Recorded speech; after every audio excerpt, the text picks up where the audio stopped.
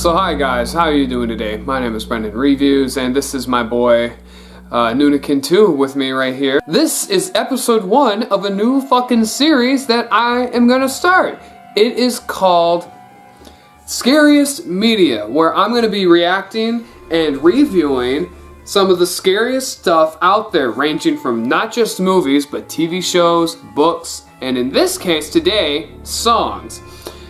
I looked up online what are some of the scariest songs ever made, and a lot of people say that the song Daddy by Korn is one of the scariest songs ever made. I listened to the first 30 seconds of the song, and immediately it sounds like a very haunting song, especially knowing that the knowledge behind the song is that the lead singer is recounting his story about how he was molested as a child. And this is like his recounting about how his parents didn't believe him, the guilt that he lives with, the pain that he deals with, and it's like, shit. Yeah, I bet you didn't know you were getting into this today. Nunikin 2, normally child-friendly, is now delving into something entirely different.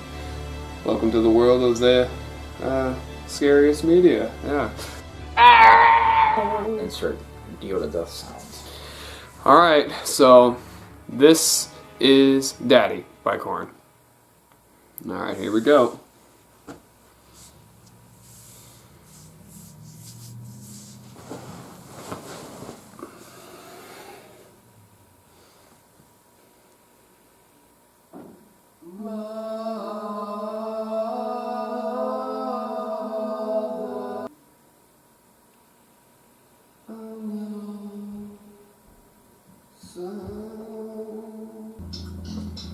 It's a good bass line. Yeah.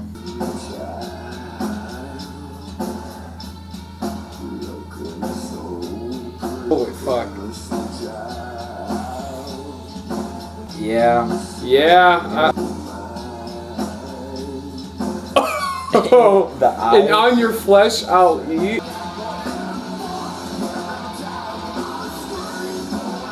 Any laughter I have is simply because this is like jaw drop. It's like unbelievable. Yeah, I'm like, I can't believe Like, this. you thinking like someone's like making a joke or something. This is legit. It's legit. Like, I've made pedophilia jokes, but this is not a joke. I feel sick. Like, I feel a little sick to my stomach. This is like, especially like the voice that he's singing it in. Like, especially like when he's like from the perspective of whatever. Sounds like a little creepy kind of.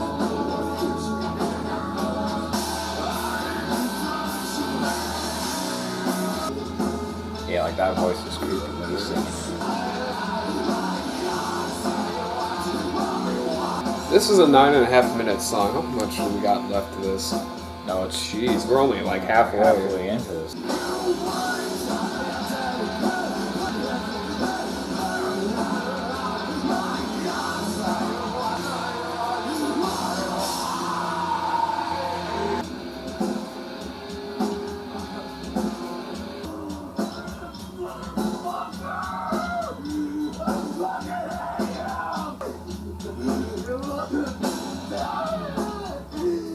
Is he actually crying?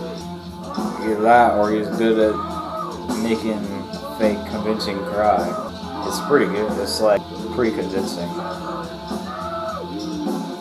Is this just the last 3 minutes of the song?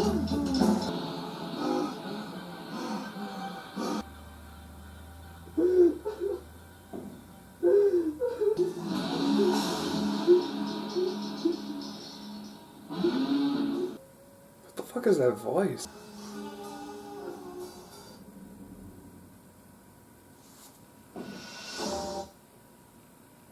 Is that it?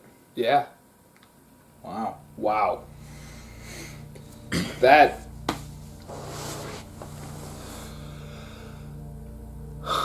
Sobering. That was fucking sickening. Yeah. I gotta know, is that like actually his like real cries during the fucking... Yeah, like the whole part where he was crying and stuff, it felt, I don't know if he was like really crying or whatever, but it felt really real. You know, like almost like they were recording and he just went off on him. Article from Kerrang! The News, how Korn captured Jonathan Davis's emotional breakdown during the recording of Daddy. 25 years after its release, Korn's self-titled debut has become a milestone of metal history, with each song hailed for its unique take on heavy music, but when people first turned to them, the songs of Korn sounded unusually terrifying, featuring a level of broken emotional vulnerability that your average Skid Row or Pantera album just wasn't committing to.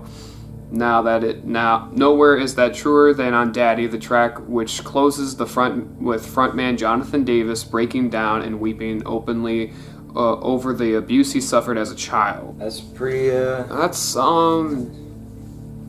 definitely fucked up shit.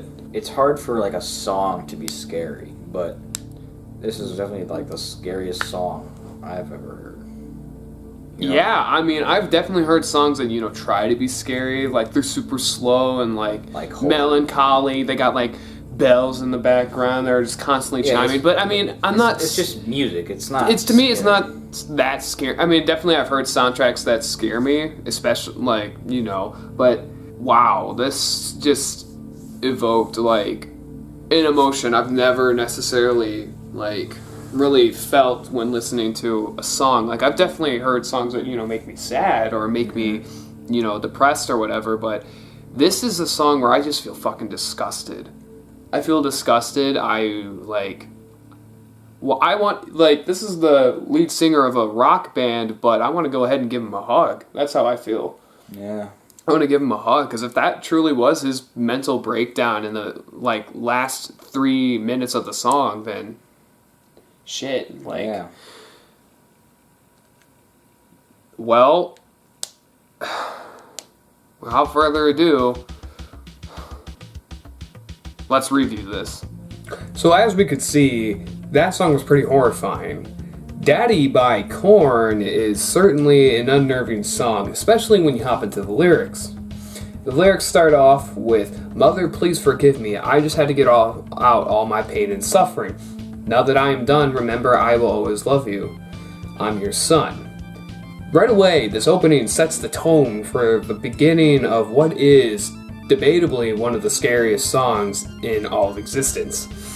The lyrics that follow are some of the most disturbing things that me, and obviously Nunakin too, have ever listened to. "Little child looking so pretty, come out and play, I'll be your daddy. Innocent child looking so sweet, a rape in my eyes, and on your flesh I'll eat."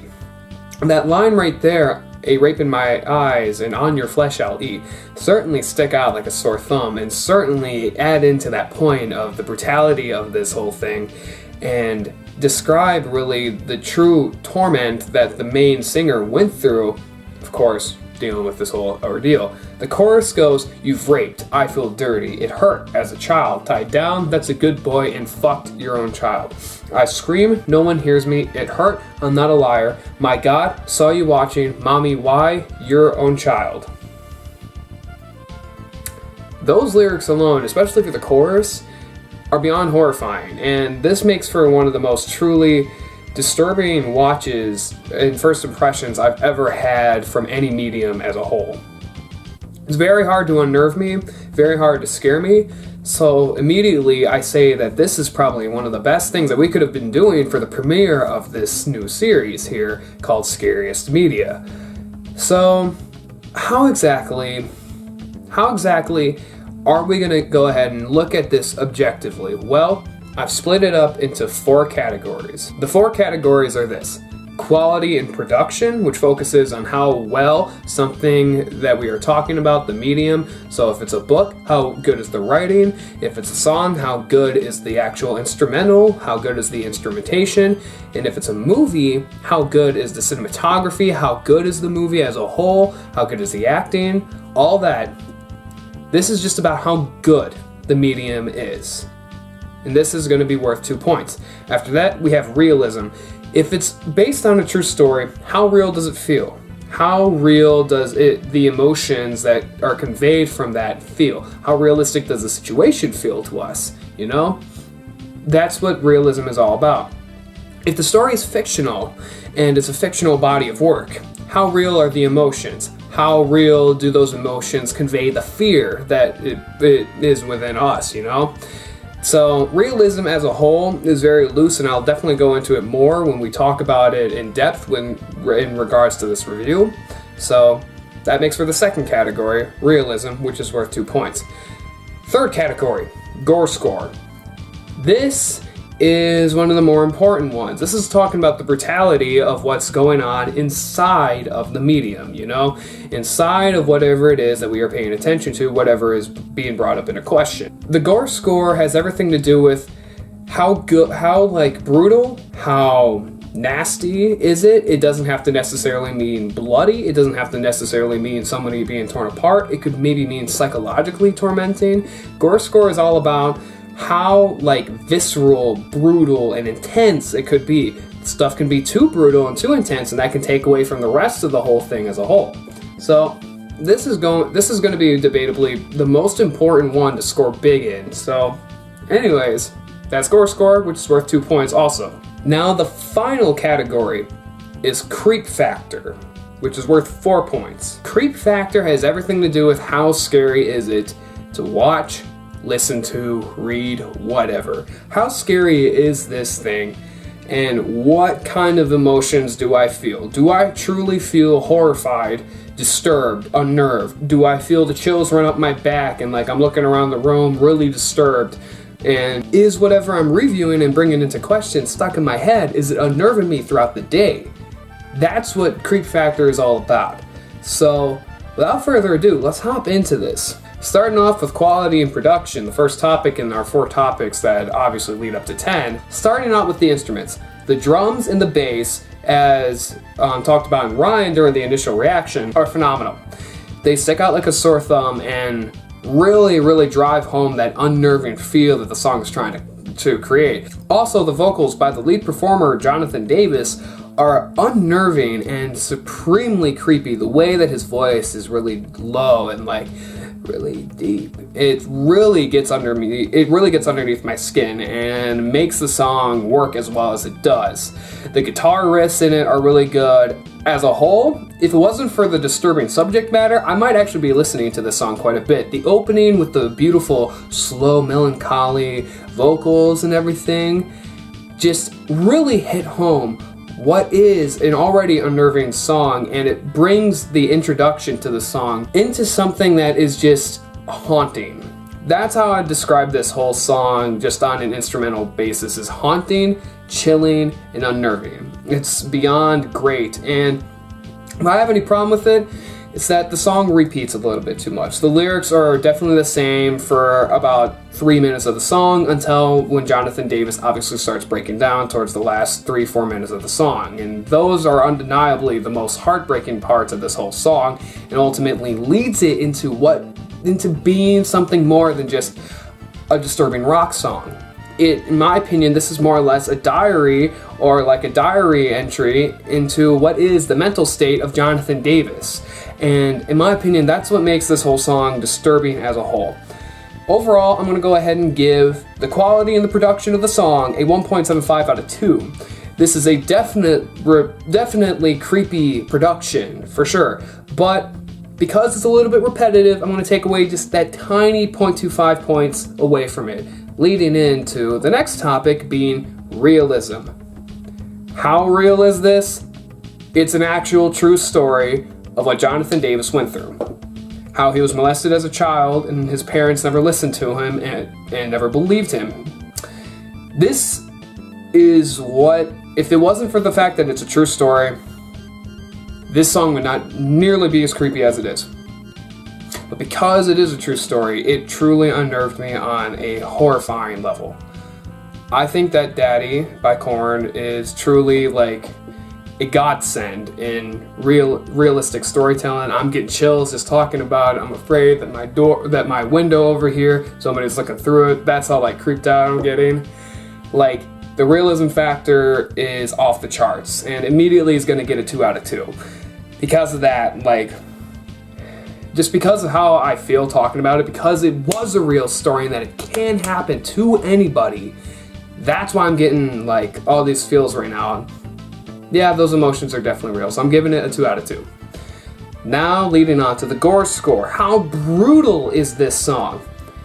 Despite the lines, rape in my eyes and on your flesh I'll eat, and talking about being tied down, we don't really know a whole bunch of details of the story, and I think that works more to its benefit than taken away from it, you know?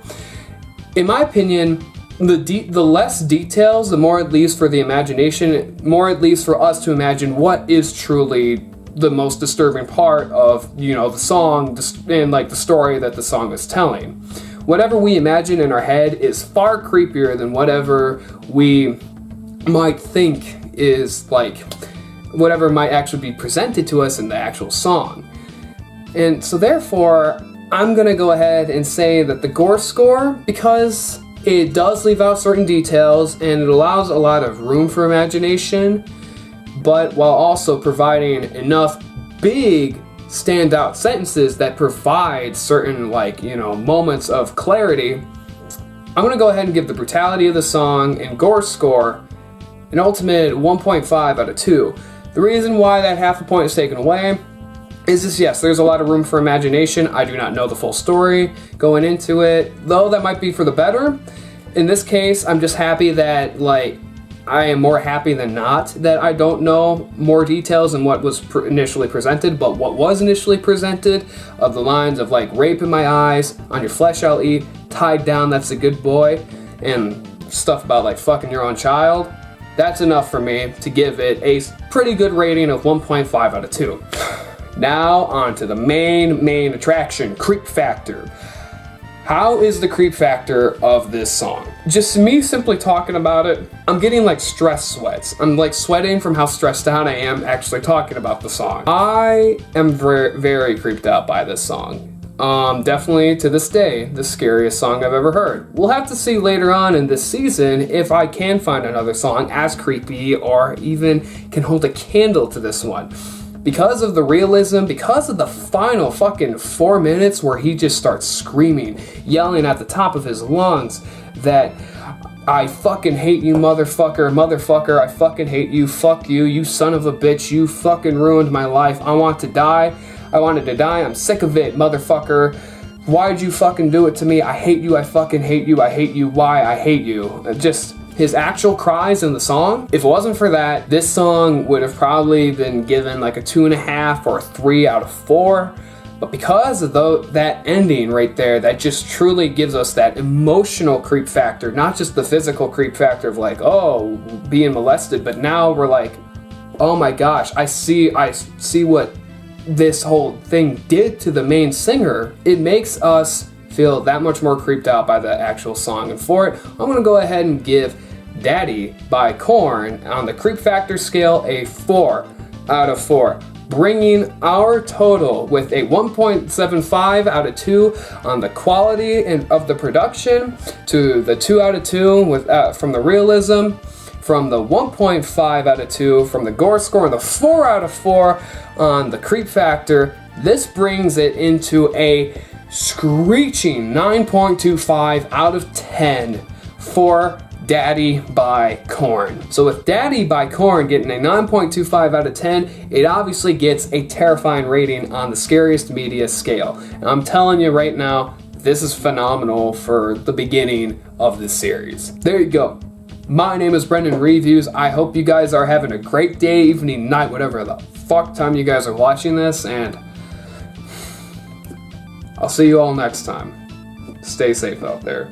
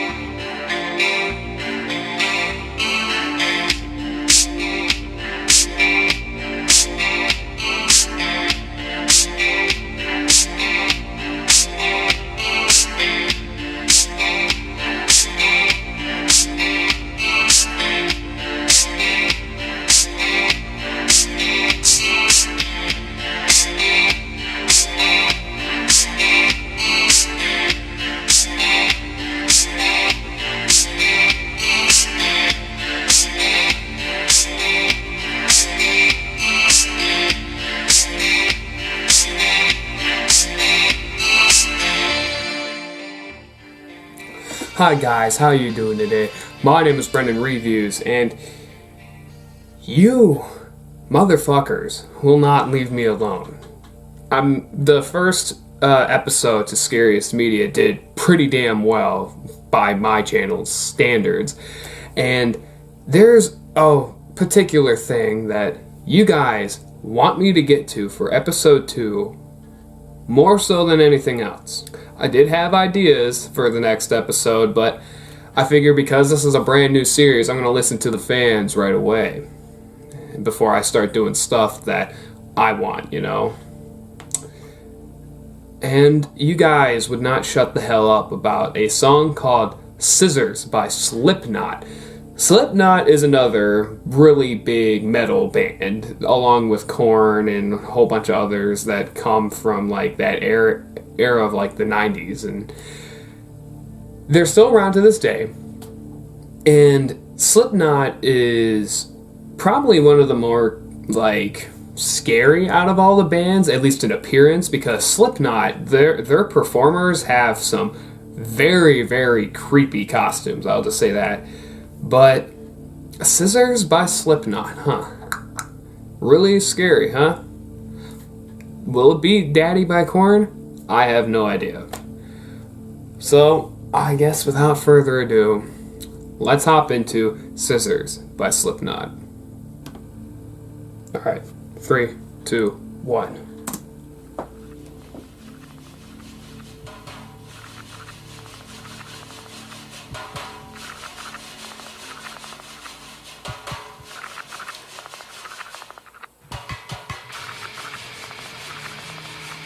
Already that's kind of unnerving, I'll just say that.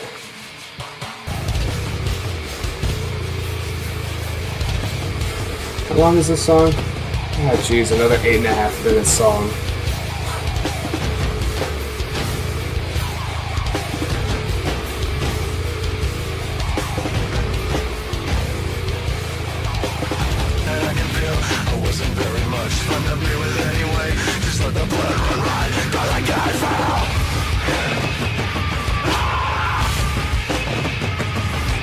So far, I'm not scared, really. Like, the lyrics definitely could be, you know, creepy, but, like, is this like an operating table kind of deal? Like, the guy's on the operating table and, like, somebody's, like, torturing him almost? Like, his, like, heart, like, taken out, or his heart's getting opened up, his mouth is open and everything. The time is right.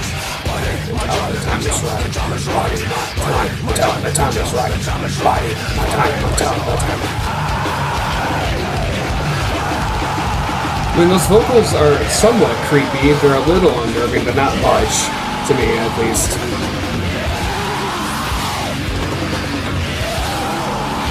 We're only halfway through. What the fuck was that? Okay, I don't like that breathing. I'm not really able to get a grip of what the song is about.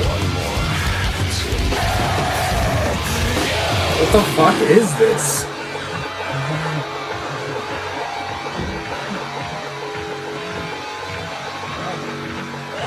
Is this another song where the ending is like the actual like performer like losing his mind over a real story? Like, is this based off of something? Because I gotta look this up after. In order to do my review, I'm gonna have to do a little bit of research because I don't understand.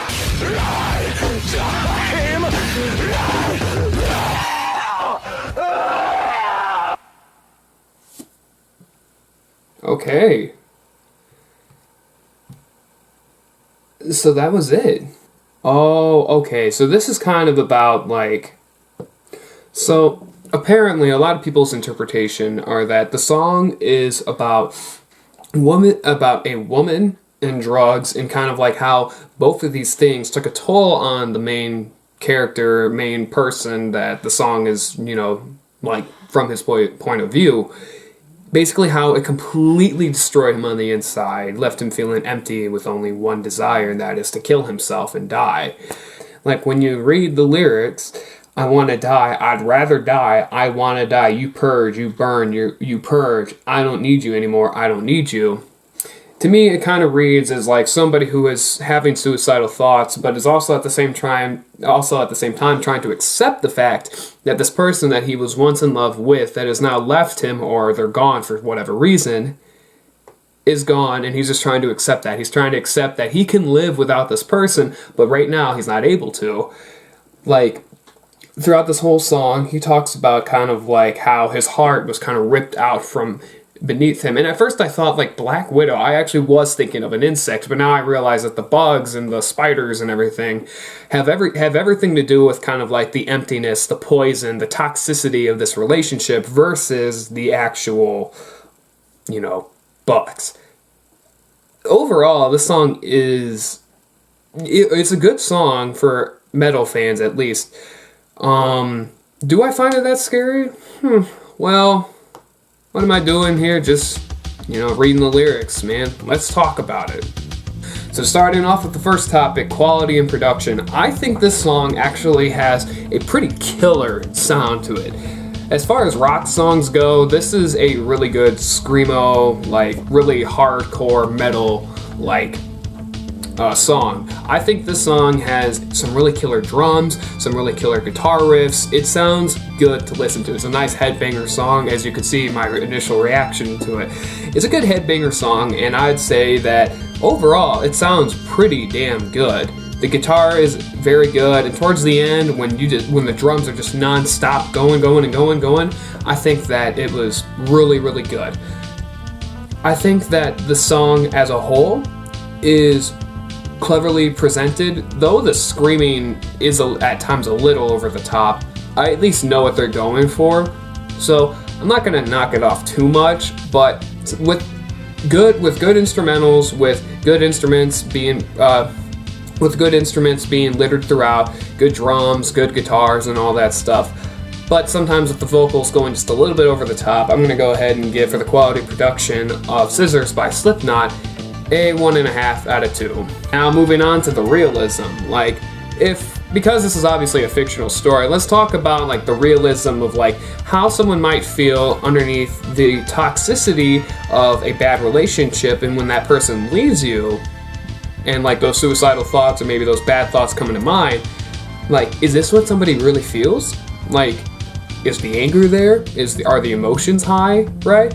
So, how real are these emotions? As we read the lyrics, I played doctor for 5 minutes flat before I cut my heart open and let the air out. 3 bugs, a pound of dust, some wind spilled before me in the strangest manner that had broke away my tear spout. As I lie there with my tongue spread wide open, a Black Widow had offered me a sweetheart too. As I injected the candid heart that I selected, she said, "Don't hesitate, just do what you have to do to me." This obviously shows like how toxic this relationship is, in that she's probably offering him drugs, especially with the idea of I injected the candid heart that I selected, meaning that he's probably selecting the drug of his choice, or maybe the one that she's offering. And as the time goes on throughout the song, you definitely read that, of course, these lyrics get more and more like aggressive as they go on, more angry, more emotive, to a point where now the main character, he's wanting to take his life. So overall, I would say that the realism factor is pretty damn high. It's not that, because it is a fictional story, I'm not going to knock off any points because it is fictional, but because like some of those like euphemisms are kind of hard to grasp a hold of at first, I'm going to knock off a little bit for that. But just because like as a whole, this is a pretty realistic interpretation of like somebody who is dealing with the toxicity of a relationship and drugs, I'll go ahead and I'm going to give the realism of Scissors a 1.5 out of 2 respectively. Now moving on to the Gore score. This is going to be kind of a hard one to talk about, because that's the thing is that how do you even get into like how gory this is? Because that's the thing, it's all about the toxicity of a relationship and the drugs that this person took and the suicidal tendencies that came with it. Pretty hard to like deal with, especially if somebody out there has dealt with stuff like that. But like, how good is it like gory wise? Well, how brutal is it? And in my opinion, for the most part, it is pretty brutal. It's not that brutal because, like, at first, the first few lyrics I was just so confused by and trying to interpret them that, like, it just didn't click with me. I wasn't really getting creeped out. You'll hear that. You obviously heard that in my initial reaction. I wasn't getting very creeped out during the first few verses of the song. Sohowever, as the song goes on, towards those last 4 minutes, biding my time until my time is right, and then obviously saying someone in behind me, someone inside me, everyone against me, everyone beside me, pulling away the pieces, scratching away the abscess, one more, two more, everyone wants more, one more, two more, everyone wants more. Inside the faces that I hide from you, I want to see you splayed before me. I would rather see before me. You want it, you need it, you want it, you need it. Don't lie, I die, you lie, I lie, oh why? I don't want you to pay anyone when I die. I want to die, I'd rather die, I want to die. You purge, you burn, you purge. I don't need you anymore, I don't need you. Though those last 4 minutes are definitely like what sends this into, you know, being more of a creepy song for some people. And I'd say that the last 4 minutes are about the only true plus to it. Like, though, like, talking about toxicity in a relationship and like the effects of drugs can be truly disturbing, it's not that disturbing unless you truly know that weight. I do not know that weight truly. I definitely don't know what it's like to do drugs. But as a whole, the Gore score this isn't that brutal of a song, but it is brutal enough to at least leave a little bit of an impact. So I'm going to go ahead and give the Gore score a 1 out of 2. Now moving on to creep factor. How creepy is this song? Well, as I said, it's not that brutal to begin with. Sure, the topics of toxicity and drugs can definitely be, like, you know, disturbing to some. The one topic that this does bring into question that definitely is disturbing is suicidal tendencies and self-harm, especially with him screaming, "Don't lie, I die, you die, I lie, oh why? I don't want you to pay anyone when I die.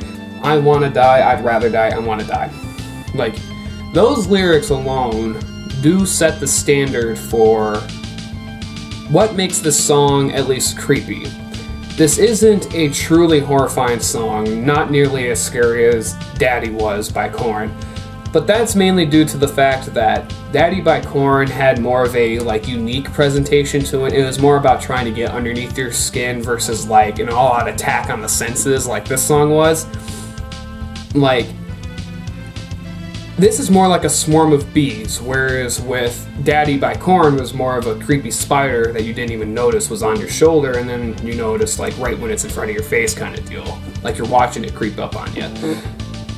Just for now, like, this song, like, isn't truly scary, but it definitely does have its moments. Those last 4 minutes are some of the scariest parts of this whole song and do kind of get underneath my skin. But due to the fact that it was kind of hard to interpret and the realism factor isn't all there and just it's not that brutal, I'm gonna go ahead and give the creep factor for Scissors by Slipknot a 2 out of 4. So with a 1.5 on the quality and production and a 1.5 from the realism, with another 1 from the Gore score but 2 on the creep factor, overall Slipknot Scissors gets a 6 out of 10 on the Scariest Media scale. So with the 6 out of 10 on the Scariest Media scale, that obviously gives Scissors by Slipknot a slightly unnerving. I'd definitely say that describes the song pretty well. It's a slightly unnerving song, not truly enough to, you know, leave that true lasting impact that, for, say, Daddy by Korn left, but definitely enough to get underneath someone's skin decently. So, there you guys go. Well, there you go. My name is Brendan Reviews, and I hope you guys are having a great day, evening, night, whatever the fuck time you guys are watching this, and I'll see you all next time.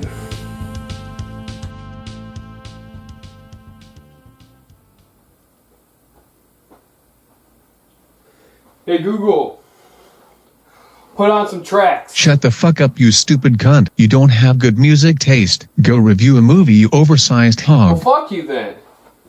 I'll do it myself.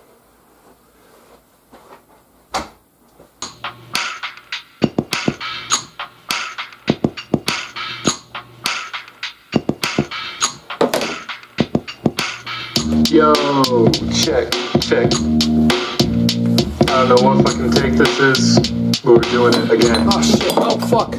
They say money moves everything around me, or maybe for you, but it's not for me. And if things really were that way, bet your ass I'm gonna get paid.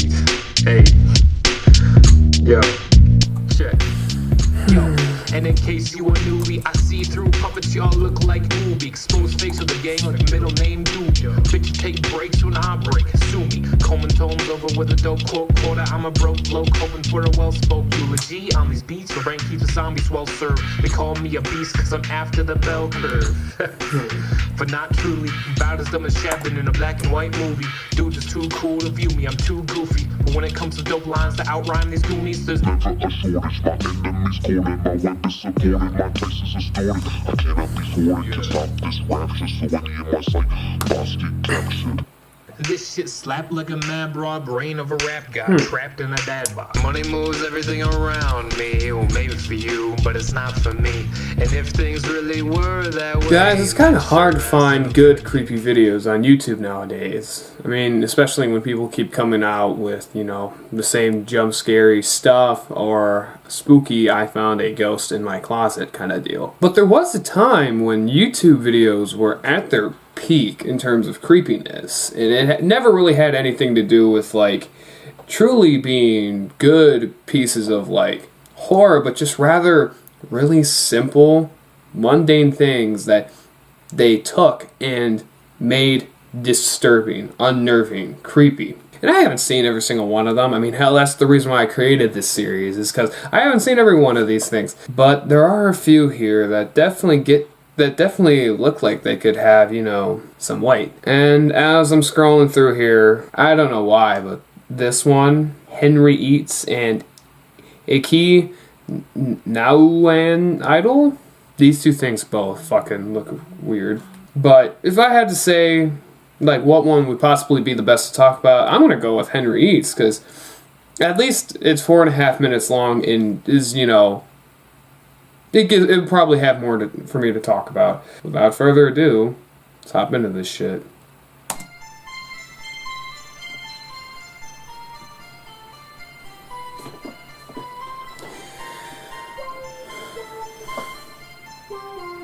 I don't like that music. That music's really weird.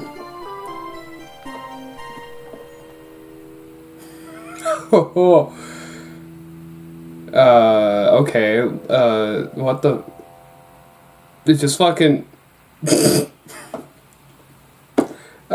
this just a conveyor belt of, like, it decapitating widely-eyed, black-eyed babies?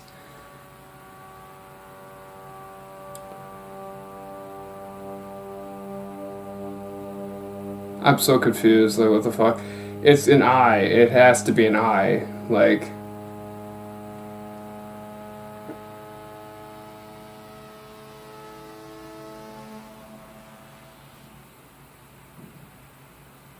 What the fuck, man?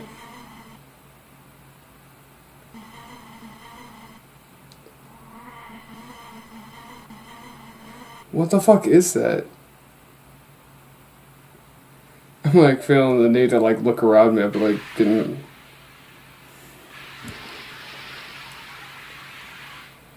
What the fuck?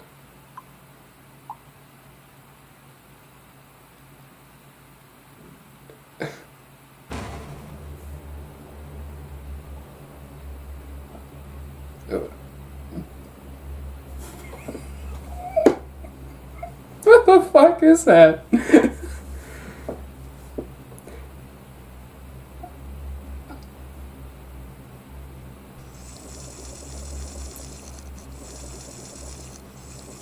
I'm so confused. So like, his head turned into milk, and this thing comes crawling out of the like crawl space, and it's drinking the brain milk. Okay,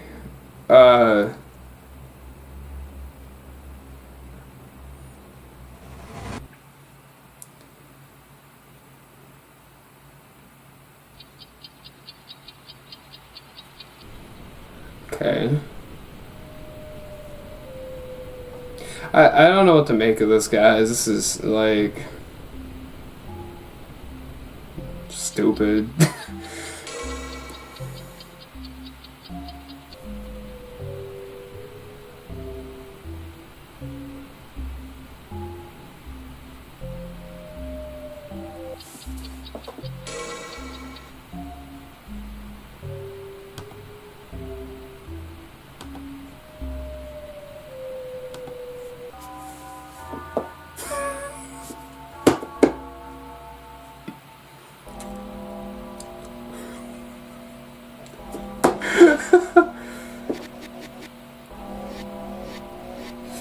I'm so confused. This isn't even scary anymore. This is kind of more funny.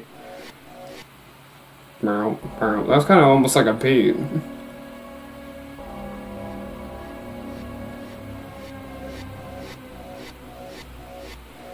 Okay.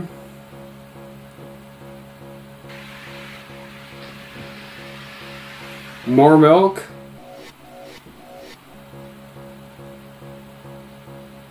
Crawl space thing is gonna drink more milk?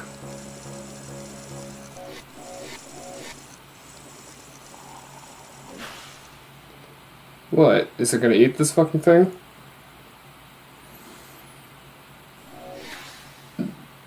Whoa.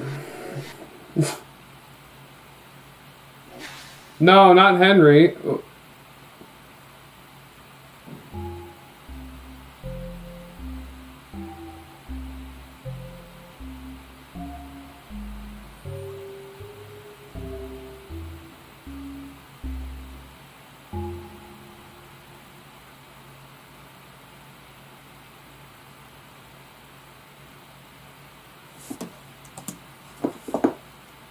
That was just stupid. Like, really fucking stupid. I mean, at first it's a little unnerving because you don't know what the hell you're getting into, but then after that, just it kind of wears off. If I had to talk about quality and production about this, I would say that, I mean, the animation at least complements, like, the creepy mood it's going for at first.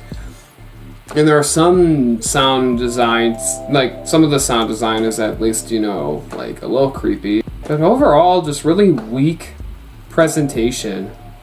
Honestly, like, like, there's nothing to this. This was just stupid. This was stupid. There's nothing for me to look into. So, like, quality and production out of 2 is like a 0.5 or 1. I'm feeling a 0.5 right now, out of 2. Moving on to the realism. This thing is not realistic at all. I have no idea what the fuck it's going for. 0 out of 2. Gore score. I mean, at first I was blown away by the decapitations, but the decapitations are cartoony. They're not actually gory or meant to be disturbing. They're just cartoony. And besides the weird design of the characters, this is really stupid. So, like, 0.25 out of 2. And then creepiness factor. It's scary only for the first fucking minute. And maybe then after that, it loses all tension because it just goes on too fucking long. Easily a 0.5 out of 4.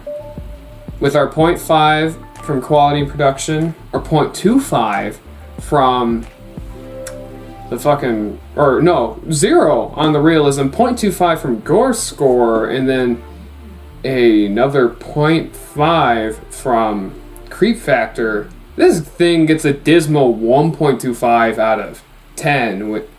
Well, thank you, ladies and gentlemen, for watching the stupidest video yet of this fucking series. I'll see you all next time. Fucking waste of my precious, stupid time. What the fuck? I mean, fuck this shit. By the way, if you liked what you heard at the beginning of this video, that song, it is called Capital by Nunikin TV. Nunikin TV is a big friend of mine. Him and I have collaborated before on numerous videos together. He has done a video about my channel. I love working with this man. We are still working together, and just last year he came out with an album called Input Entropy, which I've also done an analysis on. All of these videos, all of that will be in the description. Links to his album, links to my analysis of his album, links to his channel, his videos, any videos we've done together. All of that will be in the description. You guys should check out his channel. His channel is super fun, better edited than mine, has better effects than mine. It's overall more entertaining. It has more variety than mine. Guys, I'm telling you, check out his channel because his channel is fucking fun. It is fire. You guys need to fucking see what he can do because I have put a lot of faith in this guy and this guy keeps giving me the goods. So guys, there you go. This has been another episode of Scariest Media and my name is Brendan Reviews. I hope you guys enjoyed this video. Whatever day, evening, night time. Oh, fuck. Why do I always get this wrong? My name is Brendan Reviews. I hope you guys enjoyed this video. This is Brendan Reviews. I hope you guys have a great day, evening, night, whatever the fuck time you guys are watching this. And see you all next time. Hello guys, how are you doing today? My name is Brendan Reviews and I just filmed a really poor Scariest Media episode to a really dismal fucking skit called Henry Eats. So I'm gonna fucking find another thing to actually react to that matters a little, like actually looks like it could have something to it, because that was just fucking stupid. I don't know why, but this like creepy tape found in Croatia might be one of them, but I'm gonna react to Akia Nauan Idol, however the hell you pronounce that, and clip 095.mp4. Let's fucking do this. Alright, 3, 2, 1.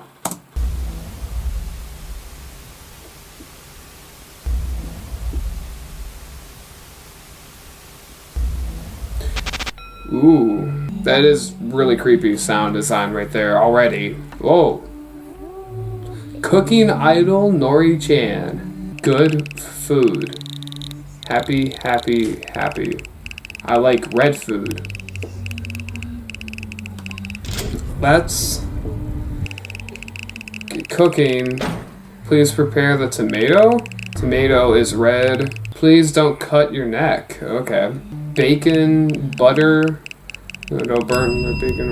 Oh, it's rice cakes. Please listen to my song. Music start. I like raw food on stage. Please put tomatoes on rice cakes. Please, rice cakes wrapped in bacon. Fuck this. Okay, moving on. That was stupid. Clip 95. 3, 2, 1.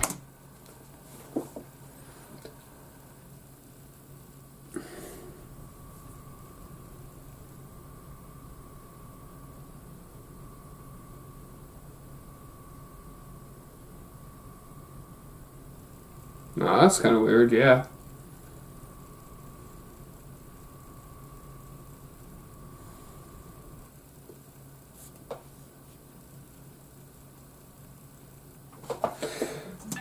That sucked too. Moving on. Holy shit. Is there anything in here that is worth a fucking damn? Creepy tape found in Croatia. Hopefully this one's good.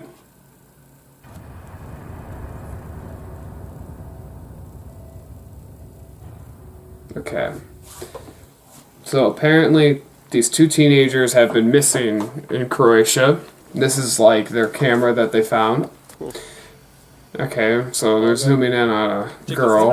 I wish I could understand what the hell they're saying. Is there are not captions for this thing? Yeah, that's a cop pissing at the tree. Oh, that's cool. That's actually good. That's actually like a really creepy silhouette. I'll give it that. Okay. Oh, look at that. Parkour. Yeah, 2012, yeah. Date works. Oh, shit. Okay. This guy has a bag on his face. Kick him? Okay, now they're running. I don't understand either, man. He's charging towards us? No way he's going back? Okay. Old drunk man with a weird face. Is it gonna focus?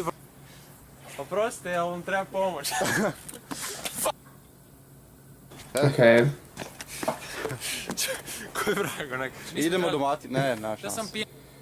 Yo, dudes, if that guy keeps like charging for you, go.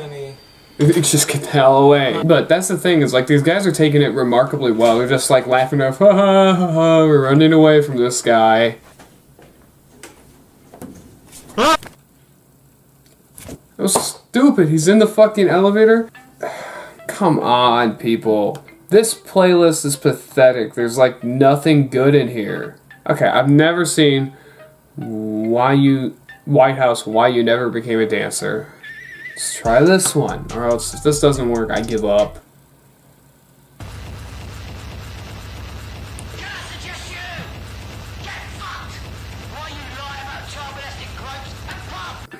I'm not doing this. It's just 5.5 minutes of that. We're just not gonna be in this fucking playlist, because this shit sucks. 15 creepiest videos on the internet. What is ... A whole bunch of zeros and ones. I guess let's watch it. See if there's anything to it.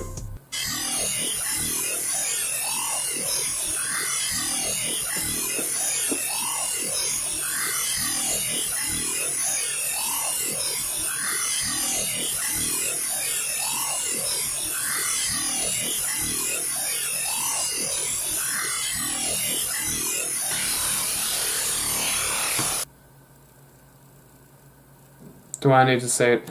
Fuck this shit. I ain't doing it. Fuck this. Fucking creepy videos on YouTube. I'm just gonna have to fucking do some research and find some like ones that are actually decent, because all these fucking suck.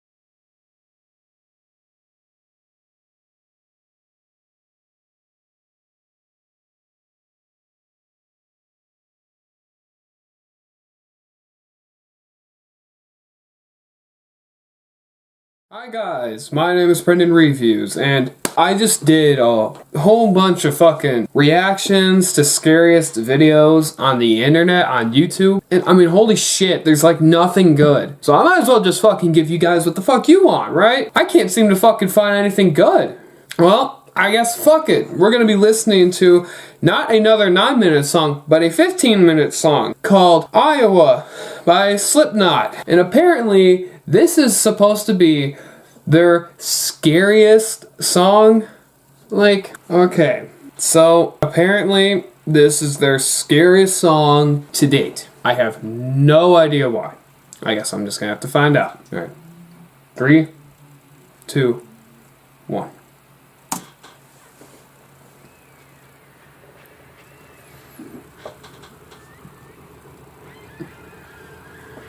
That sound design is right on point already.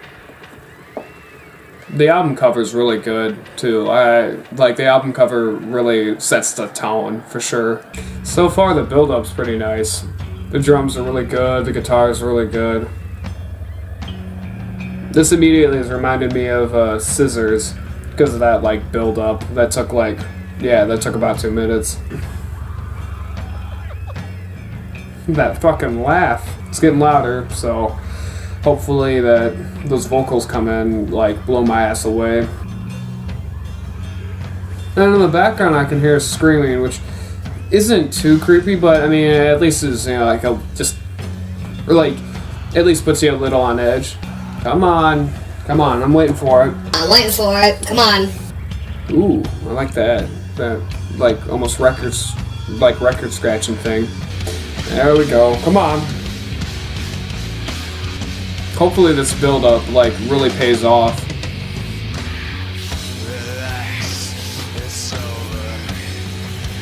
I'm confused, like, what's the analysis behind this? Is this another idea of, like, maybe a toxic lover, but this time it might be him? I don't know. Paper doll the hands.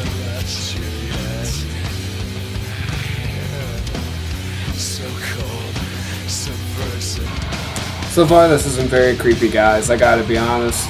But it's at least a good song. It's a really good song, but I'm just like, so far I'm not creeped out. Oh, those drums, yeah, come on. Come on, give it to me. I'm only halfway through, fuck. So far, I'm not getting the hype, guys. I'm really not. Come on.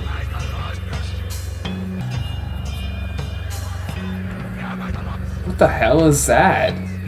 It's not... Come on. Give it to me. I've been waiting now for, what? Almost 10 minutes. Come on.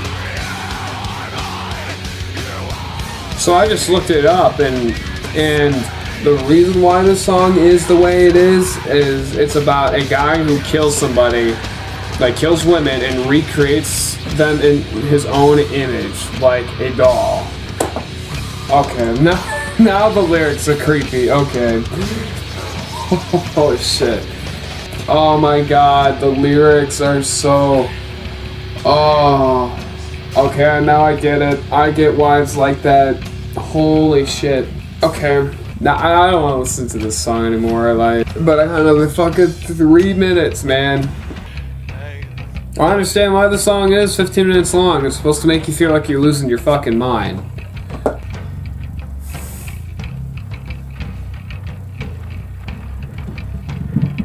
What the hell is he saying? I fucking told you. Oh, that's so cool. The told you, told you, told you, told you. Like it echoes on both sides. Wow. I'll give you guys this one. After like looking up in the middle of the song what the hell the song's even about. Yeah, this song like takes on a whole new meaning. Like whole new meaning. Yeah, this is definitely a creepy song. Like as creepy as Daddy by Korn? I guess we'll just have to see. Let's hop into this.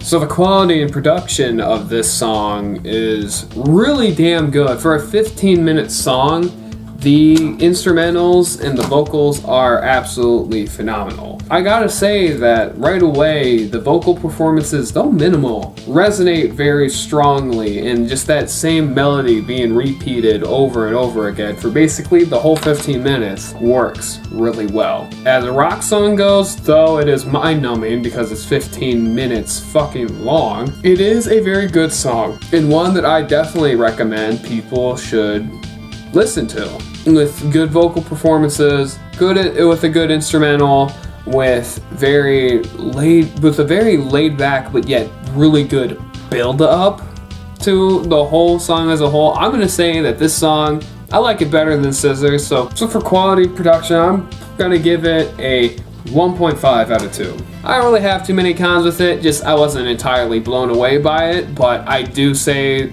that the only con that might come up is that it is too fucking long. 15 minutes is way too fucking long for me. Moving on to realism. I mean, somebody killing women and then like trying to make them in his image hasn't really been done before, but you have heard of serial killers who do kill people or at least rob graves and make shit out of their bodies. Look at the actual serial killer, Ed Gein. He would take their bodies from graveyards, and he would make furniture out of their bones, their skin. It was disgusting. He made like lampshades out of faces. He made couches out of torsos. He actually had a belt made out of nipples, for God's sake. So realism-wise, this actually hits more close to home than one might think, and I definitely say that because the song is trying to be like an actual dive into insanity and like feeling like surrounded by it. Oh dear God, yes, I felt like I was trapped like in the insanity of this song because it is 15 fucking minutes long. I mean, guys, I gotta say, like, the 15 minutes long is really getting to me as like a problem with it, but at the same time I understand the point of it, so I'm not really gonna fault it for it. But shit, I mean, this song makes me insane. It drives me insane. I guess that's the fucking point. I guess context-wise, story-wise, yes, I mean, it's more realistic than one might actually think. So on the realism scale, though, it actually hits surprisingly more close to home than someone might think, and because the actual true intent of it, the realistic intent of this song, is to drive the listener insane, I mean, fuck it, I'm gonna give it a 1.5 out of 2. Now on to the gore score. I mean, the idea of somebody kidnapping women, killing them, and taking their body parts to make them into like their killer's image is very fucked up. Very, very, very, very, very, very, very, very, very, very, very fucked up. I think that this has one of the creepiest premises to any song I've ever heard.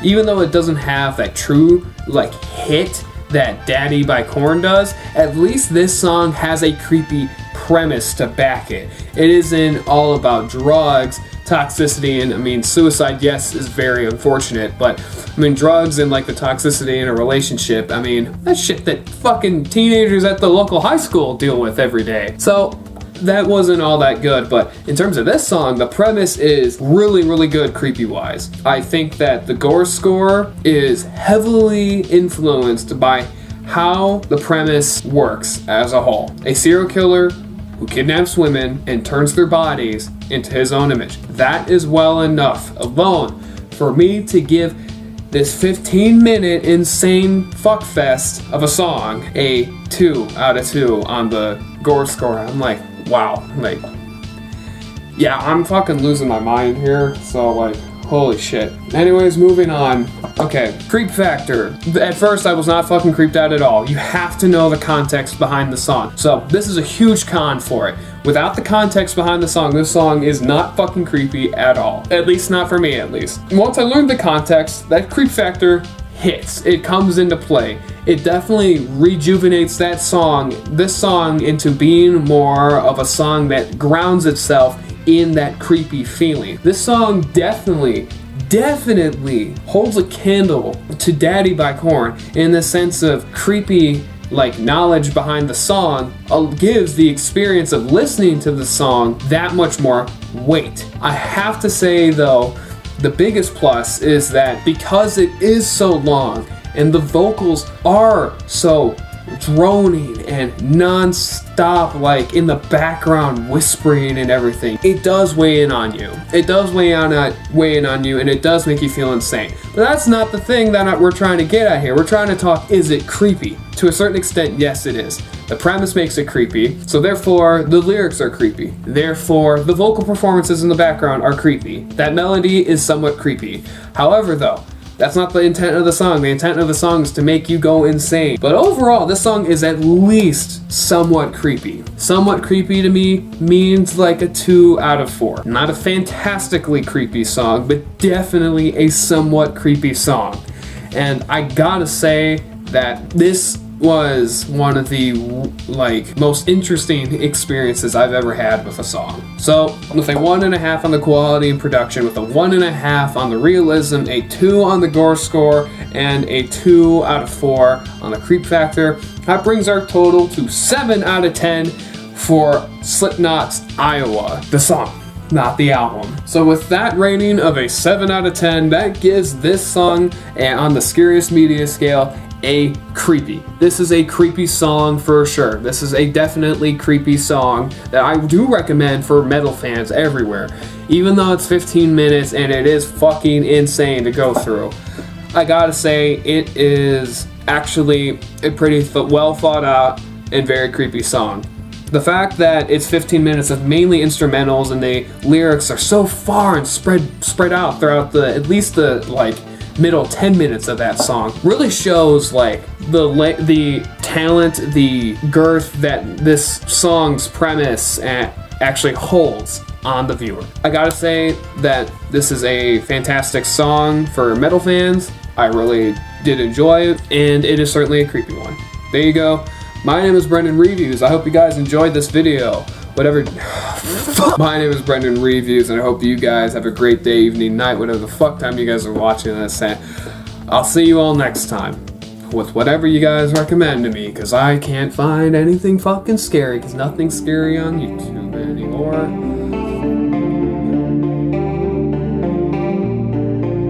Hey guys, how are we doing today? My name is Brendan Reviews, and I know I haven't done one of these episodes in a while. I've been gone for a month and then took a little 2-week break to give myself just time to relax. Here we are with Skynd Columbine, a music video supposedly dedicated to the Columbine shootings that took place on April 20th, 1999. So, without further ado. Alright, without further ado, let's watch Columbine by Skynd. That's a pretty nice logo. Actually, yeah. So, oh shit, I actually was right. April 20th, 1999, Colorado, okay. Was Columbine the name of the school or the Columbine, town? Columbine, I'm pretty sure was the name of the town, and it was just like... Columbine School. Yeah, Columbine High School, yeah. That's also a good logo. Yeah. Directed by Tally Ho. Never heard of it. Me neither. I mean, so far the cinematography and everything, presentation isn't bad. Yeah, it's really good. I actually wonder if they filmed this in the actual school. That's what I'm wondering here. Or if they built a set that it was designed to look like the school. I don't exactly know what's... Maybe this is just supposed to be kind of representing a high school typical day. Yeah. A typical high school day following maybe a troubled youth, and it just all goes bad by the end of it with the shooting. I think this is the person that did... No. The very beginning showed them walking into the school. Yeah. Maybe what's going to end up happening is, she's going to have a bad day, and it's just going to get worse by the end of it with the shooting. That's possible. Because I believe it was, two guys that did or something like that. Well, the actual story is, they walked up to the school, shot, that one girl, Rachel, whatever. Yeah. Yeah. Right there, and then they walked into the school, and at that point, everybody had been tipped off to the shooting, but still. Okay. Oh, here we go. It just like that. Okay. Yeah. I can't imagine that when Columbine happened, everybody was having the best fucking day in the world, and they just got ruined. And to be honest, like they try to prepare you for this, but I don't think anything could actually prepare you for anything like this. I feel like it was a smart decision to blur out the actors who actually play the gunmen. Is it not just the shooting? It's just like, are these guys like gonna just fucking torment her too? Well, yeah, probably. Oh, wait a minute. Oh no. Oh shit.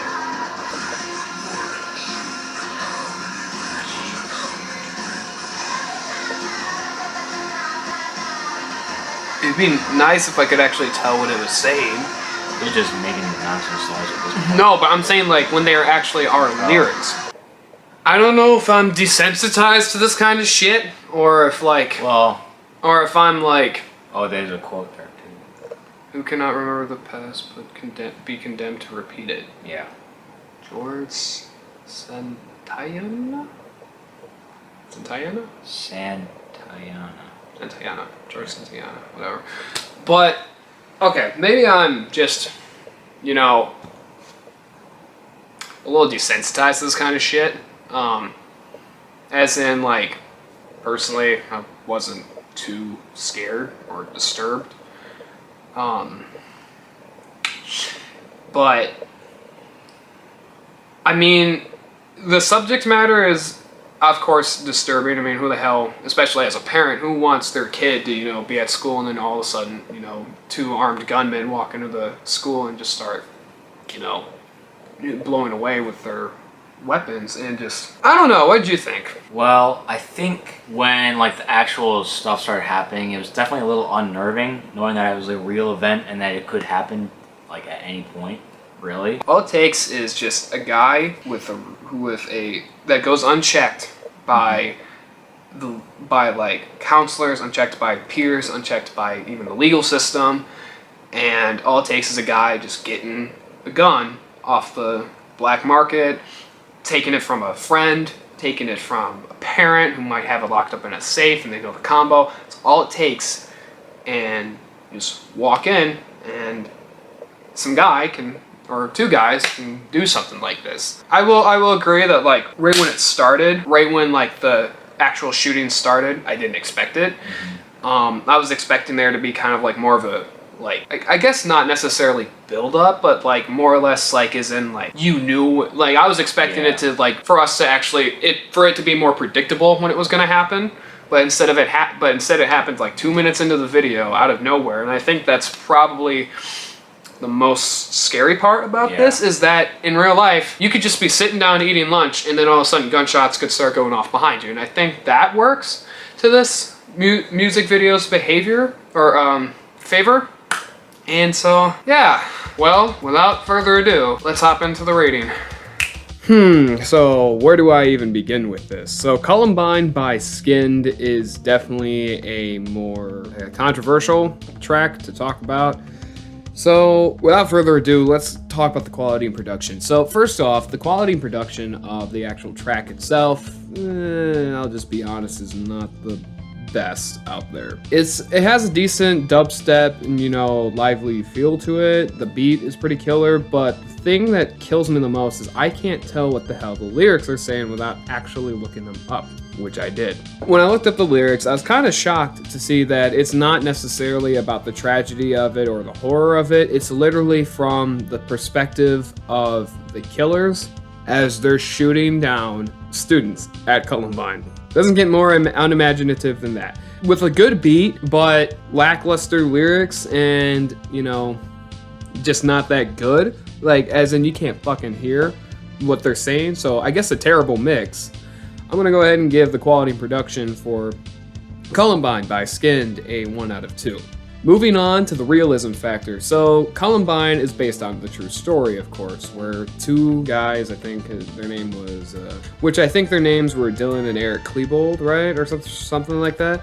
And they walked into Columbine High School and shot up, I think, 13 students and then killed themselves at the end of it. And what happened was, it was known to be one of the worst school shootings at the time, and it ended up becoming, you know, the whole reason why we should have safety in schools. There's a reason, like, this is like the big event that kickstarted that whole thing. So The realism factor is there because it's based on a true story. Now let's see what the actual music video is about. It's following a high school student girl. It's following this girl, right? And how her day is kind of just, going through the motions, and not everybody might be having the best day, because people think that in that moment, right, when that event actually happened, a lot of people think that, oh, this must mean that everybody was having a great day and it was just ruined by a shooting. No, you got to think that people there might have been already having a terrible day, like this girl. So I like that. That's a good pro right there. Another good pro is when the actual shooting happened. It didn't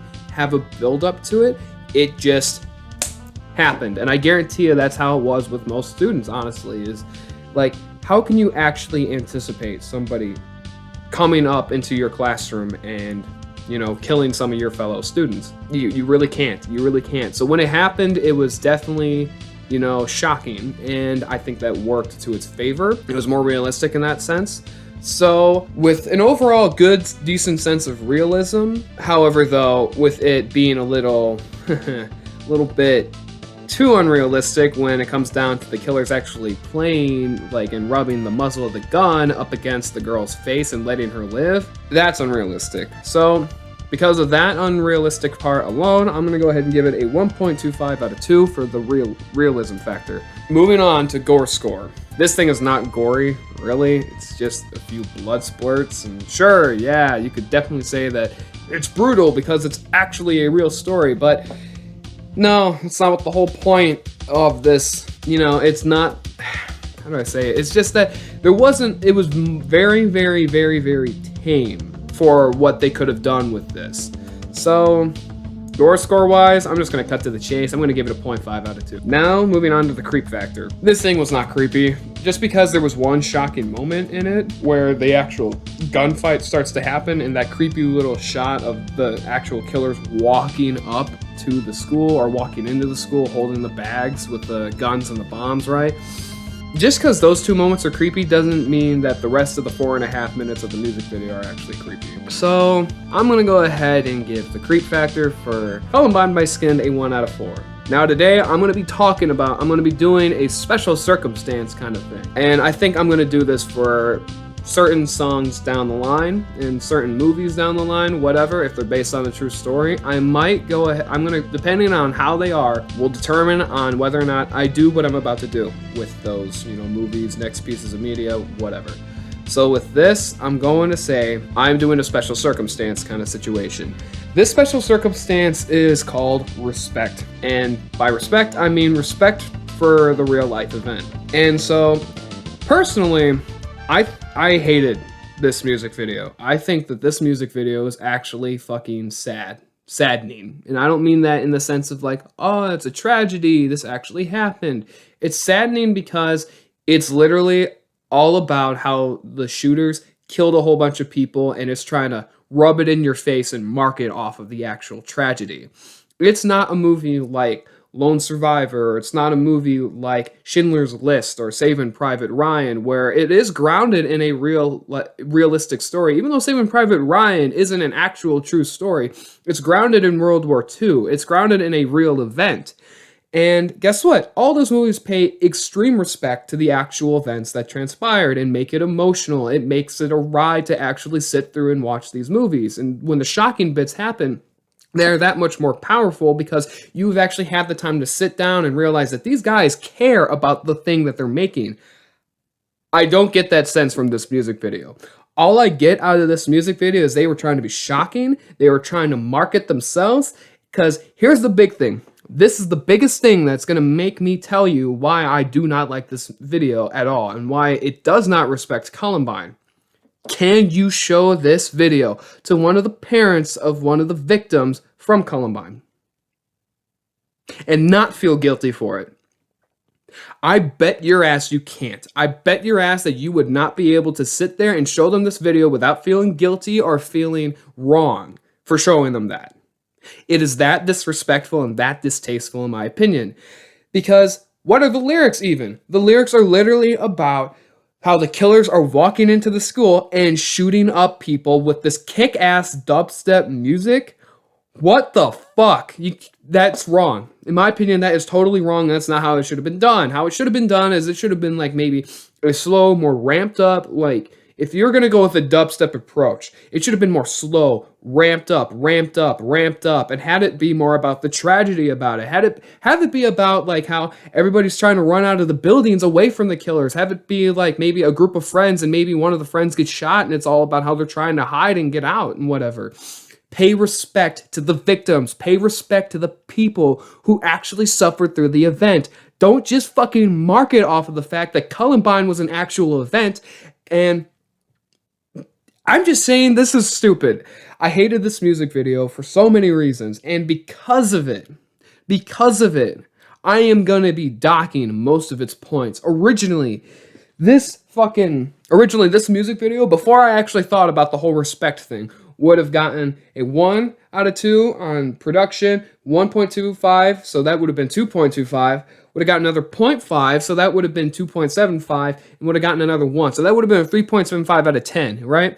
No, fuck that. I'm not giving it that. It doesn't even deserve that. I'm going to go ahead and dock most of those fucking points off and make it a 1 out of 10. I absolutely hated this music video, and the fact of the matter is, this is Scariest Media. Somebody recommended this to me for me to watch, right? And I sit here going, I'm supposed to be trying to get scared. I'm supposed to be getting shocked, disturbed. I'm supposed to be involved. I'm supposed to be like feeling like, oh man, I don't want to look over my shoulder kind of thing. Like I'm afraid, right? I'm supposed to be feeling those goosebumps, the hair stand up on the back of my neck. I should not be getting angry. And that's how I fucking feel. I am extremely angry with this music video, and I am not somebody that's some SJW. I'm not that kind of guy. I'm telling you, I did not like this music video because it is extremely disrespectful to the victims of the actual tragedy. So without further ado, my name is Brendan Reviews, and I hope you guys have a great day, evening, night, whatever the fuck time you guys are watching this, and I will see you all next time, and hopefully I'm not so pissed off next time.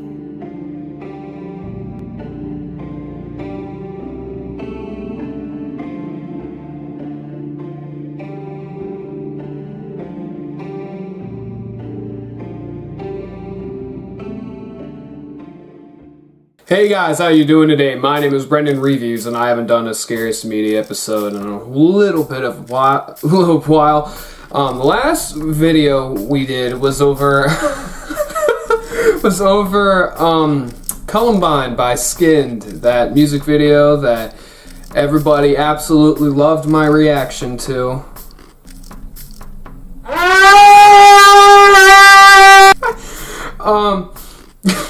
Anyways.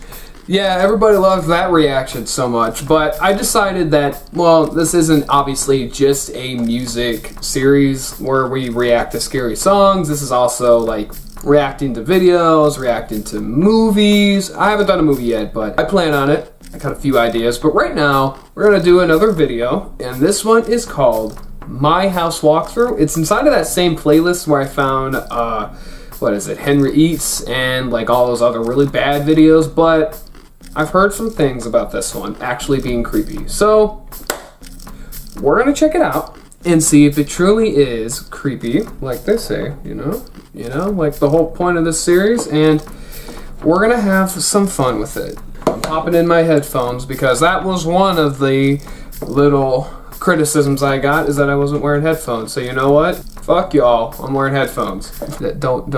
No, I don't mean fuck you. I like you guys. You guys are actually watching this. So, My House Walkthrough, very beginning of it. Gonna full screen this bitch. Alright, 3, 2, 1.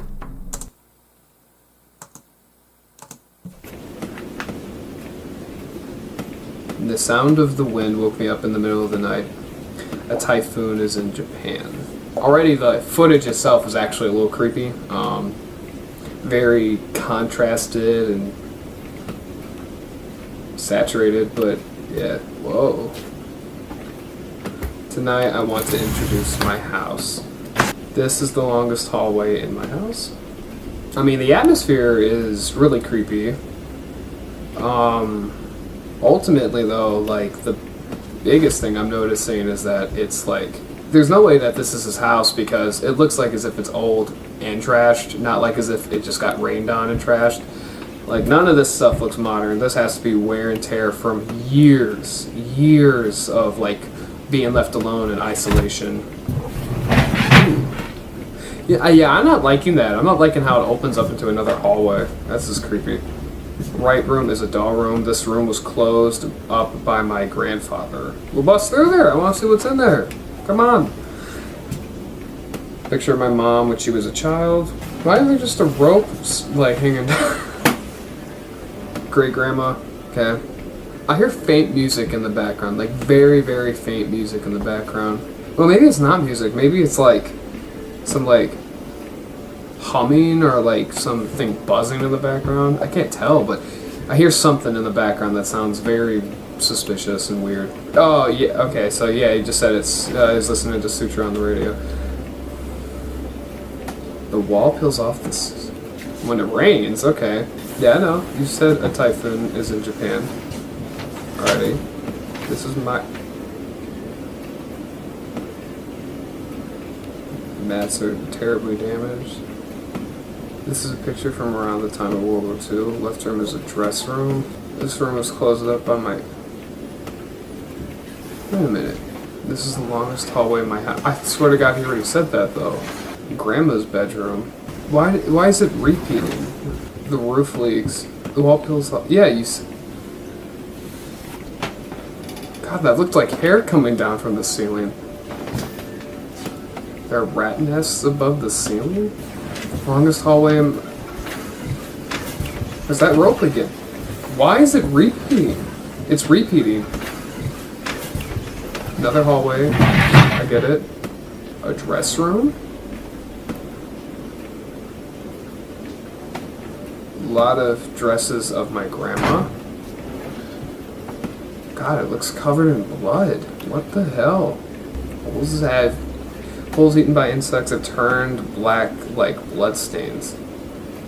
Grandma's mannequin doesn't even have a head. Oh, there's an ad! 3, 2, 1.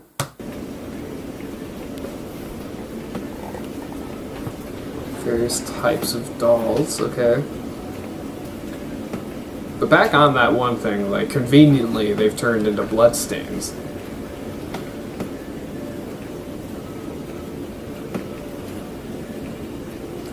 Why does the audio cut out and there's just, like, fuzz in this... Oh, there better be some big payoff, because if there's not, this is just really stupid. Great-grandma, great-grandfather. Okay. Turn left, there's another hallway. Of course there's another hallway. It's like NASCAR. Every time you take a left, it's just more road. You take another left, it's just another hallway. The longest hallway in your house. And there's the rope. The Hina doll room. Hina doll room. We never came in here, did we? Whoa. What is that? Freaking weird. These dolls were rotten. I'm normally not creeped out by dolls, but yeah, that's a little sketchy. I can't deny that. Grandma's not here yet.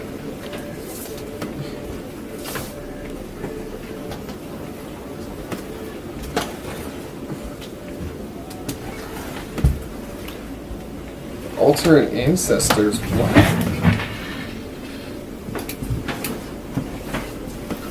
Oh, there was a mannequin again. Different mannequin. Yeah, I get it. There's another hallway when you turn left. How much more is left? Another 3.5 minutes? This is Grandma's bedroom. So we've been to her dressing room, but we haven't been to her bedroom. This room has no taste. Okay. Grandma's shoes. Okay. That bed is really...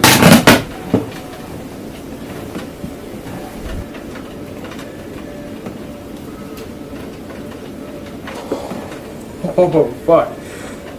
Her Betty Mouse turd. Oh, whatever that is in the bed is freaking creepy, really creepy. Whew, I just got the chills, man. What the hell? I really hope that's a mannequin. It's just like grandpa's always listening to Suture from the radio. There's that doll room again, okay. Picture, yes, from World War II.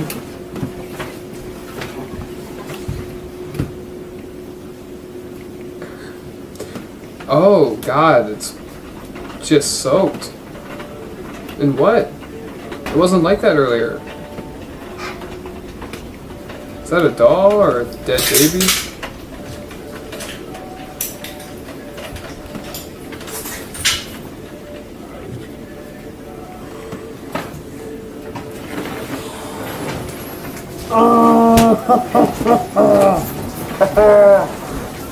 Oh, it's fucking creepy.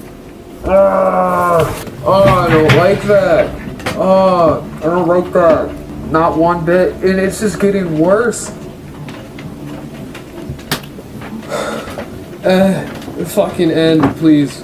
We only got another minute left. Oh my God. The sun woke me up in the middle of the night. Oh my God. I don't like that. That was... So whoever's filming this, like, I feel like they had to have killed their grandma and grandpa, or killed the two elderly people here at this house or something like that. Yeah, like bloodstains. They're not bloodstains. Yeah, bullshit, man. They are definitely bloodstains, man. Sweet dreams.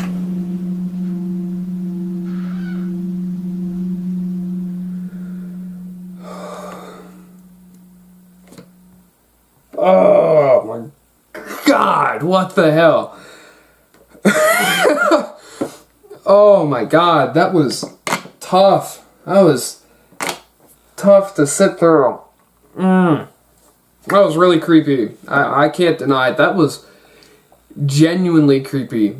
I don't even know what the hell to think of that. Like, at first I didn't think there was anything going with it. I thought it was just going to be more of like just the creepy house was part of it, and then like the grandma dead in the bed, and then the grandpa like looked like rigor mortis set in with his like arms up in the air like that, just soaked in blood and blood all over the floor. Like that's too much. Oh fuck. Okay. Okay. So there's that. There's my house walkthrough. Without further ado, let's hop into this. Hopping into quality and production of this thing. This thing has a great look to it. It is very grainy, messy, dirty. It has like that highly contrasted feel, and it's very claustrophobic. You know, like you can tell that when you watch something like it and it's very claustrophobic, you just get that feeling. And it's exactly how I feel with it. It's very claustrophobic, very messy and grainy, and due to that high contrast look, it constantly is on edge. It puts you on edge. So the quality and making of this thing, wherever they filmed it, how they filmed it, with this building and the blood-soaked walls and the constant repeating of going to the same places and no voices, but just, you know, the subtitles up on screen.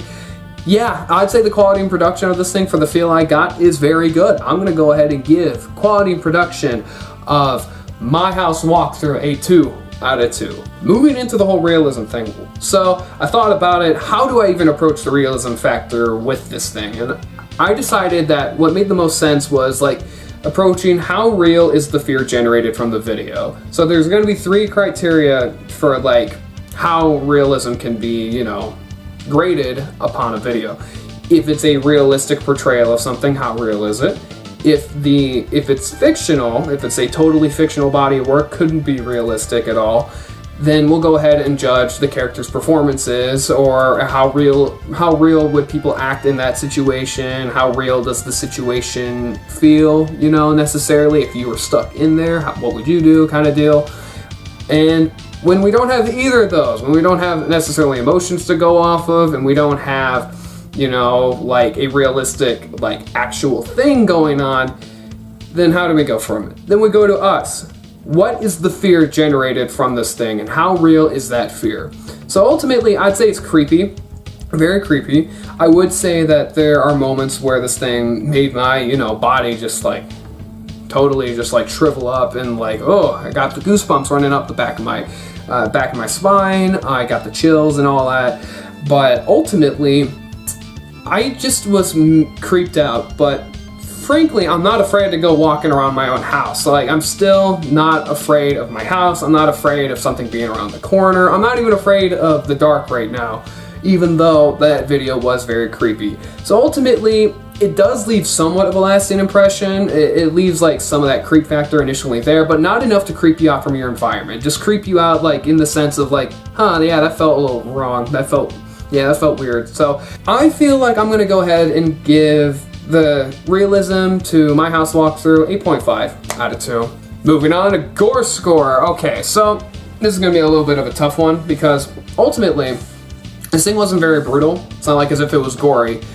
But once the bloodstain line comes in, where it's like the bugs were leaving holes and they look like bloodstains or whatever, that's when things get a little creepy, so you can add in a little point to that. But truthfully, this is what, like, the part where it starts to become bloody and where we can actually start bringing in the Gore score, like, to actually evaluate this thing, is when it gets to the grandma's body and then eventually the grandpa's body. So the grandma's body was a total shock. Did not see that thing coming.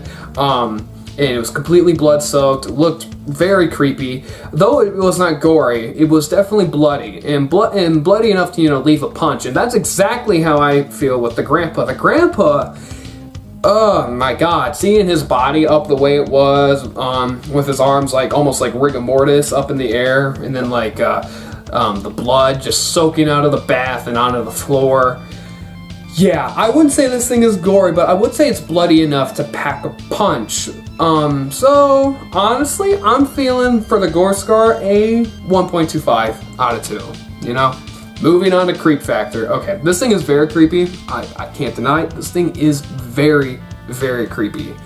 So what makes it so creepy? The grainy atmosphere, the very bloody corpses that are in there, the lack of sound and just, you know, the subtitles there and the ultimate claustrophobic feel you get from it.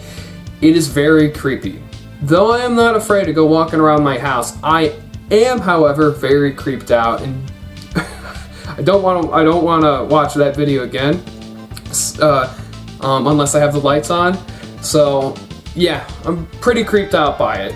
Ultimately, because I am pretty creeped out by it, and because it has all those pluses, and it was subtle enough to sneak underneath your skin, it wasn't a jump scare, it wasn't cliched, it just got underneath your skin, made its impact, and then left. I'm feeling, for the creep factor on my house walkthrough, a 3 out of 4. Yeah, 3 out of 4. So, with a 2 out of 2 on the quality and production, a 0.5 on the realism, a 1.25 for the Gore score, and a 3 out of 4 for the creep factor, that brings my house walkthrough to a 7.75 out of 10, which is a creepy rating, which in my opinion is the perfect rating for this video. I do recommend this for people who like scary videos, and I wouldn't say I'm majorly scared, because I'm not afraid to go walking around my house. I'm not afraid of turning or having the lights off or whatever. So ultimately, I'd say this is just creepy. It does its job and gets to the point. And so, yeah, there you go. My name is Brendan Reviews, and I hope you guys have a great day, evening, night, whatever the fuck time you guys are watching this, and I will see you all next time.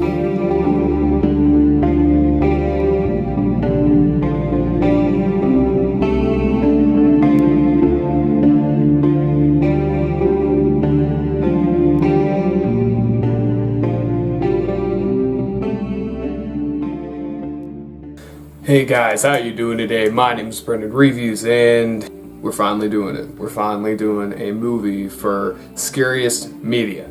I've been like stuck on what movie I should watch, you know, but I've had a few in the back of my mind, and one of the ones that kept coming up in my head was a little movie from 1983 called Angst. Supposedly it's based on a true story, and I've heard some things. I've heard that this is one of the, like, the most, like, disturbing serial killer movies, especially given the fact that it's based on a true story, supposedly. Let me just double check that. Okay, so it is loosely based on the real-life mass murderer Werner Kniesik, I guess. there's no other thing to really say about it.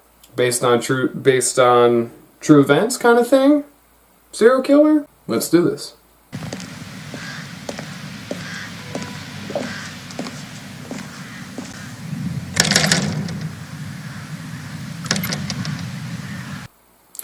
So far we just have a guy walking, and all I gotta say is this guy is very strange looking.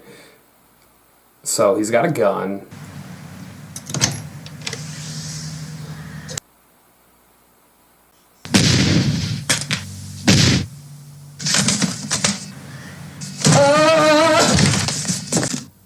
Versteckt sich und kehrt 2 Uhr früh. Alright, so I guess the whole movie is supposed to be in German, which at least I got the subtitles, so...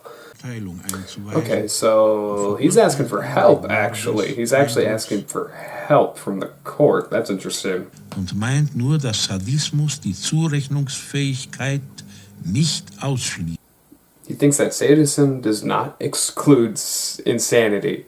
Holy fuck, okay. So we're dealing with a true psychopath here. Guy cut off his head and drank his blood, okay. Oh, that's Sie lässt sich verschiedene Quälereien he's gefallen, just shoving like a ohne lit aber light bulb echte like on her Freude face and whatever. daran zu haben. Zu ihr war nie He was gewalttätig never oder brutal. violent or brutal against her. I mean, he shoots the actress Elizabeth D. Während der 10-jährigen During Haftstrafe the 10 years in prison, verhält he sich keeps ruhig quiet und and is well angepasst. adapted. Am 28. On 28th of October, wird er aus der he is Haft released from entlassen. prison. Ooh, so he escaped, so now he's out of prison. 10 years later. Microsoft presentation kind of thing. It looks really old. Angst. Angst. Street. Film is based on true events. The shot is great so far, and I really like the sound design of just the water dripping. The water dripping sounds really good from a sound design standpoint, and yeah. That was a good damn, this is also a really good shot. Also, he didn't kill his mom. Alright. He didn't kill his mom, but he did kill the old lady at the beginning. Den habe ich nie ablegen können.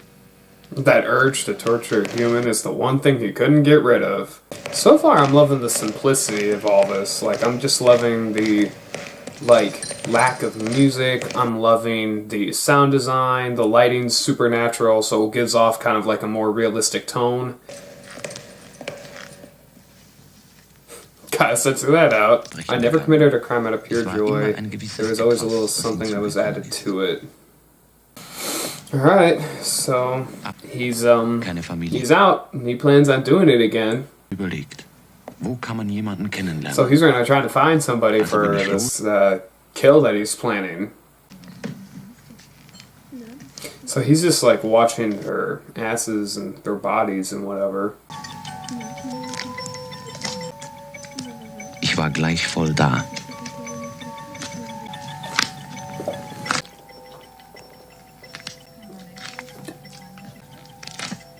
I'm not enjoying these fucking close-ups of a man eating a sausage. I'm just not. I'm really not. Or a brat. Is he eating a brat? Like by the fucking... Das war keine günstige Gelegenheit. Everyone thinks it's just weird. Wow, really no signs of care at all. Im Taxi war einfach günstig. Raubüberfall sollte es Wouldn't be a keiner werden. robbery. I wasn't interested in money. Eine richtige... Shit, okay. Zuerst Hände fesseln. Oh, is he gonna try to suffocate her from behind the wheel?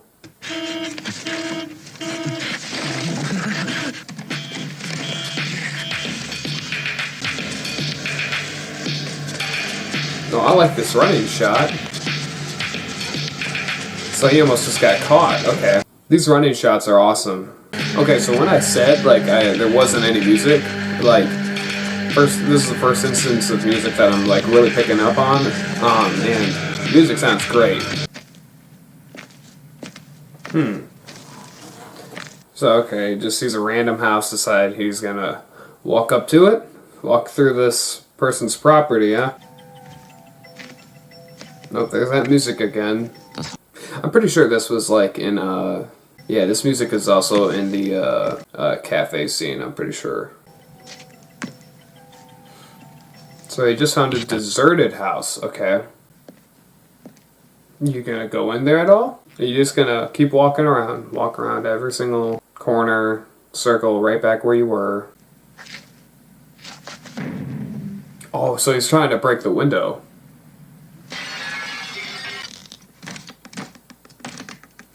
Oh, so he breaks in, but still make sure to shut the window. What a polite young lad. No crack from it. We've forgotten the...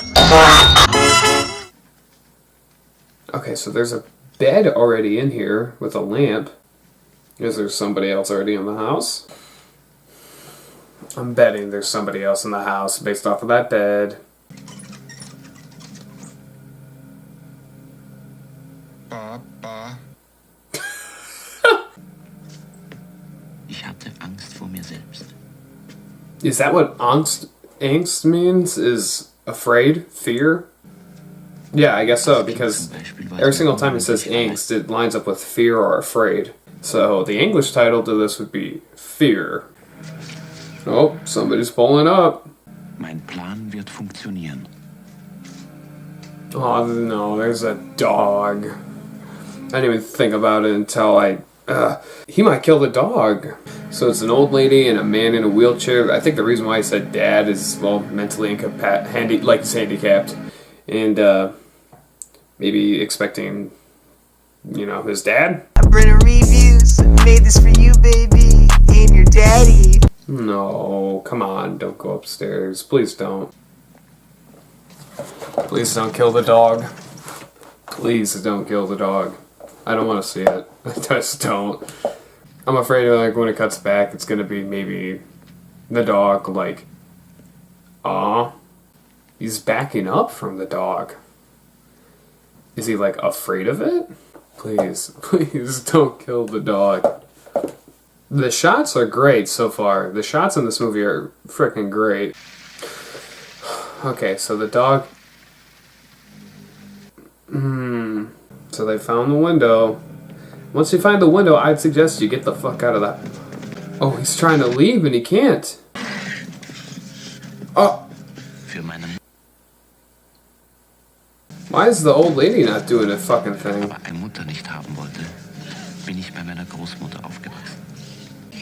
So literally as he's attacking and killing these people, he's thinking of his mom.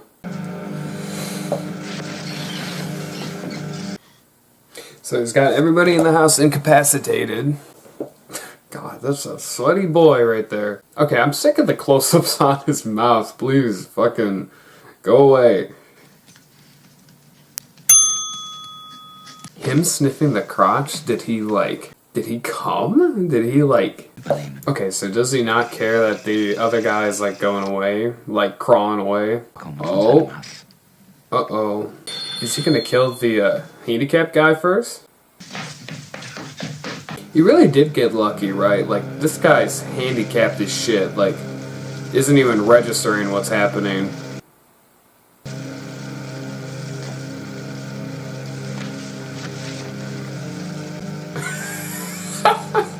Wanted to take revenge on my stepfather? He's thinking about his stepfather as he's trying to strangle this guy. So he's killing a handicapped guy by literally drowning him. Just think about that. This handicapped guy in a wheelchair was just killed by being drowned in a bathtub. Talk about mean-spirited, yeah. Es ging zu schnell.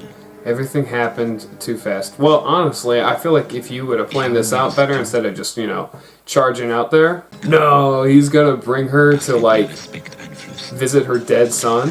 She's gonna go see her son, but she wasn't moving anymore herself. I think she is dead, man. I think she's dead.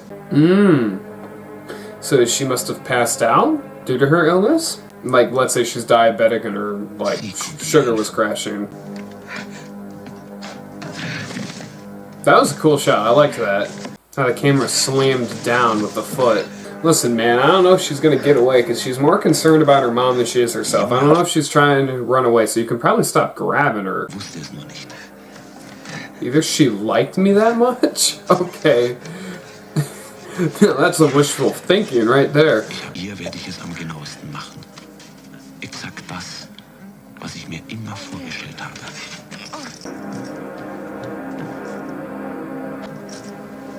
Also, he's just gonna shovel the, like, medicine in her. So was the daughter just, like, messing with her to, like... So she was dead, so she actually did die. Oh. This guy's so fucking creepy. He really is. So I wonder if, like, she was trying to, like, kiss him or whatever, like, either to, like, make him, like her, or is it, like... Or is this movie all just, like, in his head? Not in his head, like, in the sense of, like, none of it's real, as in, like, this is his perspective of it. Like, she was trying to, you know, kiss on him or whatever, and, like, she's not crying for her grandma, or for her mom's death or whatever, because this is such a catastrophe that there's no emotion at all. Okay, so he's not killing the dog. Okay, that makes me happy. I really like those lights. Like, I understand that the lights are, like, the match is not actually lighting up the whole scene, but I really like that.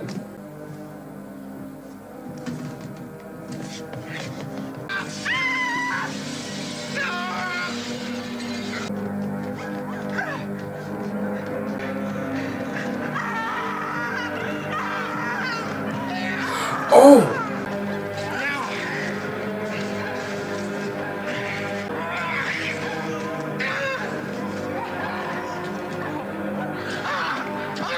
Oh my god.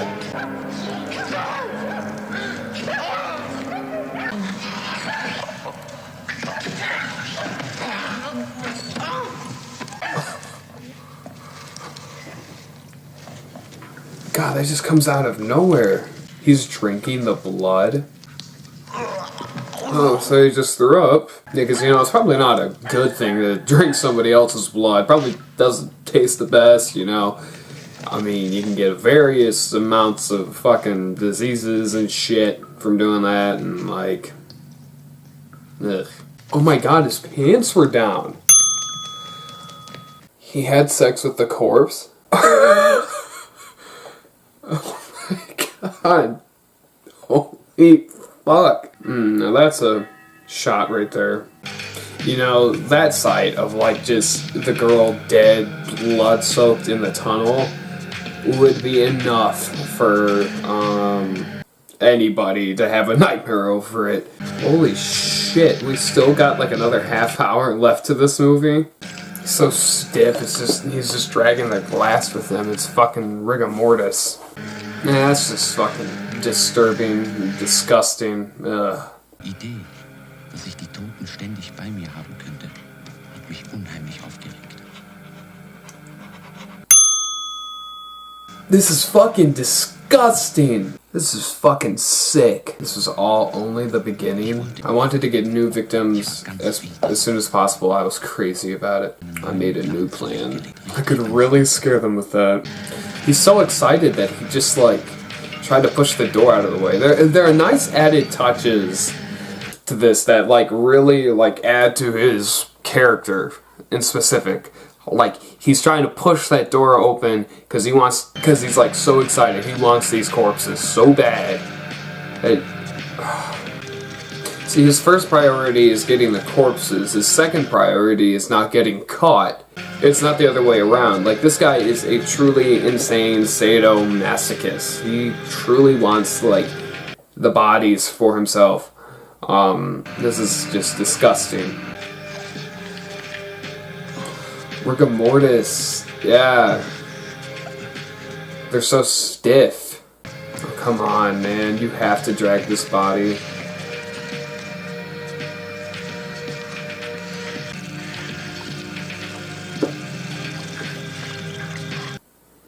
Man, the way this guy washes himself is just fucking funny. So the guy just puts on the bloody shirt again and puts on that white trench coat. The dog is just following him, not even really registering, like, what even happened.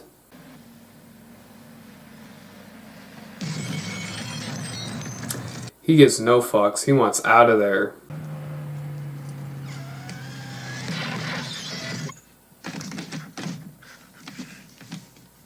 Do you not know how to drive this thing?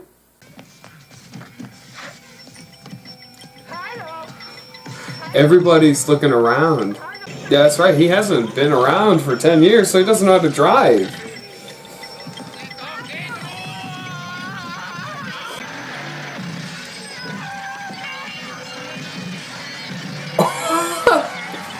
Yeah, bro, you still got blood on your hands. Metaphorically and physically. Oh, he's looking at, like, all the pictures of, like, the family. This guy's a sick man. Just, ugh. I can't pity the victims. I want to continue murder. This, no. Had a perfect plan. Bullshit. Like this last plan was perfect? What is this so-called perfect plan? So the same people are there. God, he looks like complete shit. Bro, you can't approach them. You just can't look at yourself. You look fucking disgusting.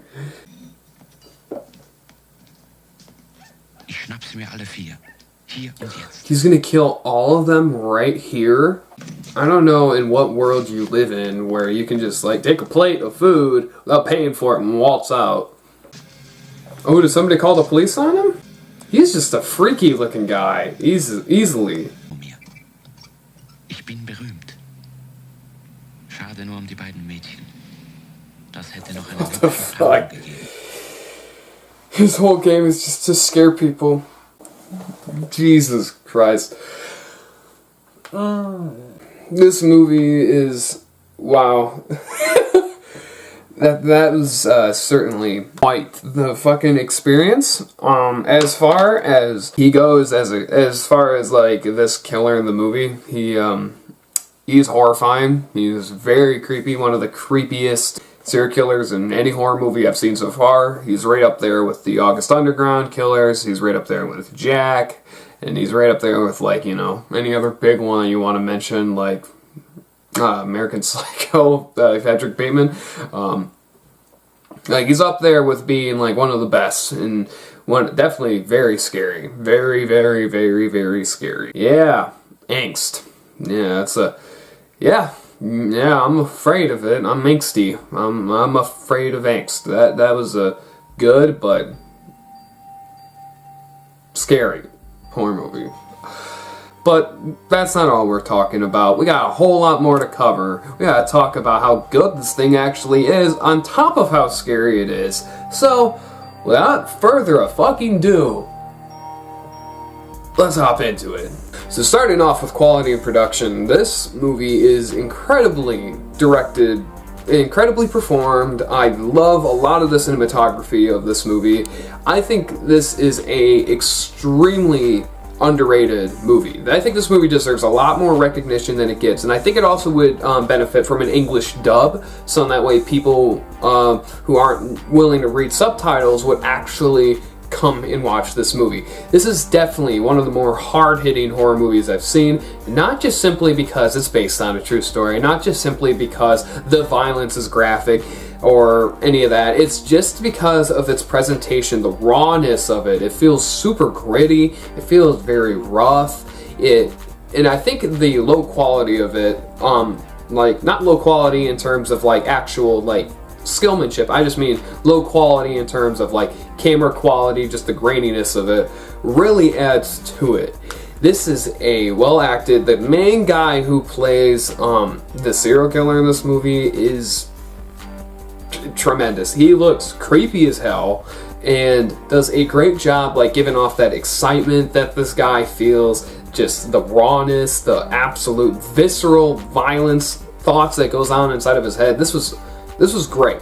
I loved this. I loved the narration about how he's talking about like what's going through his head immediately as he's doing something, whatever. Like when he's killing somebody, he thinks about his stepmom, or he thinks about his mom, he thinks about his stepdad, he thinks about all the trauma he suffered as a child, showing that all this is coming from those roots. I can't stress that enough, that the presentation on this is really, really good. The only thing that I have to say is like there are just a few moments where like specifically with the moments where the like daughter is tied up and like she's not really freaking out that much. She's not really freaking out at all that like everything just happened. And then at one moment she's like trying to kiss on him, or I can't tell if she's trying to bite him or kiss him, which, though that could be left up to interpretation with him possibly imagining that happening, or that's what he thinks is happening, especially because he mentions it. I just think that there could have been some better clarification for that, you know? But ultimately, that's just a little thing on top of what is a pretty well executed movie. So for the quality and production of Angst, I'm going to go ahead and give it a 1.75 out of 2. Moving on to realism. So this is based on a true story, loosely based on a true story. It is inspired by real events, and as we just heard, yeah, it sticks pretty close to its guns. The 3 people who were killed were strangled, tortured, and stabbed to death. And on top of that, how he was caught was the dog was in the car, along with the police showing up because other people recognized the car, and all of a sudden, he opens up the trunk, and sure enough, there you go. There's the bodies right there, right then and there.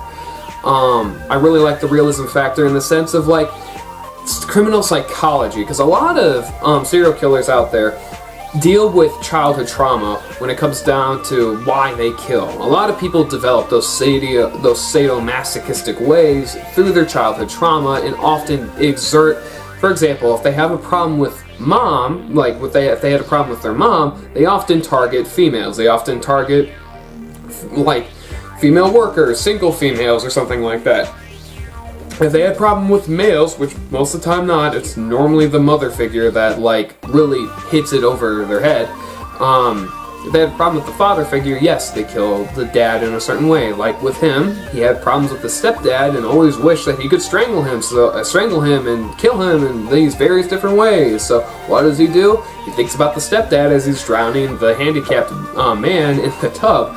So as far as realism goes, I mean, yeah, I feel good. I feel that this is an extremely realistic presentation of like what goes on inside of the head of a serial killer. He's frantic and all over the place. So yeah, there you go. For realism of Angst, I'm gonna go ahead and give it a 2 out of 2. Moving on to the gore score. So truthfully, this isn't that brutal of a movie until it fucking is. So I don't think that this movie has a whole bunch of moments that are just absolutely god-awful. You can't, like, this is so hard for us to watch, like it was with August Underground. This is a movie where it slowly ramps up and then pays off with basically, like, from least to, like, best, or I guess from least to most brutal in terms of kills.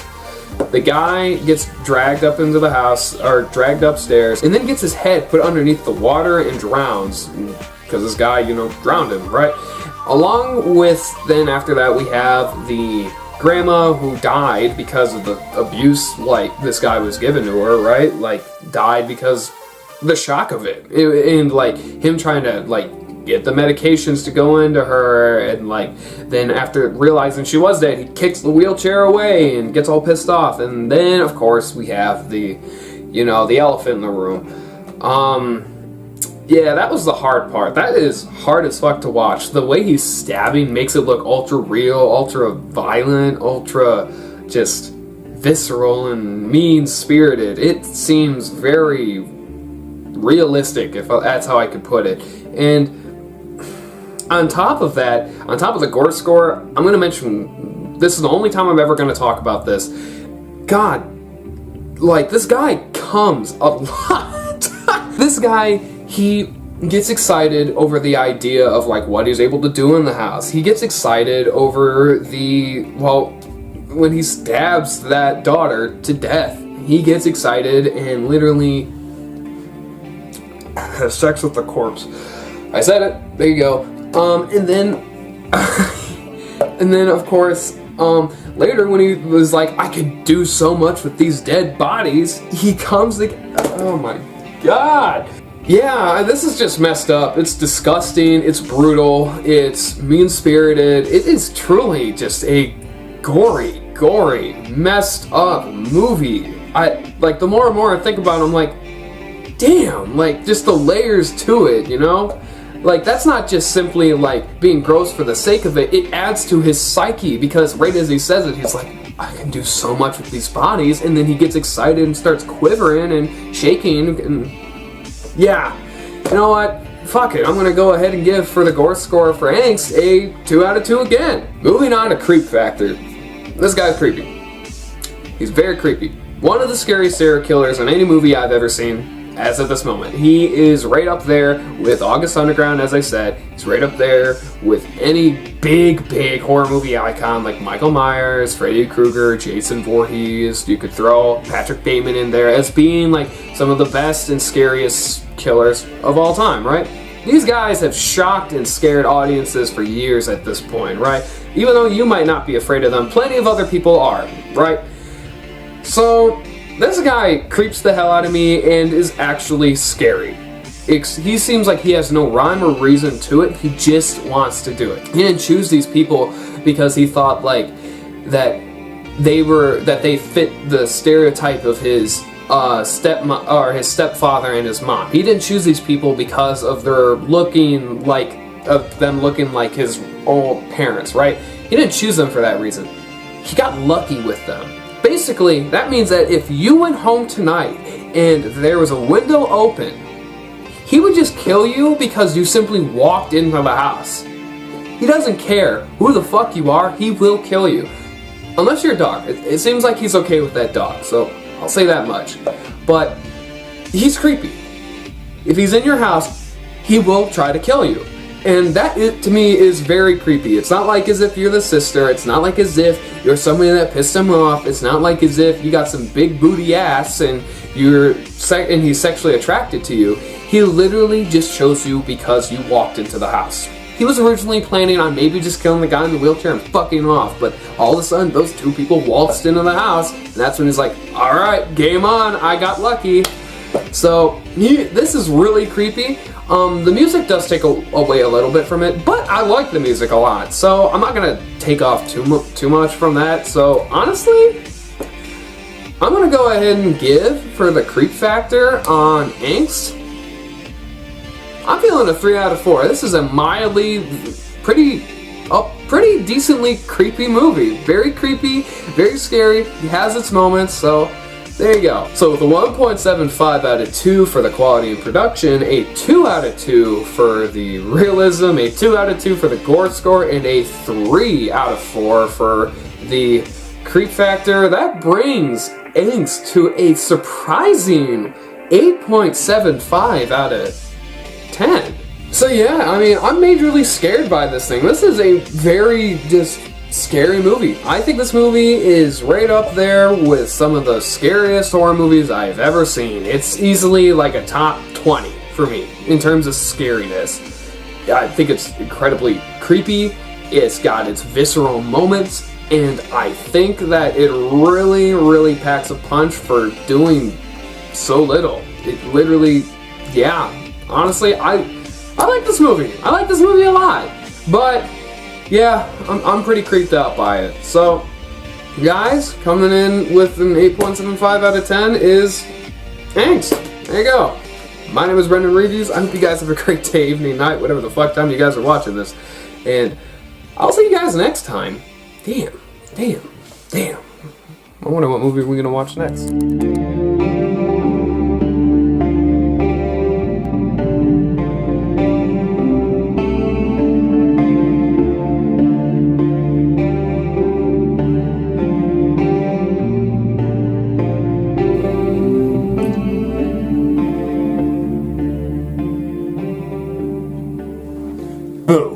So hey everybody, how are we doing today? My name is Brendan Reviews, and so I haven't been able to do a whole lot of videos, and I want to apologize for that. See, my mom and my brother both got COVID, one after the other, and then I got it. So that's the fun part, is like I haven't been able to be home for like 3 to 4 weeks, and that's exactly why I haven't filmed, because I film in my own fucking house. Anyways, we are here today to bring you guys a wonderful little episode. See, there's a lot that I've been hearing going around about this little video, this type of fucking horror idea called the Backrooms. I know nothing about it. Supposedly it's basically like linear space horror in what is supposed to be like almost like an endless room kind of thing. And I've heard that this video, the Backrooms found footage, is one of the scariest videos on YouTube right now. I've heard it is absolutely horrifying, which is insane considering, well, you know, it's literally just walking around in a room. So, let's go ahead and we're gonna hop into the Backrooms. Here we go. 3, 2, 1.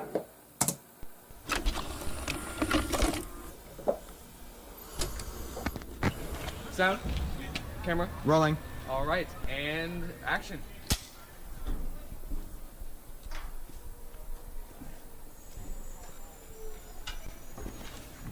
Yes. Whoa. Okay, that was interesting. Here, I'll turn it up just so that way any, like, liminal space gets to me. Hello? So this is just kind of like... Hello? Is someone there? I think I just saw something back there. So is this just like an endless room sort of situation? I think it is. Whoa. That's cool. You know, wherever they filmed this, it's a great filming location for this kind of shit. However they filmed this is awesome, actually. Can anybody hear me? Hello?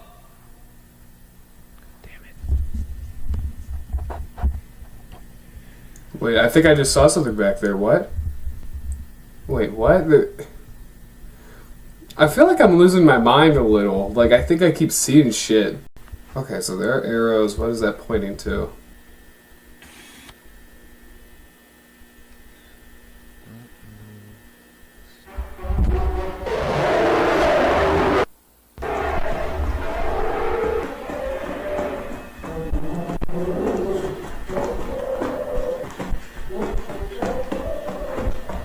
What the fuck is that thing?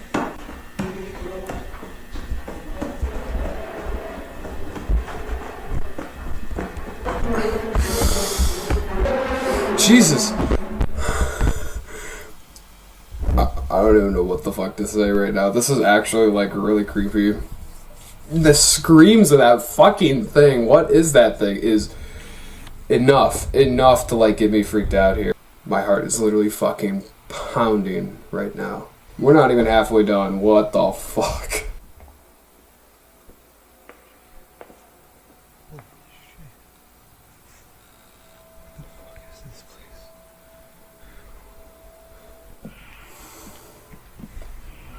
This is very creepy. Very cool though. Is it gonna be like another staircase right there? Okay, no. Oh. You gotta be kidding me. I hate those little noises. Those little noises are enough to like really get me going.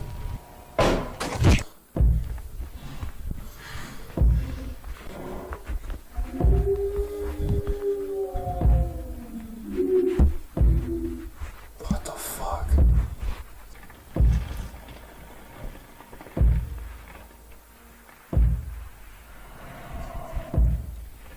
What the fuck is that thing?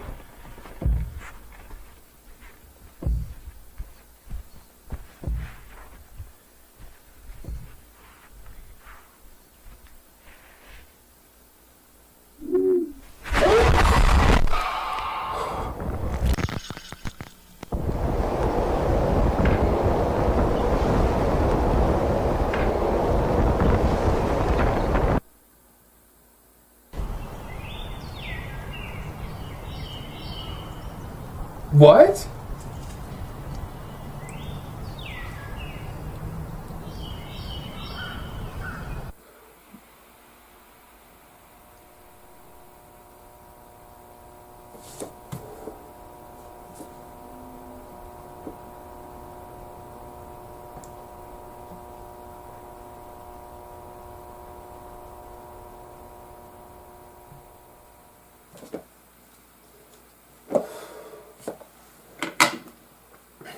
What the fuck, man? I don't even understand, like, what this is meant to be. Is it just, like, almost like a different dimension and, like, lets you stay, you're fine? Maybe? I don't, like, if it lets you stay, then you exist in this endless space of, like, I don't know. But if it doesn't want you there, I don't know. What the fuck was that? Okay, that was actually really, really unnerving. The little edits with the sound effects and the little bits of, like, rain that you heard in the frickin' tape, and then the sound effects of that fucking creature, like the actual sound design, the way it was screaming, that is really creepy. And how they filmed this is insane. Wherever they filmed this, that was good. That was really good. Yeah, I'm gonna look up a little bit about what the Backrooms supposedly actually is. Okay, so I'm looking it up right now, and basically from what I'm seeing, the Backrooms are basically like this liminal space existing outside of our reality that anybody who falls asleep is like losing their mind or slips into a coma, they can end up in this reality. And of course it goes on forever, it loops, and inside of this are wanderers that might not be other humans. I mean, though you might come across that, you also come across these weird fucking creatures that basically have always lived with it. And not a whole lot is known about what the Backrooms technically is. So it's a creepypasta, of course. Supposedly, there's theories that it might have ties to the SCP, like, creepypasta realm. The SCP Foundation, so who knows? So here we go, boys. Ladies and gentlemen, let's hop into it. So starting off with the quality and production, this fucking video is extremely well made. I have no idea how these guys actually pulled it off, but the way that it was filmed, the way that it feels like it goes on forever, the emptiness that this whole thing gives you is... The emptiness of the whole production is amazing. The set design is awesome, and I like the fact that it gives you, like, just enough of everything to keep you interested and keep you wanting to come back. So I'm happy it doesn't blow its load right away. I loved the set design. I love the sound design too. The sound design of that fucking creature alone is enough to make most people horrified of this kind of video, this kind of project on YouTube. And surprisingly, this is a very effective body of work. This is a very effective video in terms of actually portraying that liminal space. The echoes that you hear, the graininess in the film, this is all adding to what is one of the best horror shorts I have ever, or horror videos I've ever seen on YouTube. This is really good. So, Backrooms found footage, for quality and production, I'm going to go ahead and give it a 2 out of 2. Now, moving on to realism. So, realism alone, let's say this. So, obviously, obviously, the Backrooms don't exist in real life. So, we're not going to judge it based off of, like, we're going to judge it based off of, like, what you would do if you were stuck in this situation. Would you do the same stuff as this person that is in the video? Yeah. So when I look at this thing and I try to question how realistic it is, I actually think it's, I think it's pretty up there. I think the guy is pretty, like, chill for all of a sudden having dropped in a different dimension after filming something with what looks like either friends or colleagues for maybe some low budget movie or whatever. But all I will say is this, is that he doesn't seem like the most horrified, but he, like, obviously seems antsy. He's yelling, like, hey, anybody here, kind of thing, and then, like, he sees that graffiti on the wall and he laughs at it, which would be something that a lot of people would do. They'd be like, what the fuck is this? But then all of a sudden, as soon as that creature hits, that's when things, like, go off the rails. That's when he actually starts to freak out. And at that point, it's him running around, and once he finally gets away from it, he thinks that, alright, I can maybe just relax now, I can calm down, and for the most part, he is correct. It's just that when he finally goes back up into the actual Backrooms, the actual place that he was beginning with, that's when he's attacked again. And, I mean, overall, realistic-wise, it's kind of hard to judge it, but based off of the way he acted in the whole thing, and based off of, like, you know, how liminal space is supposed to work, I actually thought it was a very accurate portrayal of, like, basically imagine like a parking garage that never ended, and like, is that what you'd be hearing? Yes, you'd be hearing the echoes. Of course, if you're filming with some old camera, you would be hearing the grain in it, and all these weird noises would happen in it, because that's just the way the world works, honestly. So, in terms of realism for this thing, I'm going to go ahead and give it, I think, a 1.5 out of 2. Moving on to gore score. So, of course, there's no blood. So, let's then talk about psychological gore, because that is debatably, like, the hardest, that is debatably, like, the scariest type of, like, violence, scariest type of horror you could force yourself into. So, psychological, right? This thing does kind of fuck with your head. Like, at first, I thought that maybe I was just kind of losing my mind. Like, thought I was staring at shadows or some shit like that. But all of a sudden, yeah, it turns out I am right. There is actually something there with him. And of course, that would make sense based off of the thumbnail. But, truth be told, I don't think that this thing is as creepy as some people are making it out to be. I think it is very creepy. I think this is a very well done video. But I don't think it is, like, this jaw-dropping, absolutely horrifying experience for a video. I haven't seen one exactly like that yet, but I don't know if I ever will. The psychological horror of it does last to make, like, some kind of impression. It does make you want to continue on with the series and all that.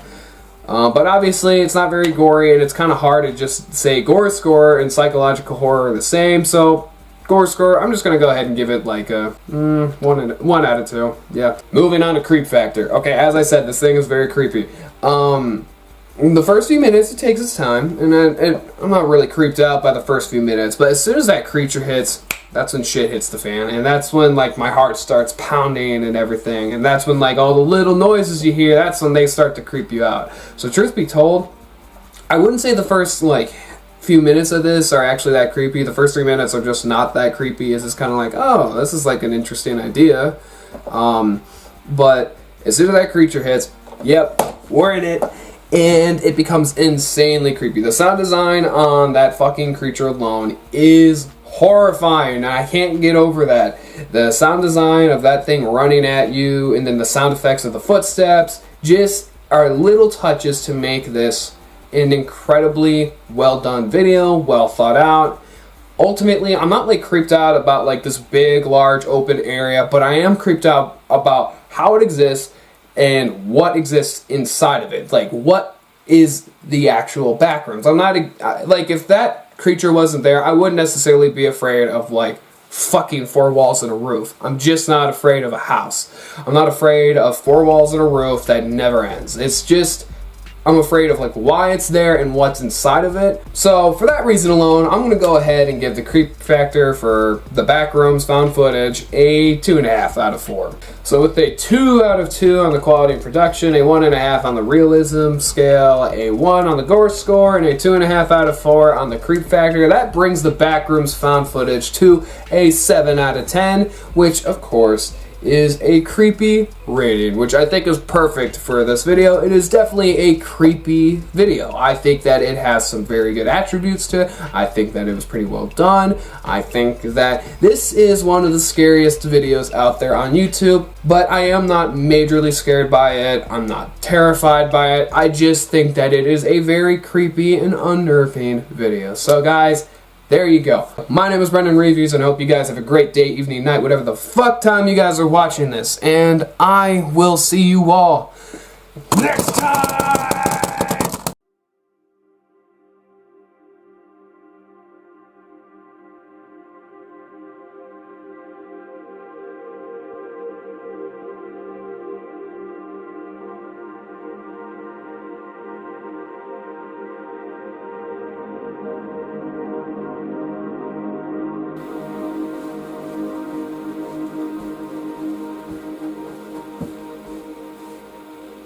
Money, money, money. Arr. Audience boy, me viewers. How are we doing today? My name is Brendan Reviews, and I didn't think I was going to film another episode today. I really didn't. Like, it's 9:50, and I am just bored as fuck. I'm bored as fuck, and I was going through my comments, and I saw one comment in particular. So I was going through my comments, and a guy named Swag Roxas, this guy, he goes ahead and he says there's a disturbing project out there called Stalaggh by Projekt Misanthropia. It's very hard to listen to. The screams are from real mental patient. Oh, okay, I get it. And I look up the project. It's fucking 35 minutes long. So I might be listening to a whole album of just people dying inside, which is insane. And without further fucking ado, let's listen to Stalaggh by Projekt Misanthropia. 3, 2, 1.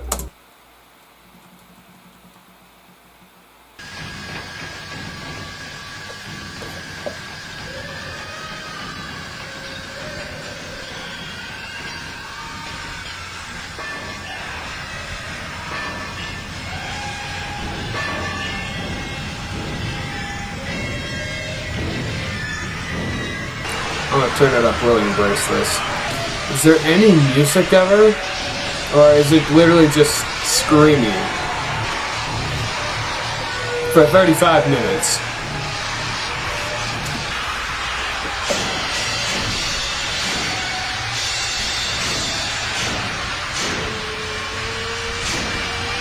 I hear various instruments being like smacked in the background, but man, if these are actual screams of mental patients, this is pretty unnerving, but it's not like horrible, you know? It's just like, oh man, damn, that's a lot. That's a lot to handle.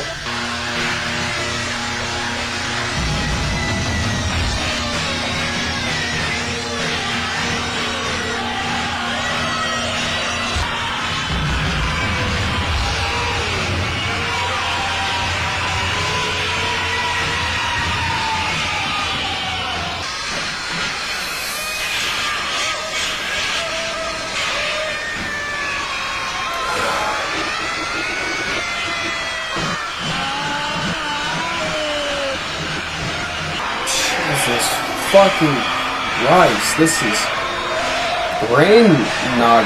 Oh, this is like fucking with me. It's only 12 minutes in.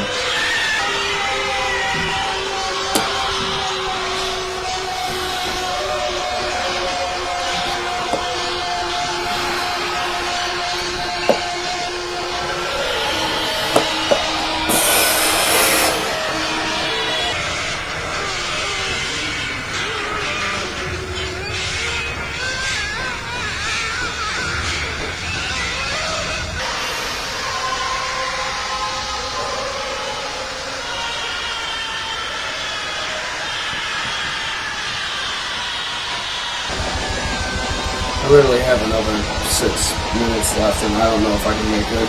This is too much. 30 minutes of this shit, like, is actually getting to me.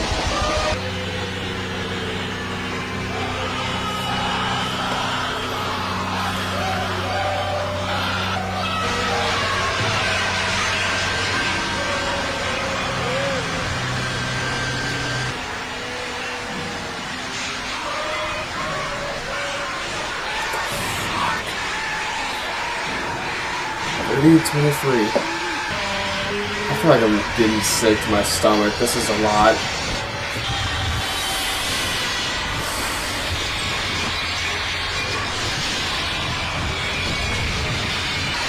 Oh my god, I'm literally getting a fucking headache. I don't know if I can fucking do this shit, man. This is...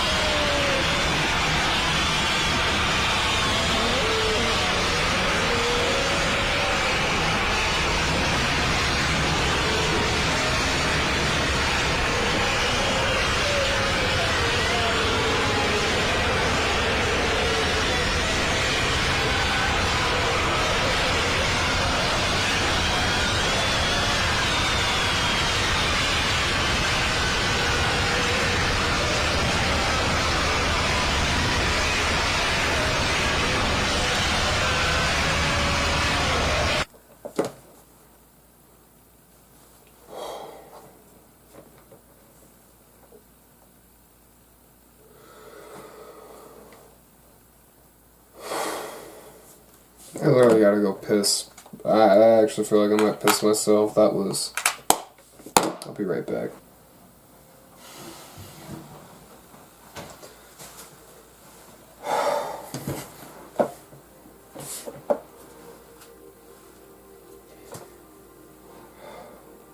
I literally feel sick.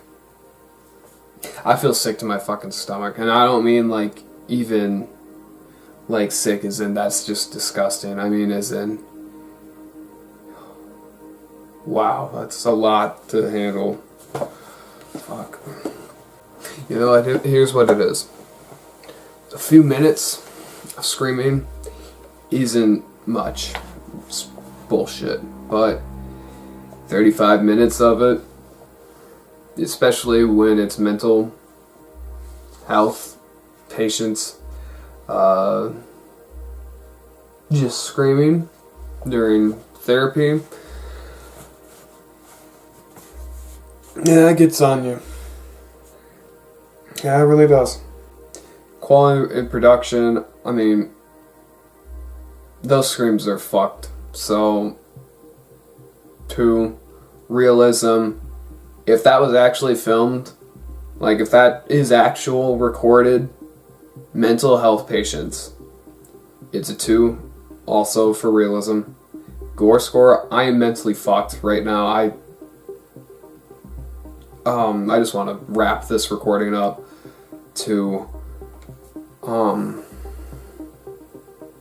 Creep Factor. I literally feel fucking sick. This was so much. Daddy by Korn has just been beat. This is scarier than Daddy by Korn by a long shot. Daddy by Korn is one of the scariest songs I've ever heard, but this whole project is absolutely gut-wrenching. I'm mortified. I am insanely, like, I feel sick and empty inside right now, and I'm done talking about this. I just want to end this. So I'm gonna give it a 4 creep factor wise, and guys, this is a Satan spawn. That was a lot. I just sat through 35 fucking minutes of mental health patients screaming during therapy with fucked up grunge music every now and then over top of it. I have a headache, my stomach hurts, and I think I'm done for today. Yeah, alright. My name is Brendan Reviews.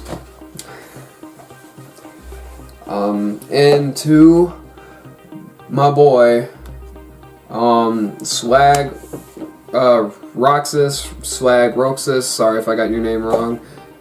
Swag rocks ass. Oh, that was a good one. That was fucking good. Very disturbing project. It is hard to listen to. That's hard to listen to, and I'm never gonna ever listen to it ever again. Fuck you, Swag. Fuck you. I will see you all next time.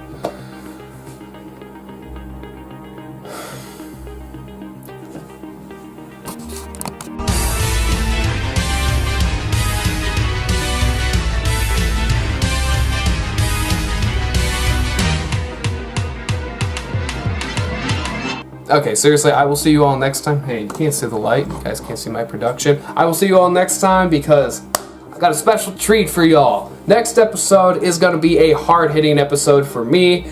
I'm also going to explain a little bit more about the whole Iceberg Chronicles situation in this next episode. So, yeah, all I will say is this. I'm rewatching the movie that has fucked me up since the day I saw it. And it is, Cannibal Holocaust. I will rewatch it unedited with the animal violence in it. on camera for you guys. So, my name is Brendan Reviews, and I will fucking see you all next time.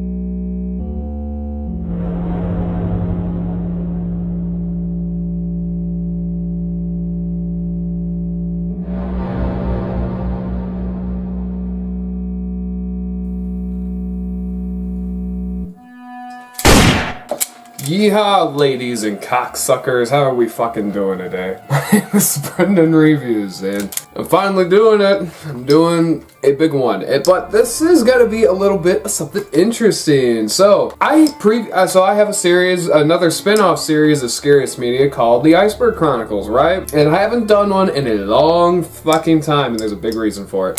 So, the reason why I haven't done an Iceberg Chronicles thing is because I lost access to all of the movies that were on the iceberg. I actually had access to a drive that had every single movie on that iceberg. And now I don't have access to it. So it's like, it's very hard to find some of these movies, meaning I couldn't exactly do a video on them or a reaction on them, so I was kind of stuck in the idea of like, should I even continue doing it? Well, here's what I'm gonna do. For the first 2 tiers, I'm not gonna watch any of those movies because I've already fucking seen every single one of them. I'm not gonna watch any of them. I'm just gonna go ahead and do one big fat video for tier 1 and one big fat video for tier 2 covering all of those movies. Then for tier 3, on to tier 6, I'm gonna be watching 95% of them.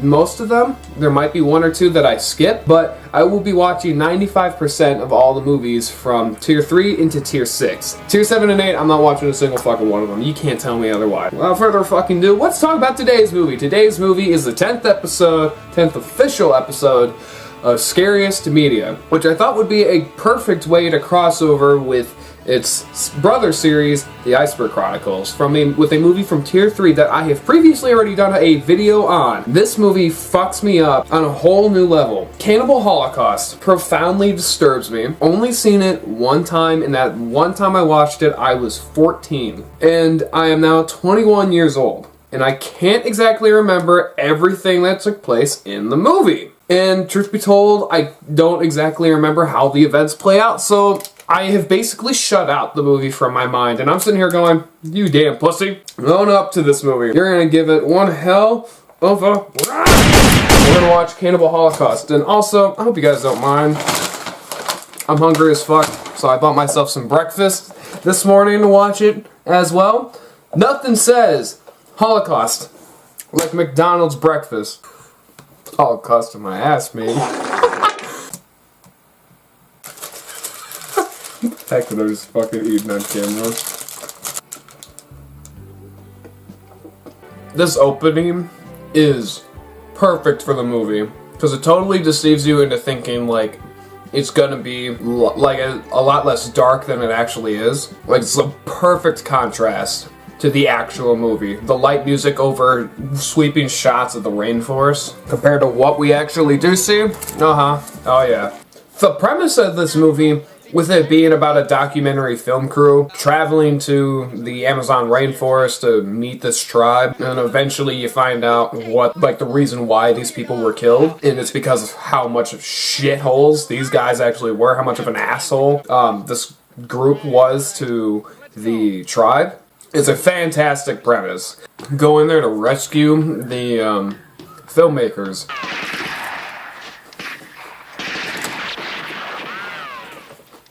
And to anybody who thinks that this movie's fucking goofy at first, oh boy, it gets tough very quick.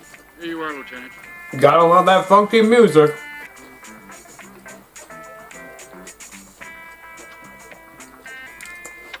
Thanks. All I can say is... If only it was that easy in real life, you just slap the fucking thing to turn it down. Sure, you've got enough problems of your own. I'll have to be honest with you. No. Oh, this guy just loves hitting. He just looked down the barrel of the gun. You don't fucking do that shit. You don't ever do that. So this is an airsoft gun, right? You do that, right? You look down the barrel of the gun. The fucking, even if you're not, even if your finger's not on the trigger, what if that fucking thing goes off? That thing goes off. Just saying. It's basically the last half hour, or last 45 minutes of the movie that, what makes this movie so remembered and revered as like one of the most disturbing movies of all time.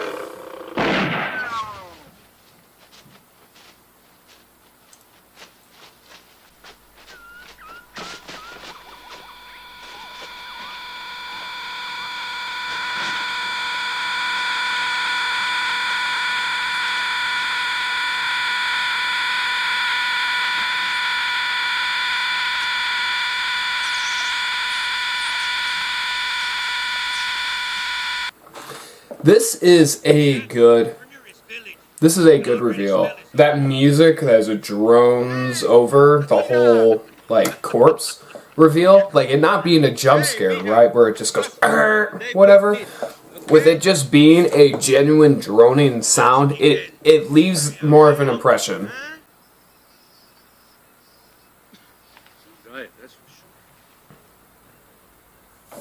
Chaco, what the hell are you doing?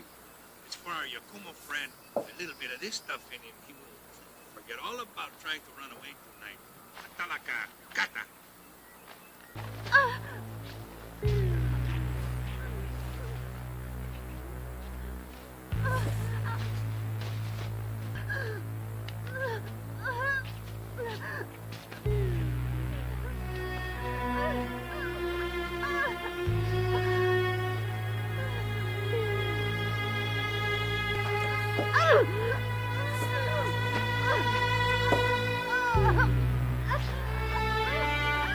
Ritualistic punishment for adultery. Fuck. And that music is just a lot. Genital mutilation and then beaten over the head. It's fucked up. So they come here looking for that fucking film crew, right? And basically they're discovering they're already dead. This movie is a lot more sad the second time watching it, because, like, if you know part of what happened, like, then yeah. Like, these are all clues showing what happened. That's one of the most unsettling parts about this movie, and that is, honest to God, the music. The music in this movie is extremely unsettling for what goes on in the movie. I can't remember who did the music, but whoever did the music did a damn good job, because it definitely adds a lot to this movie. It adds a ton.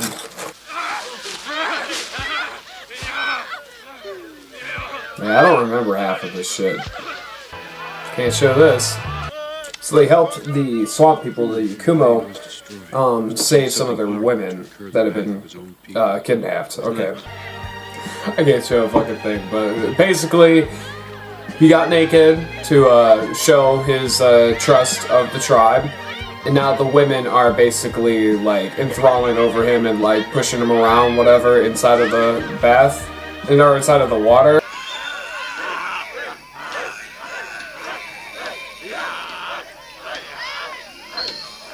Poor guy, gotta eat human flesh. Well, just to give you an idea how Alan and the others worked, everything you just saw was a put-on. You mean this was... That was no enemy army approaching. Alan paid those soldiers to do a bit of acting for him. You'll have to excuse me now. I'll join you later. Okay. Alan paid some of those people to act. Go ahead. Now you get the idea of how fake some of this shit is. No brains, though. It's too easily influenced. So basically you find out that not very many of these people knew their own kids, knew their own, like they're not who they were. Just one question. One question. About your son. I just want to know, what kind of man was he? My son was a son of a bitch, and he was no good. This is a guy that obviously doesn't like his own fucking kid. Now leave me alone.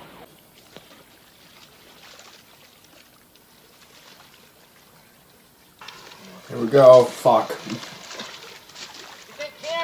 Actual animal violence on film. This was during a time when laws about animal violence weren't really a thing.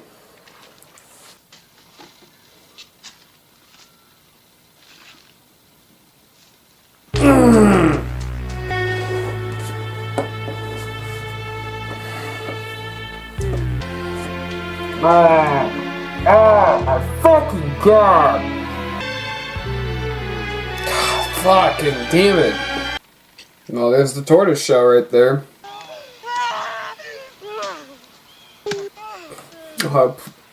Poor spider just chopped in fucking half. God, my leg! God, my leg! Oh, the snake. Do it now! I'm getting it all! Do it! In order to prevent the poison from spreading, they fucking cut off his leg. And then they use the machete after it's on fire to cook it, to cauterize the fucking wound. So Felipe is dead, and that's the guy that they found earlier with like the worms and maggots and caterpillars crawling out of his fucking eye. Oh, yep. Oh, fuck! Fucking... damn it!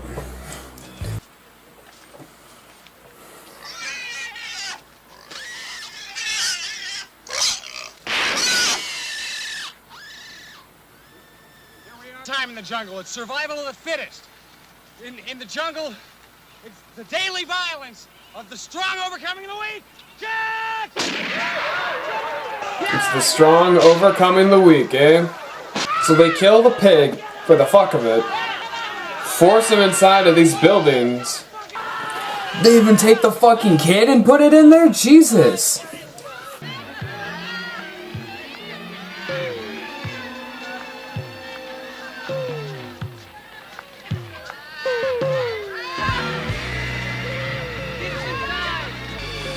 Now you know what the ashes were earlier in the movie. These guys terrorizing the tribe, all for the sake of faking a supposed massacre from a neighboring tribe in their documentary.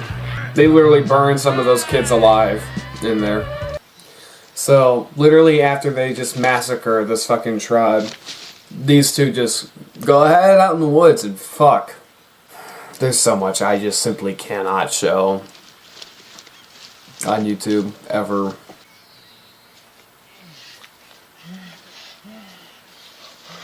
Literally fucking right next to where they just burnt children's bodies.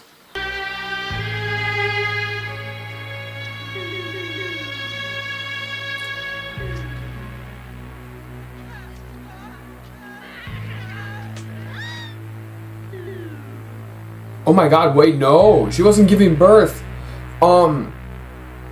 They just... Oh my god, they just ripped the fucking fetus out of her and then beat her to death. Long discussion last night about whether to... What the fuck? I don't remember that at all. Holy shit.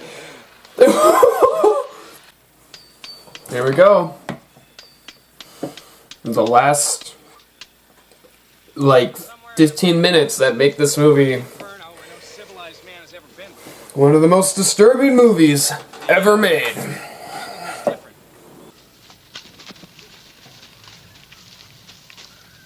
I think we got one! Grab him. Yeah. Look what we found! I know, why don't you ask her? What do you want to do with it? Take care of the little monkey. Judging from the looks of this girl, we finally found the Yanomamos, the tree people. But we're gonna have to be very careful, because these people are known for their cruelty. Known for their cruelty, eh? Jack, what do you want to use it for? A porno film, stupid. That's not a bad idea. How about They all literally gang rape her. Literally, he tries to rape this other tribeswoman in front of his girlfriend. Holy fucking shit. If I remember correctly, the guys did this. The film crew did that. because Yeah. they wanted to, you know, frame it. Here we go. The tribe is surrounding them.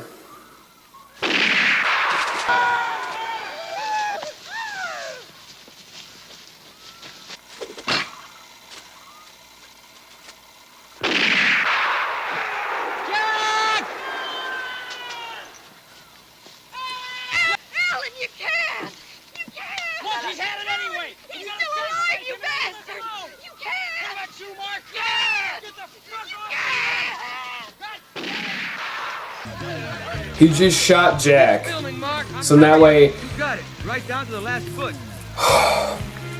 so that way they can film what the tribe do with a dead body.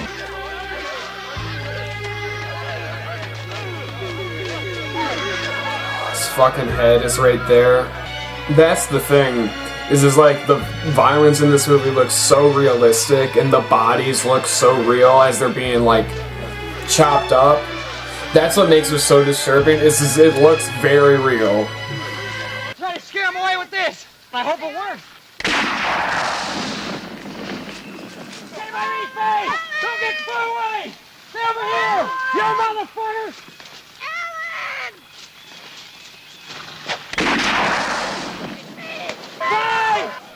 They got Faye. Oh, fuck, here we go. Where they literally just massacre Faye.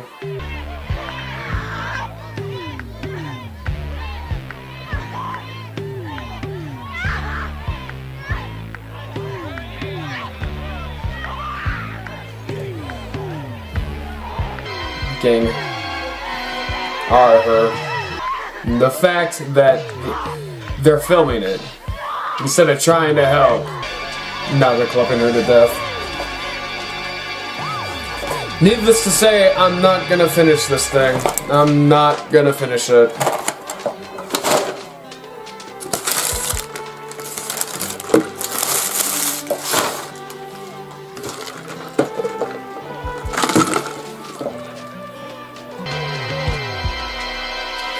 Oh, her head.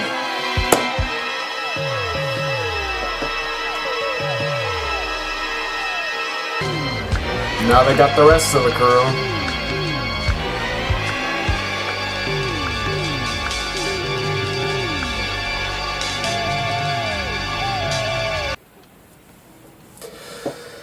I wonder who the real cannibals are.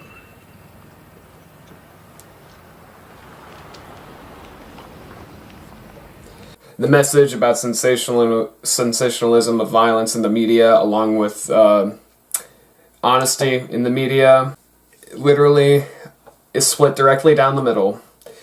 Because by not showing the footage to the public allows for the esteemed reputation of the filmmakers to stay the way it is.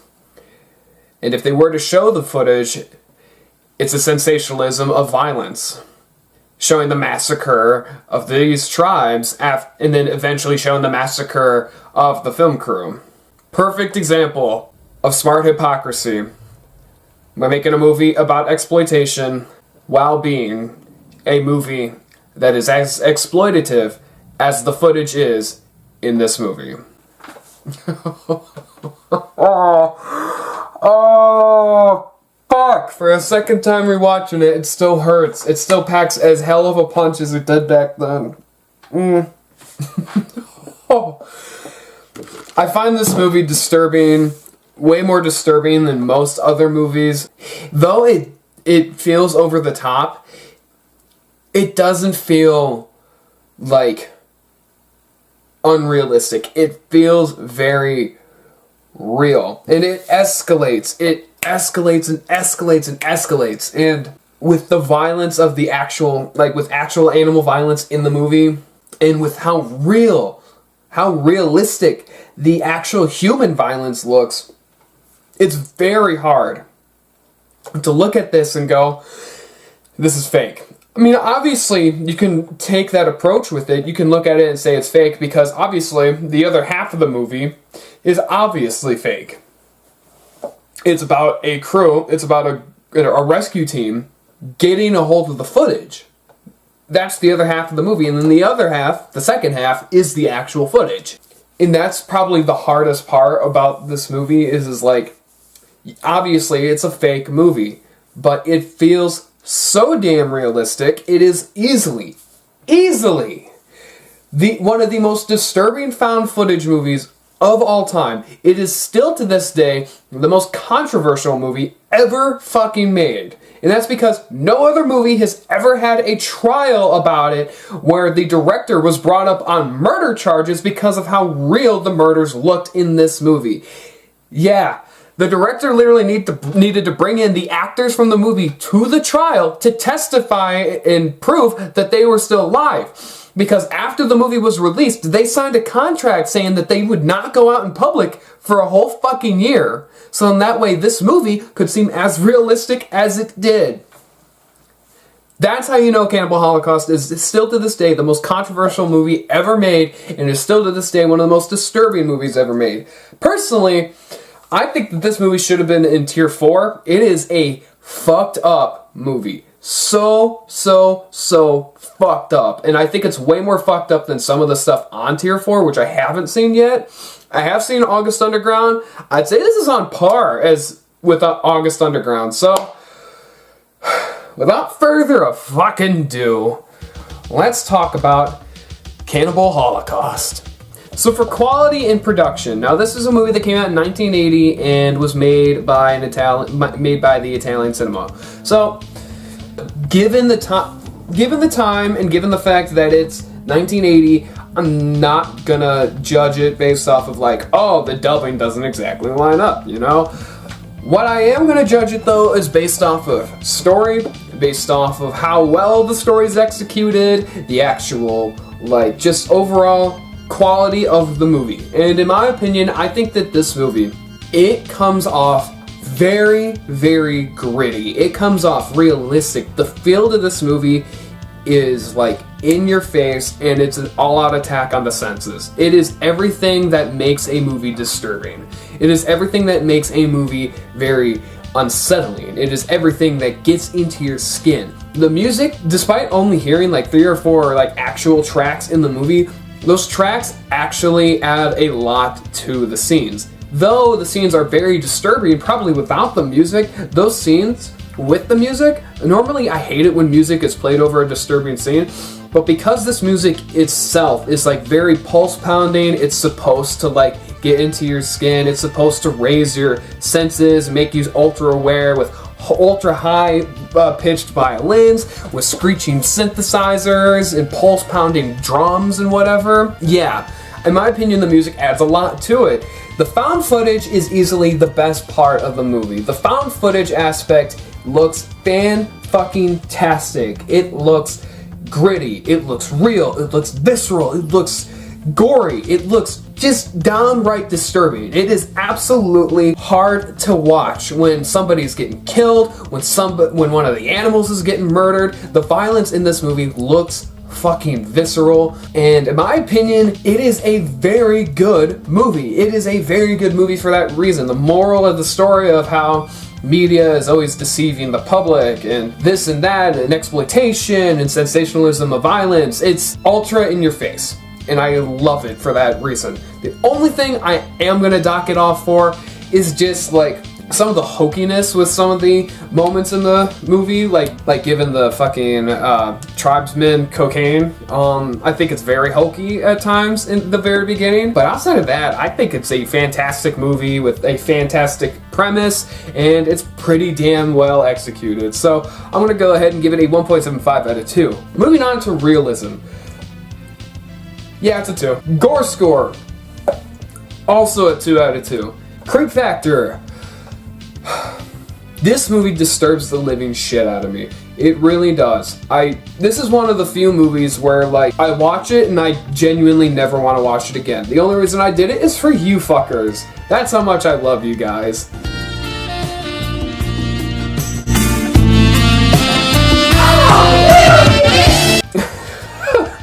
Oh my god. This movie really gets to me. it absolutely gets to me. Despite some of the hokiness in that first 45 minutes, until the found footage really hits, this movie isn't very scary. But the second half of this movie is some of the scariest, most disturbing, most in-your-face, gut-punchingly brutal, ruthless shit you will ever see in a movie.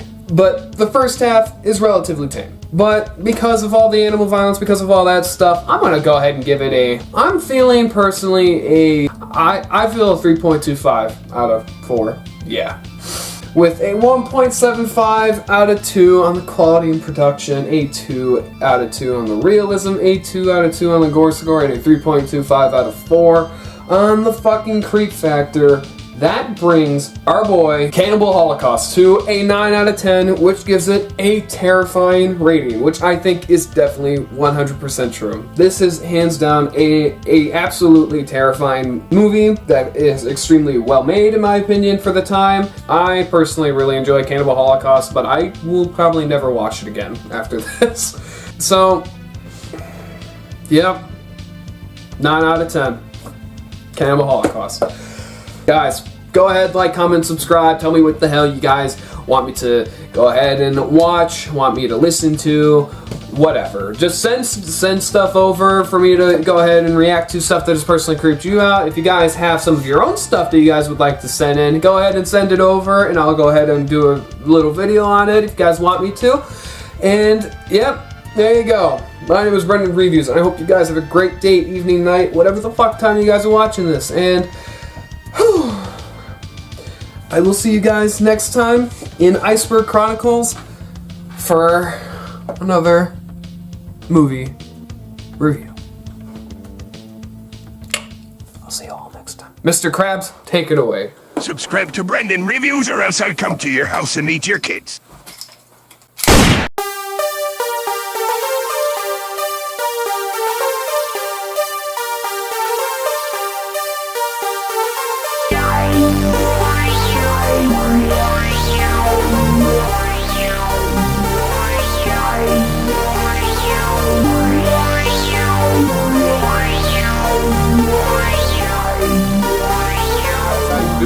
My name is Brendan Reviews, and welcome to another episode of Scariest Media. I believe we're on the 11th episode right now.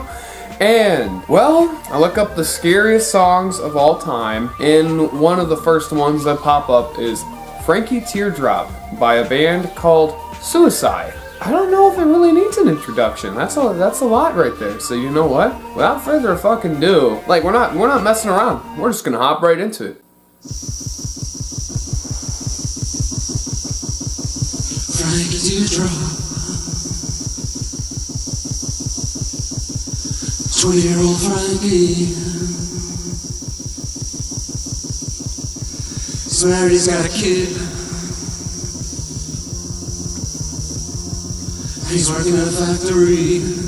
He's married and he's got a kid and he works at a factory. He's working from 7 to 5. He's just trying to survive. Well, let's hear it for Frankie. Frankie.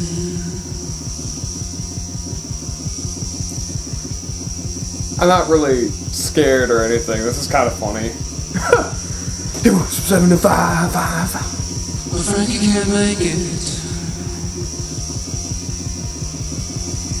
Cause things are just too hard. Come on. Frankie can't make enough money. Frankie can't buy enough food. Frankie's getting evicted. Okay. Well, let's hear it for Frankie. So it's progressing. The song is 10 minutes long and we're 2 minutes in now. Okay. He's gonna kill his wife and kid. Oh, he's gonna kill his wife and kid. Frankie's gonna kill his kid. Frankie, make up a gun. Pointed at the 6-month-old kid in the crib. Oh, Frankie. Okay, now it's definitely getting unsettling. Was that like yelp like him going insane? Was that a yelp of him killing like his wife or kid? Oh yeah, he killed his wife right there.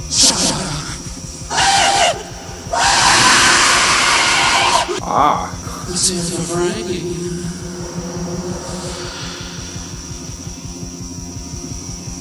No tears for Frankie. Jesus. Frankie, Teardrop. Frankie with the gun to his head.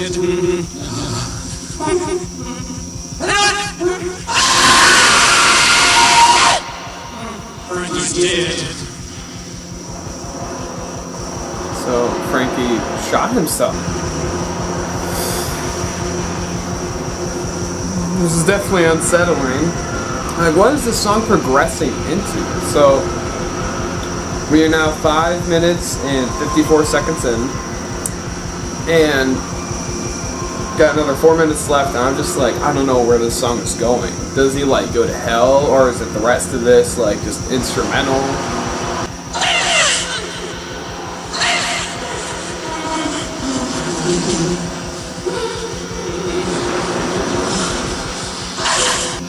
Oh my god, this. So this is literally a song about a guy who kills his wife, and did he kill his kid yet? I don't think so. I didn't hear that, but he's gonna kill. So he killed his wife, but then he killed himself. Those screams, man. Every time like it screams, I just like jump a little because of how like fucking loud it is. It's like in your face, and it just doesn't let up. It's relentless. It's very shocking.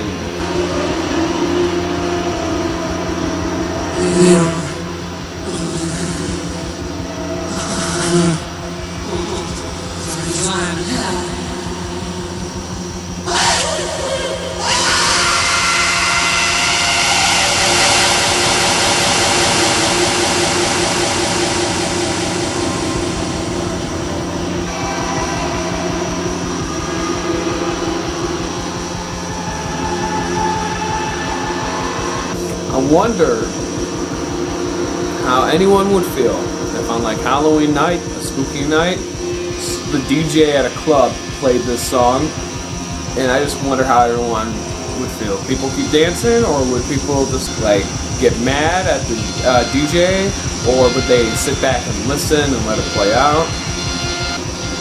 But it definitely is progressing. The instrumental is definitely getting louder. Those screams are fucking horrifying.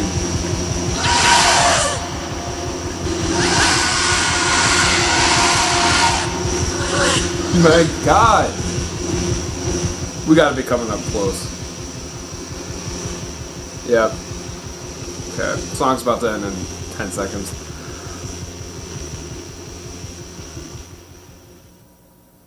Okay.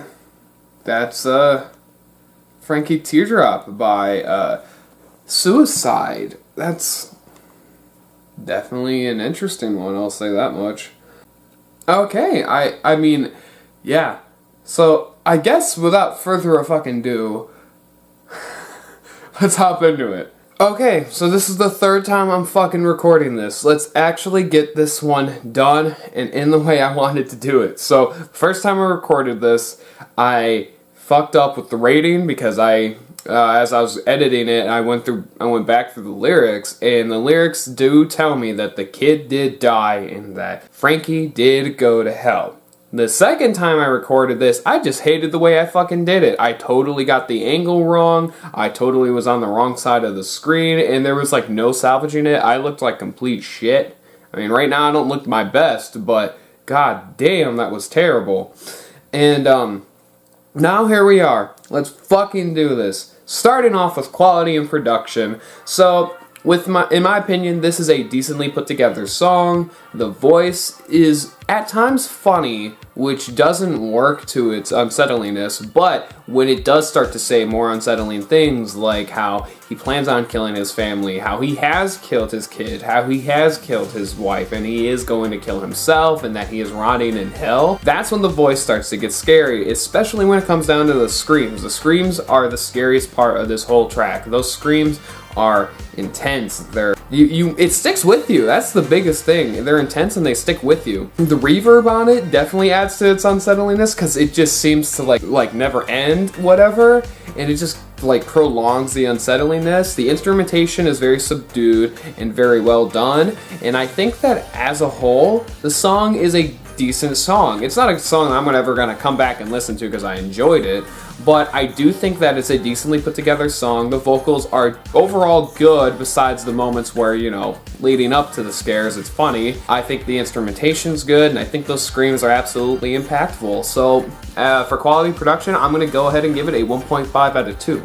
Moving on to the realism. So, when it comes down to realism of this song, we need to take into account murder, suicides, right? And how that kind of plays out. So, with a murder-suicide, it normally involves like life going terribly, and when that person believes that they've lost it all, they just crack underneath the pressure and kill everybody else that they hold near and dear to them, and then kill themselves because they got nothing else to lose, right? Frankie was like working this really shitty job. He wasn't able to pay for the bills. He was about to get evicted, couldn't even pay for food, right? So if he's not able to pay for food for himself or his family, he's probably thinking in his mind, what's the point, right? What's the point of my family living in this world if I can't even pay for them? We're about to get evicted from our house and whatever, right? So he probably went ahead and killed them for that very reason. And in my opinion, the lead up to that is there's enough details in there for you to understand why he did kill his family and why he did kill himself. There's no excuse for it, but you understand why. And so as for the realism, I think that that's like a good plus to it. The only thing that I would say that I wish we had more of was there any one moment where he just snapped? Where it was like, that was the straw that broke the camel's back. But we never got any of that. And we never heard any moment where it was like that. So as a whole, like there's enough details for you to truly fill in the gap on how this whole thing played out. Because his life was going to shit, I'm happy that they portrayed it in a way where he isn't just being a serial killer. He literally just shot his kid and he shot his wife and then shot himself. That's truly what a murder-suicide is like. It's not like as if he's turning into a serial killer and he's going to start torturing his wife and kid. He just killed them because he cracked, and then he killed himself because he couldn't live with that either. So as a whole, I think it's overall a decently realistic song given the situation. Just because that we're missing a few like details that are mixed in the gray, you know, of this whole thing that we just don't know. Like, was there any one moment where he did snap? Like, how did everything exactly play out? Was it literally just like he walked into the house and shot his family? I don't know, right? I wish that we had a little bit more detail into it, but as a whole, overall, very realistic song. I'm gonna go ahead and give it a 1.5 out of 2. Moving on to Gore score. So originally, I gave this thing a 1 out of 2 on the Gore score, but now that I realize he's in hell and he did kill his kid, yeah, it's not getting a 1. So this is more of a psychological affair than it is like necessarily physical body horror scare, if you know. But we have Frankie killing himself, we have Frankie shooting his wife, and we have Frankie shooting his 6-month-old baby. Okay, as I said, this is a murder-suicide, right? And the horror of it is not only like how he killed them, but also like what led up to it and why he killed them. And I think that's what I'm trying to get at when I say it's the psychological aspect of it, because he killed them because of this horrible life that he was living.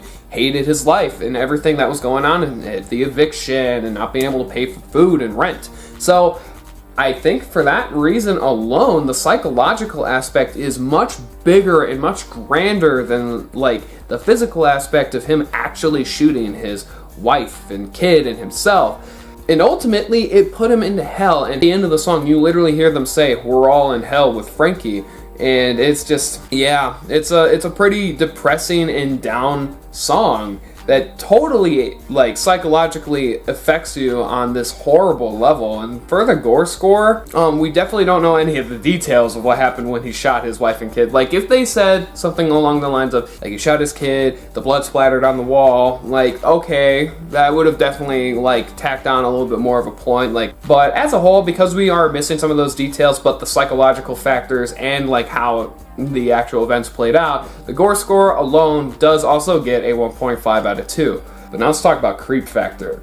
Creep factor. This song, in hindsight, is much creepier than I anticipated it being. So this is like 4 days after I've initially filmed my reaction to it. Yeah, it actually is quite a creepy song. Certain aspects of the song are actually very creepy. especially given into everything else that we've already talked about, being the murder-suicide and the fact that he did go to hell. And to many people, this story would be horrifying, right? This is a very scary story about a man who just snapped underneath the pressure of life, and he got punished for it. He went to hell, and then it says that we're all in hell with Frankie. That line alone is also very creepy and definitely adds on to it. But as a whole, when it comes down to this song, what makes it creepy and what doesn't make it creepy? So as I said, the voice, the voice, when it's being funny, it is actually funny. It isn't like creepy. It's not creepy. There are moments where the voice just isn't scary, but once it starts screaming, that's when it gets scary. That's when it starts to ramp up and you actually start to feel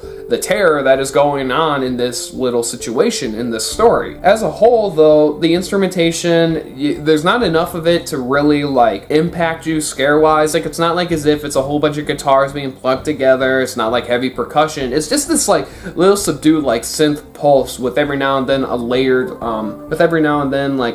guitar on top of it. It's not this in-your-face instrumental like Daddy by Korn, where that guitar riff was creepy and unsettling. As a whole, it's not that creepy, but at the same time, it has enough to keep you creeped out.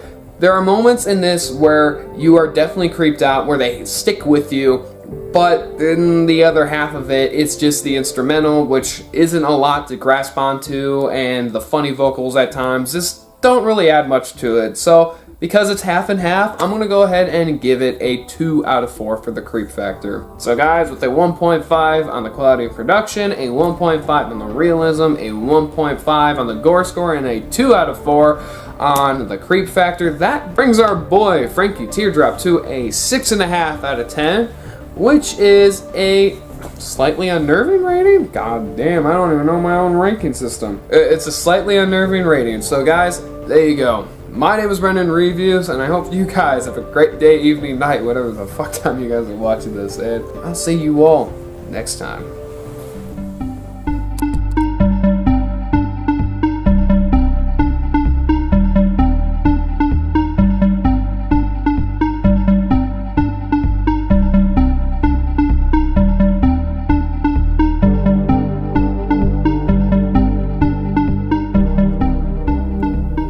Hey guys, how you doing today? My name is Brendan Reviews, and we just filmed a Scariest Media episode called Frankie Teardrop by Suicide. And while in the process of trying to find other songs to listen to, I came across one called Come to Daddy by Aphex Twin? Pretty sure it's Aphex. Yeah, and there's a music video too. So right now what I have pulled up is the Aphex Twin Come to Daddy director's cut. So it's 6.5 minutes long, or it's 6 minutes and 5 seconds long. So without further ado, let's hop into it. All right, 3, 2.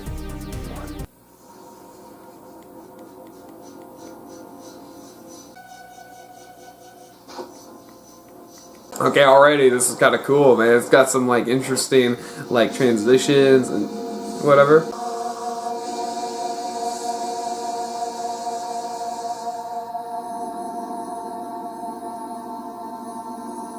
Huh?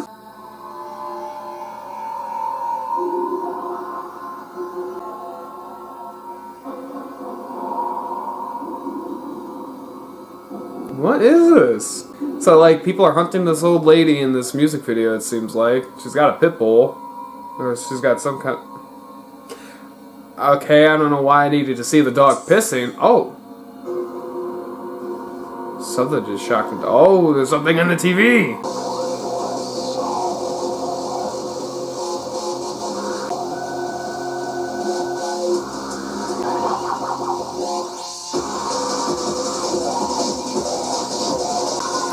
I don't know what the hell to think. So all he's saying is, I want your soul, I will eat your soul, and these are all just people that, these are all like kids that look, that have the exact same face as each other. What the hell is this?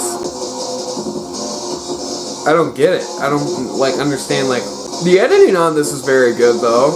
What are they doing? Are they just like hunting down people and like trying to antagonize them with this damn TV?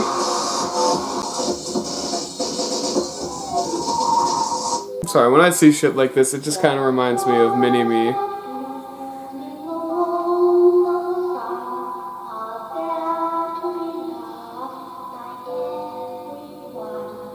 I just don't understand all of what's going on. Okay, oh, coming out of the TV. Oh, there's the old lady again. Thought she was having some kind of heart attack. What the hell?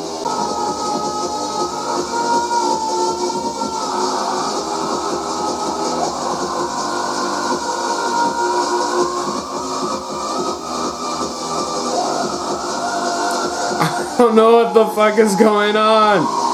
What the fuck is that thing? I guess it's the daddy. Yeah, come to daddy.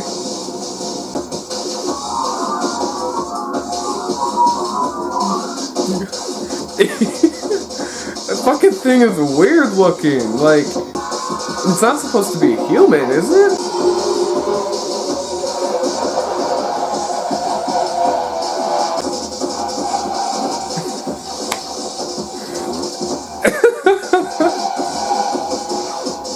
Okay, that was it? Okay, how do I even put that into words? That was like insane. That was batshit off the walls. Okay. Yeah. Okay. I guess let's just, hop into it. So starting off with the quality and production of Come to Daddy by Aphex Twin. Okay, so the whole time, like, this song is going on, so it's a pretty killer beat. That beat is, like, rampant. It is fast-paced, and I enjoy the shit out of it. It sounds like a good time at the club kind of thing, right? It sounds like a good time at a rave, this nice dubstep banger you kind of got going on, and I like the vocals where he's just going, I will eat your soul. I enjoy all of that. I think it's actually a fun song to listen to. The music video is fucking wonky as hell. I don't know what the hell was going on in it, and I don't know what necessarily to, like, think of it, really. Like, I don't understand how everything kind of connects. I don't get it. I really just don't understand, like, what even happened in the music video. So, like, just looking at the song was fine. The song was good. It was a good song all the way through. I enjoyed, like, the rampant and fast-paced, like, non-stop, kick-your-ass kind of energy. But as for the music video, because I just don't know what the hell is going on in the music video, just shit kind of happens. Old ladies walking on a roof with the dog, and then all of a sudden something comes out from the fucking TV, and like that these kids start bringing around the TV, showing like one poor guy in a parking garage what's on the TV, and then all of a sudden you actually have someone like crawl out of the TV and yell at and scream at the old lady who doesn't even have the dog now. So because I don't know what's going on in the music video, that's a huge con for it. But as far as like the other stuff, like that creature that crawled out of the TV, the face of the actual like kids, it looks like, and just like the aesthetic of the overall music video, it looks good. So it's not going to be a terrible con. It's not going to be a terrible point off. So I'm going to go ahead and give for the quality of production of Come to Daddy by Aphex Twin a 1.5 out of 2. Moving on to realism. Dude, I don't even know how the fuck to rate this one. I don't even know how you could actually talk about this being realistic in any sort of fashion. Like I can't imagine myself in that scenario. If I was in that scenario, I still don't know what the fuck is going on. And then not only is that scenario not realistic, I don't even know how the hell to talk about it. I think just by default, a 0 out of 2. Sorry guys, but yeah, I don't know how the hell to rate realism when it comes down to this thing. Gore score wise. Now, okay, so obviously there's not really any violence in this, and it's just kind of more an attack on the senses kind of music video and like presentation in the song. I mean, I guess when it comes down to that, let's just take into account let's just take into account everything that happened in the music video, right? So we had these kids, right? And these kids, they're starting to creep up on this old lady and whatever. And then all of a sudden, like, it shocks the dog as the dog's peeing, gets the dog all pissed off. And as far as gore score goes, like, this isn't like overtly psychologically affecting. And then not only that, there's not really any blood or gore to go off of, but the one thing that does display any sense of like body horror, if you will, or any kind of like one thing that you could like point out that's like, you know, a bit disgusting or is a bit more of a psychological thing, and that is the moment when the being crawls out from the TV and it's all slimy, it's pale, it's like naked, and it's extremely skinny, it looks like it's anorexic, and the nails are super long, it's got these huge ass fangs, and it's just screaming at this old lady. But besides from that one moment, everything else, it's not enough to justify any higher rating than a 0.5 out of 2. Just because there's not a whole lot going on with it, so. Okay, but moving on to creep factor. As I said, this isn't a very creepy song. It just is not. It's not scary, and nor is it really this hard-hitting, like, game changer in terms of, like, an all-out attack on the senses kind of thing. It just was, it just felt like a very abstract club banger to me. It didn't feel too scary. It wasn't horrifying by any means. It lacked the substance that I was expecting it to. I did like the crawling out of the thing. I think it is a really weird why all of the kids have the same face and whatever. I did like the moment where it screamed at the old lady, and that final shot where it's embracing all of its children.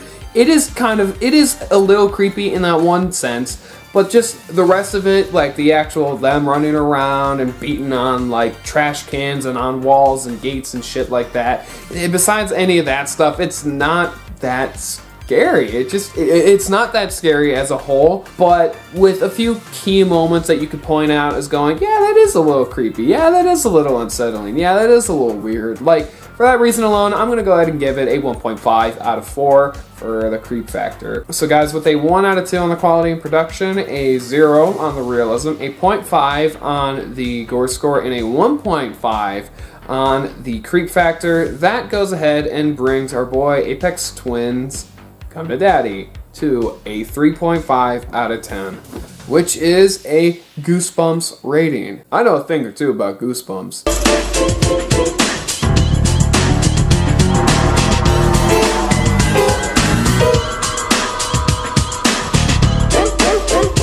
Anyways, guys, yeah, it gives it a Goosebumps rating. It's not enough to truly creep you out. It just gives you like, oh yeah, that was a little weird. Yeah, like, it's got that kick-ass energy and just, yeah, you know, it's a good song. I totally recommend some of you guys listen to it. But as in terms of like one of the creepiest songs ever made, to me personally, it is not one of those. Though it does have a few unsettling moments in the music video, it just isn't that creepy as a whole. So guys, there you go. My name is Brendan Reviews. I hope you guys have a great day, evening, night, whatever the fuck time you guys are watching this, and I'll see you all next time.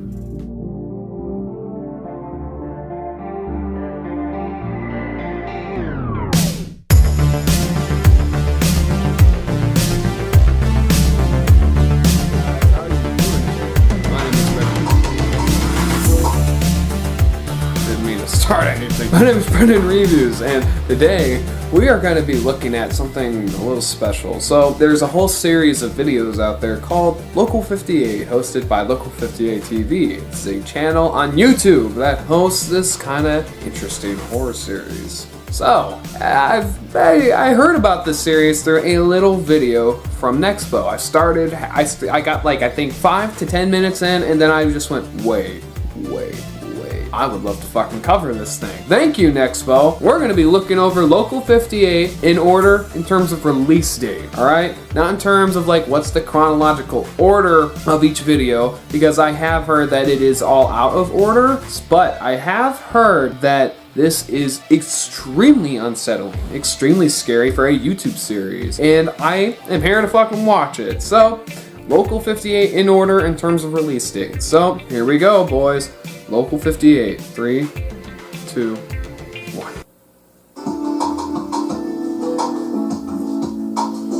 Okay, 12:05, The Midnight Movie, 1:55, paid programming.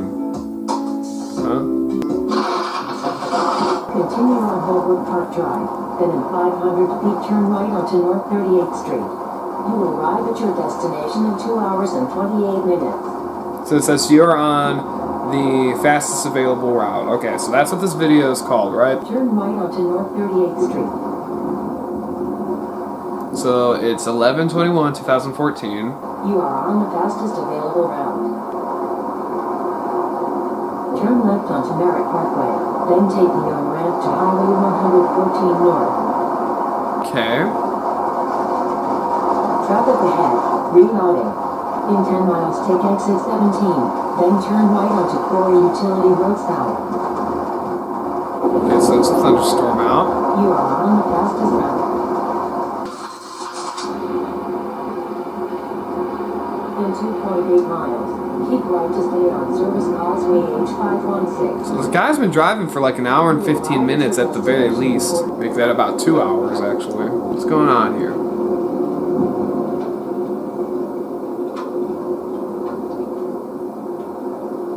Rerouting. Make a U-turn. U-turn? Head east for 1/4 of a mile, then follow signs for do not enter. Man, if my GPS started bringing me all the way out to like someplace like this, I'd be fucking Continue horrified. on unnamed road. Then, in 300 feet, turn off your headlights. Then turn off your headlights? What?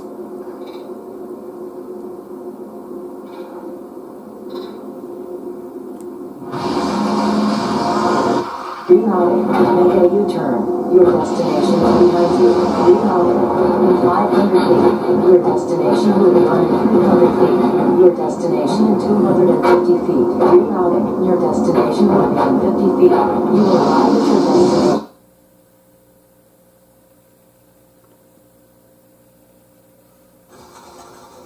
Oh. Shit.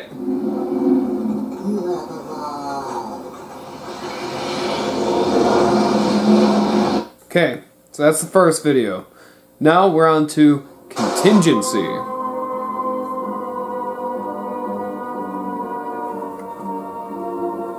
(3 a.m. end of broadcast day.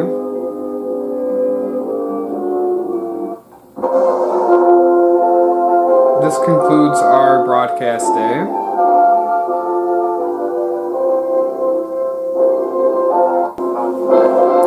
Have a great night. No, okay, cutting me off. Fuck you, motherfuckers. Just do not use 12 Omaha. Contingency message will now begin. Please comply with the following instructions going on there. The worst has come to pass. Despite the sacrifices of our citizens and the might of our armed forces, the United States has been forced to surrender to her enemy. Our streets, the enemy will never occupy our spirit. That is why all Americans are now called upon to act to preserve the memory of the United States clear, bright, untarnished, and uncompromised. Americans, every man, woman, and child are now called upon to act before the moment passes by. Let our united resolve echo through history. Even in defeat, we refuse to yield. Even in defeat, we claim victory. Honor liberty by taking the final greatest liberty of all. It is a privilege to be called to action. You take America with you? What the fuck is this kind of message? You, the method most available to you at this time. Your courage will inspire others. There is nothing to fear. Access to a loaded firearm is ideal. Place muzzle, hold upward to the... What the hell? Upward into your mouth? Don't even think about it, f***ings! Wait, lay on your lawn, like face up, but on your back. What? Lay on your back, face up? Huh.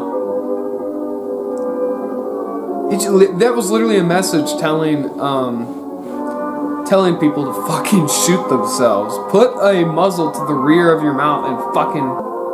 This has been confirmed as a hoax.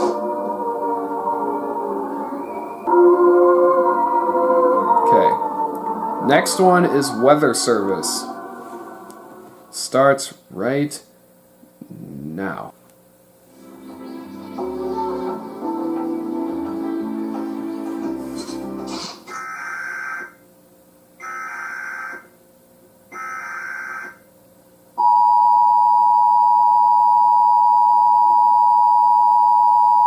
Weather warning for your area.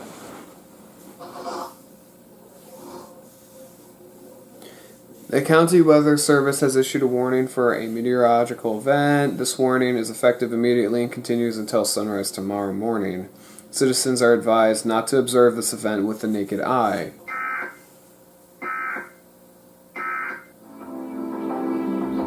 There's a quick little shot of the moon in there.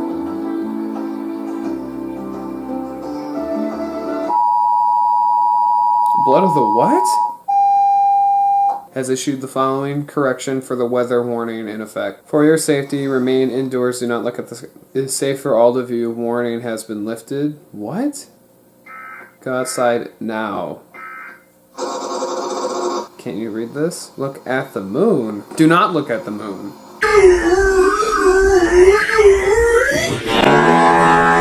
It's like two broadcast stations are like fucking fighting over like the message. What's so... Okay, so like, what's so special about like, I don't know, the moon? It's in the light. What's in the light? The moon came in. He found me through the mirror. Moonlight white, white like eyes. Not light, but blood. I drown in him. Ha! If you are afraid, we will look together.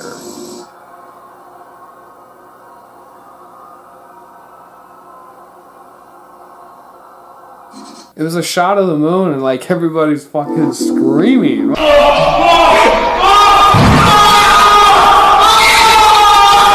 the fuck is going on? Okay, so this next one is Station ID.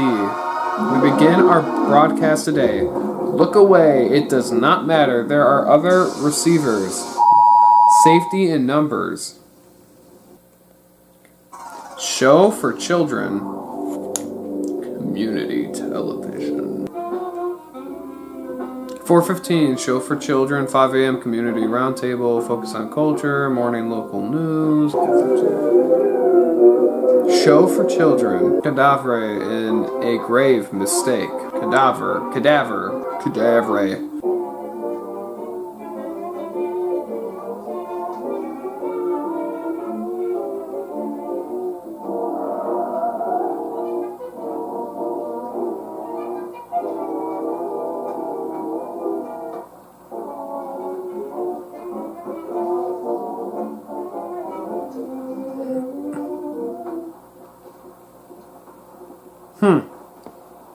That's a little creepy.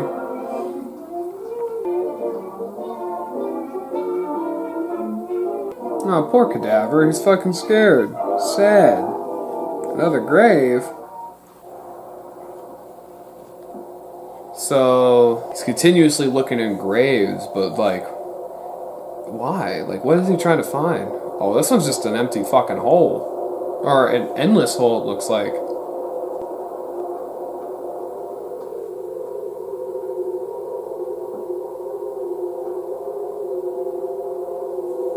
Man, this is just depressing. He's fucking walking around in this, like, cold, like, cavern. This is meant for kids? What the hell?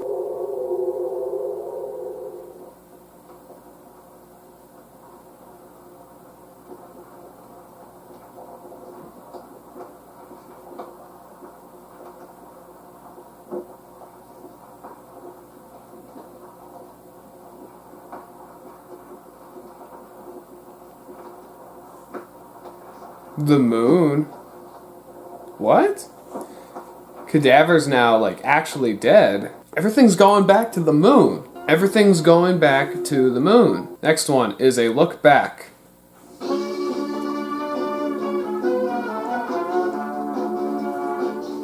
Thank you. From WCTV lineup. The WCLV TV lineup. We send signals to ourselves through their domain. Did we really believe they wouldn't add their own?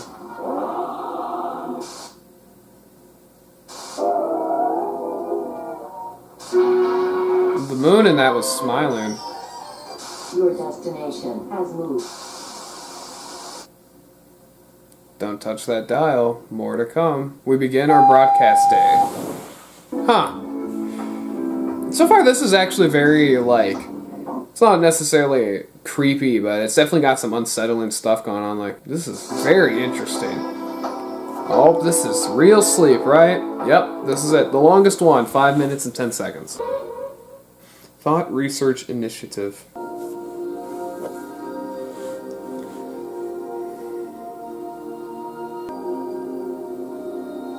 Dreaming is necessary for regular sleep function.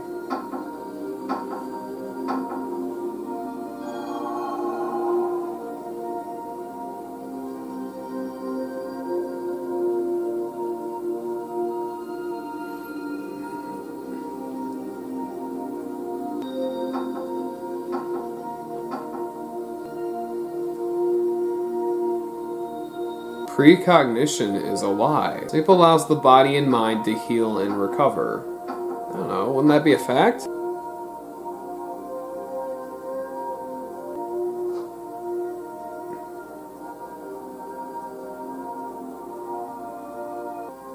Dreaming is the vestige of a primitive mind. A neuroclimate map is an index of electric activity in a brain burdened by dream stimuli. Once mapped, this activity can be triggered by other controlled stimuli, including the visual cortex, produced by the inverse of the Kleitman map. Hey, what's the point? This is what restful real sleep looks like. Sequence 1, visual calibration. Alright, I'm actually gonna participate in this.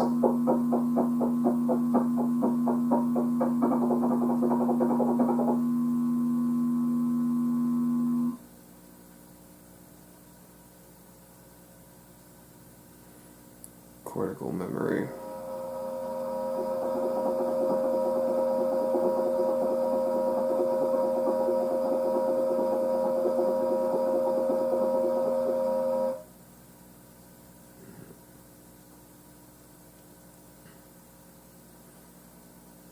Abolition of subconscious.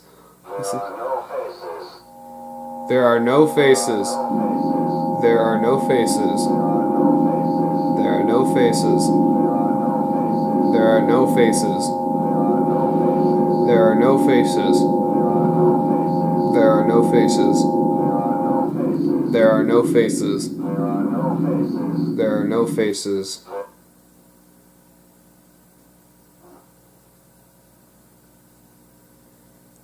What the fuck? Ooh.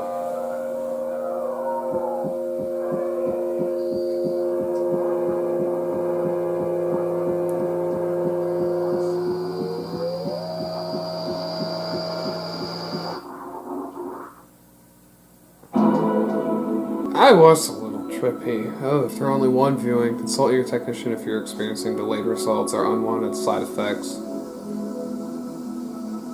So, do not see a doctor. Last one, sky watching. Let's see what this is. Sky watching, 12:30. City council meeting, paid programming, 2 a.m.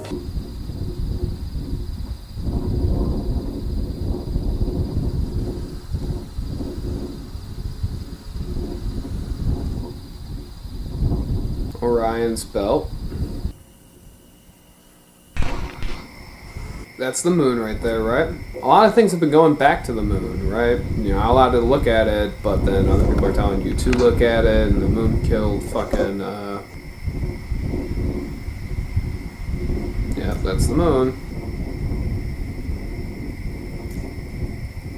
His throat? What?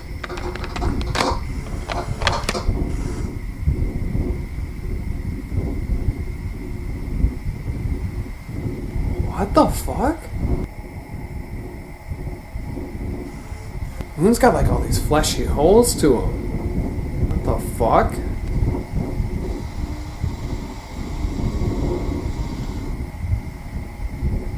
What is going on?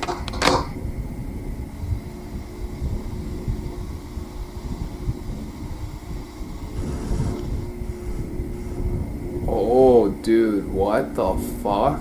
Is that like some kind of city right there? And it's an arrow pointing to something? Wait, the moon's gone? What?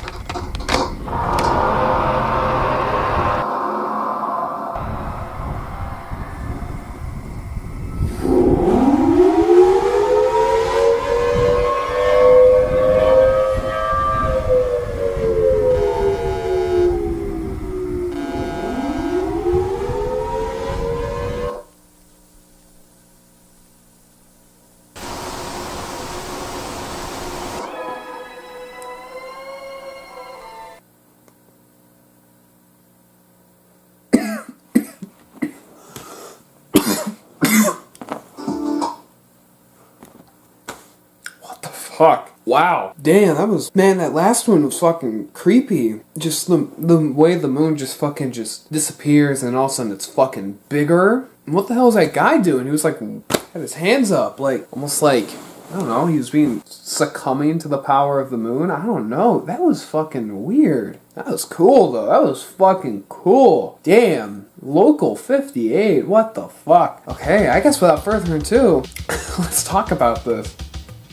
Starting off with the quality and production, I fucking love the aesthetic of this whole thing. This is a well put together fucking series so far. The effects, the like actual broadcast, the way it looks, the sound effects, the sound design, all of it looks fucking good. It all looks awesome. This is a fantastic display of what you can do on just simply YouTube as a platform, and I absolutely love this. This was really well made. I'm surprised as hell. I love just a lot of what goes on in it and the trippiness of it. There's like so many layers to it. There's broadcast, there's like the fastest available route one, then there's the animation side, then there's the moment where the moon goes away and it gets bigger. This is awesome. Like, okay, quality and production, I'm giving it 2 out of 2. Realism. Now, I guess let's take into account what the situation is. It seems like as if there's a lot of manipulation going on through this channel. And it seems like it's trying to manipulate its audience into something about the moon, right? And I guess what makes it even scarier is the fact that you know that's exactly how shit is these days. Everything in ads, everything in news networks, it's all to manipulate you as the viewer into either a certain viewpoint, into making you feel a certain way, making you, like, for example, what's the point of a commercial of food, right? It's to manipulate you into feeling hungry and making you want what's inside of that commercial, right? What's the point of, like, talking about certain kinds of politics on either side, right? It's either to persuade you into coming to that side or persuade you into not going into that side, right? That's just how it is. And so the idea that this channel is manipulating its audience into something going on with the moon, and then the moon, like the fact that it just got fucking bigger. What is going on? And yeah, that is fucking cool. This was cool as hell. I can totally imagine like something like this happening in, I don't mean like as in like a channel like manipulating you into the moon and the moon is like the supernatural entity. I just mean I can totally see that there'd be this channel that's onto something big and is manipulating people into its, you know, scheme of what's going on with whatever it is it's trying to talk about. And just the amount of shit that's just weird and very scary about this, you know? Yeah, it does a very good job of just putting you into that atmosphere, making it feel grounded and feel as real as it can. And for that reason alone, I'm giving it also a 2 out of 2. Gore score. Okay. So this isn't very gory, of course. This is more psychological. And the manipulation aspect of it and the trippiness of that real sleep moment and just the little things here and there that definitely add into the psychological horror of it. I definitely think it justifies a 1 out of 2 rating, because obviously there's not a whole lot, like obviously there's only 8 videos, right? This series is clearly not done. They're building up to something big and bombastic, right? We're waiting for that big payoff, that one video where everything just connects and everything is just like, yeah, it's a brain blast, right? We're waiting for that moment, but as of this moment, it is very psychologically trippy and very scary mentally. But because there's not a whole lot more to say than just like, a lot of it is trippy, a lot of it is very interesting and just like, like it's confusing and it fucks with your mind, it doesn't justify more than a 1 out of 2 rating. Moving on to creep factor. Okay, this stuff is very creepy, but also not only is it just creepy, it is mentally very, very distressing, if I have to be honest. It is a distressing series of videos.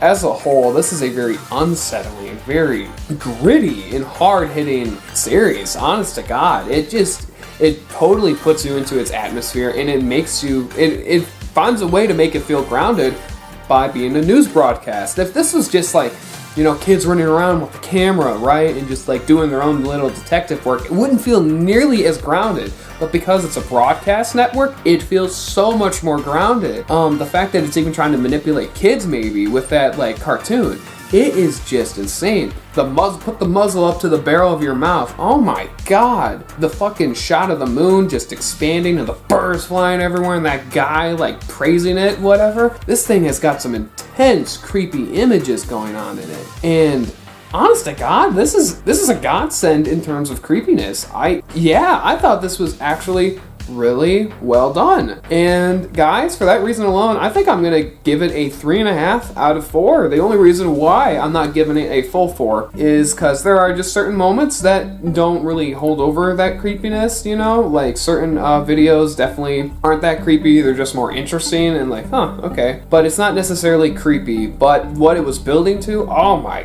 God.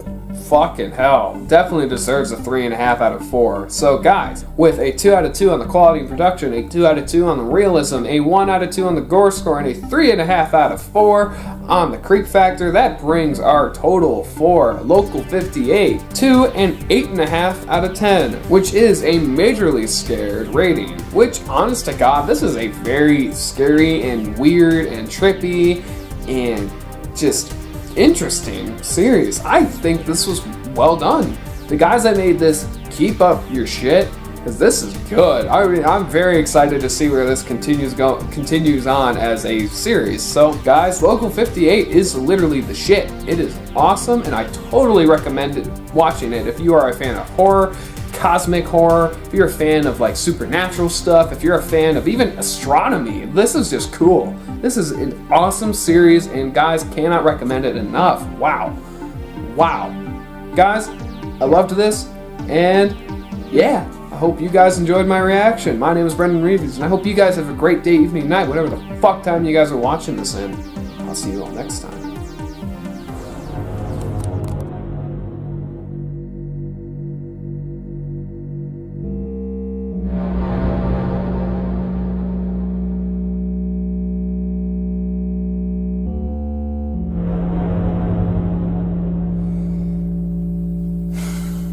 Hey there, ladies and gentlemen, my name is Brendan Reviews, and look at this, we're back in my old setup, my room. So, I cleaned it up, and here we are with another episode of Scariest Media, and today we are looking over another song from another rock band. This rock band is known as Slayer. I have not really heard much from these guys whatsoever, but I have heard that they have some very disturbing songs, and well, as you can see by the fucking title, today's song is Dead Skin Mask by Slayer. I have looked up some of what this song is about, Dead Skin Mask, and it is inspired by Ed Gein. And Ed Gein I have talked about in some of my other videos. I've briefly mentioned him, and basically what it is he had killed a few people, and he also robbed graves, and he had taken those bodies and he had made furniture out of the bodies. He had an entire belt made out of nipples, he had an entire couch made out of human torsos, he had a lampshade made out of various different parts of the skin, I think he had a face actually in that lampshade. So yeah, very disturbing guy, to say the least. It's hard to believe a guy like him actually exists, but here comes Slayer with Dead Skin Mask, and oh yeah, alright, here we go, alright? 5 minutes and 14 seconds long. Let's listen to it. I got this with the lyrics up in the video. Headphones, we're going in hard. Let's start with Slayer, Dead Skin Mask. 3, 2, 1.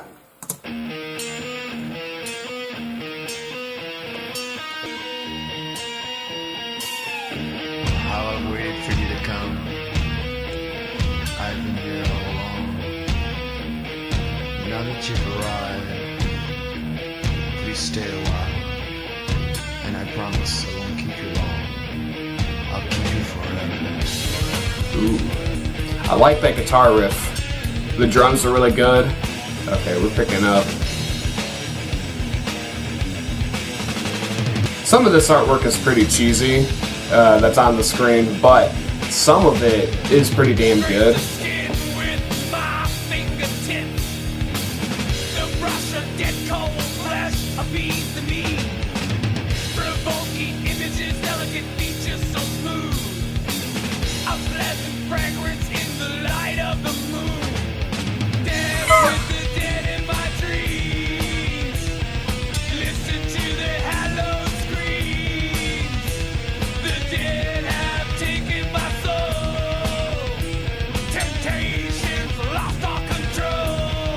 Damn, this is actually a kick-ass song. I'm freaking vibing hard with this.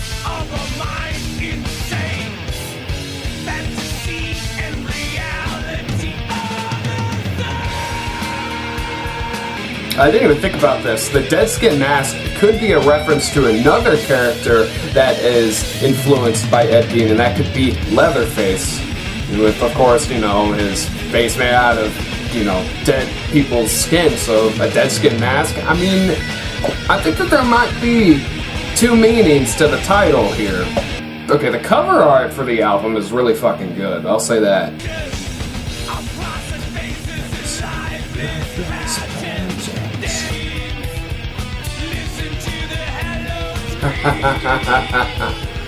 Ooh, that is actually kind of creepy. It's like a kid that might be like, or a kid or a girl or somebody who's inside of his house.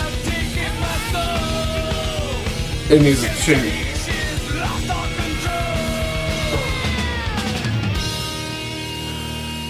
That is actually kind of creepy. Like they're trapped inside of the house, and Ed Gein is gonna, you know, kill them and make them into a dead skin mask. Yeah, it is actually really creepy. I'll give them that. Just that part, though.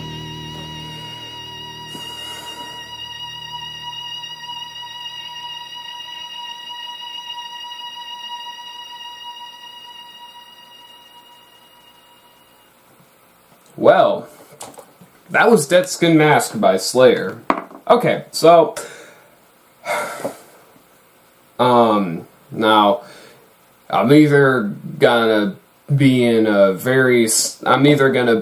the consensus of this is a very scary song, or I'm going to be in the controversial consensus of this song ain't very scary. Yeah, I'm more the latter. Alright, starting off with quality and production. So, the song itself is really kick-ass. A lot of these rock songs that we've been listening to on Scariest Media have been very, very good. They've been good with good guitar riffs, good bass, good percussion and drums, and good vocals for the most part that complement the song. As of course, Daddy by Korn set the standard, and that song to me is still the creepiest song we have looked at on Scariest Media, but it is not as kick-ass of a song as some of the ones that we have heard. I do think it is a very good song, but I do think that I find myself enjoying this a lot more just simply because it is more of a just simple rock song with, of course, you know, disturbing lyrics stemming from, of course, the inspiration of a serial killer. But the song itself has a good pace, it has good guitar riffs, the vocals complement the song well. I can't even think of anything I really dislike about it. It's just an overall really well put together rock song, and I like it a lot. So, honest to God, for quality and production, I'm just going to give it a 2 out of 2. Moving into realism. So, realism, let's take a look at Ed Gein. Ed Gein was a very particular kind of serial killer. So, I have done a lot of research into serial killers in my spare time just because I'm interested in the psychology of it. I'm interested in why they work and like why they get the pleasure from the sadomasochistic ways that they necessarily have within them. You know, why their behaviorisms are so sadistic and why they enjoy it so much. Something for me that I have always found interesting is with the killer Ed Gein. This was a guy who did something that no other serial killer really has done. This is not a guy who just This is not some like really creepy dude who, you know, killed people and took Polaroids like Jeffrey Dahmer. He's not a guy that was picking up people on the side of the road and slaughtering them inside of his little frickin' vehicle like Ted Bundy. And this is a guy who kidnapped people, robbed graves, and took their bodies and turned them into furniture. Furniture that he would fucking use. This guy is creepy as hell. So when we look at the song, right, look at the song's lyrics, and it's talking about grazing the skin with my fingertips, provoking images, delicate features so smooth, the brush of dead cold flesh appeases the means, right? In the depths of the mind insane, fantasy and reality are the same. And that's the thing that I think this song captures pretty well, is at least it's talking about kind of how he is insane. This is a guy who didn't really care what he was doing. He didn't necessarily even know it was wrong because it just was so out of the norm. And stuff that is only inside of your head, like the nightmares, right? The only shit that you can ever think of, like, man, that would be so creepy if somebody actually took dead bodies and made furniture out of it. Well, there was somebody that actually fucking did that. So in this sense, I think the song's realism works to at least half the extent it can, in the sense of was insane. He was insane and didn't know necessarily that what he was doing was necessarily wrong. He just was a fucked up man, and he enjoyed doing it, clearly to the point of decorating with his victims. Yeah, that's that, but there's one thing I want to look into very quickly. So when we're looking back at the song, right, there's that moment where towards the end you hear somebody crying out. You hear someone going, Mr. Gein, can you let me out of here? I don't want to play anymore. That's fake. So Ed Gein never killed a kid, A. B, he never kidnapped anybody, believe it or not. He, as a matter of fact, killed 2 women, right, kidnapped and robbed a whole bunch of other graves. He's suspected to have killed possibly another 2 to 3 other people, right? But obviously he never got convicted guilty of it. He was only convicted guilty of 1 murder due to financial reasons from the trial. So he never actually did kidnap somebody. So that part of the song is unrealistic and doesn't apply to Ed Gein as a serial killer. Ed Gein, what he did is he shot this woman, right, and took her body, went to further decapitate her, and then took her body and, you know, did what he has been doing, the furniture. And so in this sense, because that part of the song is very unrealistic, though I did find it creepy, I just don't think it applies too much to the actual Ed Gein serial killer in real life. So for that reason alone, for the realism of Dead Skin Mask, I'm going to give it a 1 out of 2. Now for the gore score. Okay, so there's a lot of lines in here that definitely play into the goriness of it. There's a lot that like gives you kind of like the sense of paranoia, that give you the sense of like lifelessness and this sense of unease. And here's where it starts. So I promise I won't keep you long, I'll keep you forever. Graze the skin with my fingertips, the brush of dead cold flesh appeases the means. Dance with the dead in my dreams. Listen to their hollowed screams. The dead have taken my soul. Temptation's lost all control. So, at this point, you obviously are realizing that he's talking about how much he enjoys killing, A, and B, the flesh that the flesh of his victims. Basically, he's caressing the skin. He's feeling it. He's trying to do something with it, and it is very tempting to him to continue to kill and continue to do shit with this flesh. So just for those lines alone, it definitely is worth a point. But there's not a whole lot of lines in here that really play into the gruesome nature of Ed Gein. I mean, come on. This is a guy that literally shot a woman, decapitated her, used her body to then create furniture throughout the house. If there were lines in here about how or what he was planning to do with the body, or even the line of possibly referencing the fact that Ed Gein never had sex with the bodies because he hated the fucking smell. He hated the fucking smell of the bodies. Why aren't there more lines like that in this song. If there were more lines like that, this song would definitely have a lot more of a gory punch to it, a lot more of a psychological horror factor to it, but there is not for either of that. There's not any more than just those few lines, and just when you think that it might continue to create more and more lines and the lyrics will progress into being more and more depraved, you just realize that the lines are repeating, and that's it. So for that reason alone, I'm going to go ahead and give the Gore score for Dead Skin Mask a 0.75 out of 2. Now moving on to creep factor. As I did say, that last bit where there is somebody screaming out from behind the door, even though it's unrealistic, it is creepy. And I will give it that. Some of the lyrics in here definitely do creep you out to a certain extent, especially lines about the pleasant fragrance of it, even though it is unrealistic, considering Ed Gein didn't like the smell. The pleasant fragrance of the body, the caressing of cold flesh, understood. Those lines definitely help to play into a creepiness that the song may pertain to. But the biggest problem with the song is that it does not hold up with that creepiness when all it does is just continue to repeat the same lines, and those same lines don't have enough of a punch to keep it going. That was the benefit that Daddy by Korn had, is that the lines that they were repeating were so hard-hitting that the more and more you heard it, the more and more it started to sink in. It was like a knife that the more and more you were pushing, the more it cut, the more it got deeper into your soul. This is just kind of like a needle. It's just kind of like a needle. It jabs you in the shoulder, okay, and then tries to jab you in some other place, and it doesn't even, it just has the same effect. It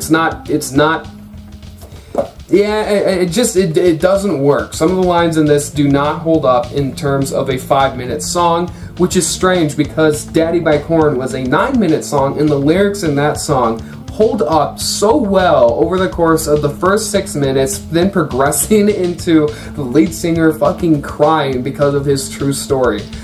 I just don't think this is the creepiest song ever made, but that last moment where there is somebody crying out from behind the door is actually pretty creepy, and I will give it that much. The song is good, the song is very unrealistic, the song isn't that gory or psychologically affecting, and the song is mildly creepy. So with it being mildly creepy, I'm gonna give it a 1.5 out of 4.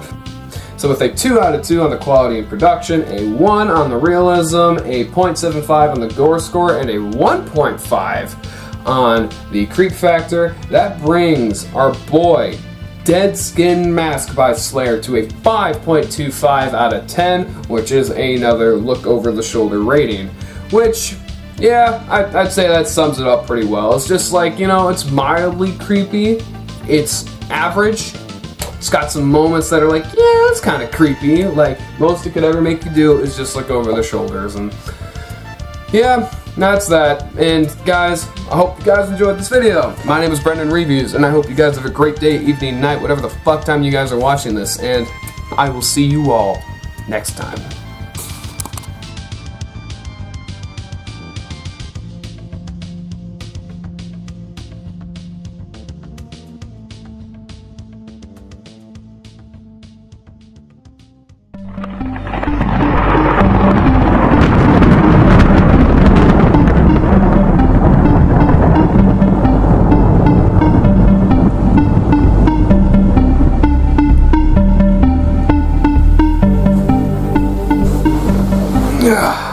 Hi guys and fucking assholes out there in the universe. My name is Brendan Reviews, and hi. Who are you?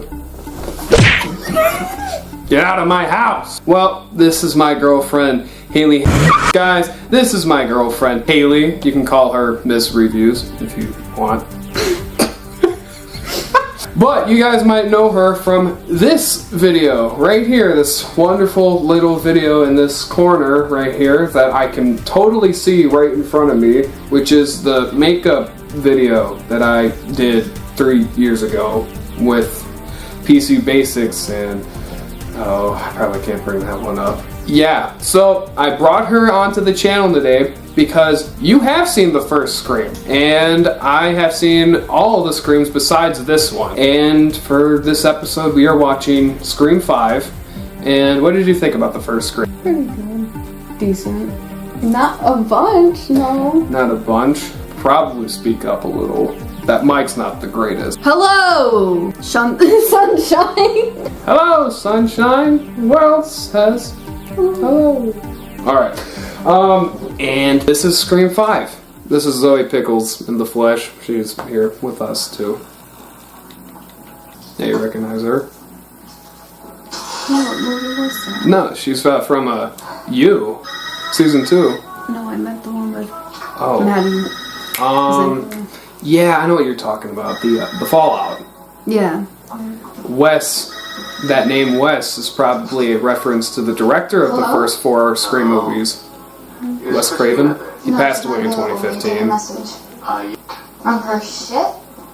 Look, just tell her I'm from Group. I'm Charlie. She's got my number. Oh, she goes through Drew. And I will do exactly that, Charlie. Won't you tell me what kind of group we're talking about? Is it That's... AA, What's your favorite scary movie? The Babadook. It's an amazing meditation on motherhood and grief. Well, it's elevated horror. What does that mean, elevated horror? That sounds kind of boring to me. Have you ever seen Stab? And you don't know Stab. I didn't even tell you that Stab was a fake movie series that was created within this series, supposedly about the first movie, right? Like, she answers the wrong number and starts talking with the killer who makes her play a game. Would you like to play a game, Tara?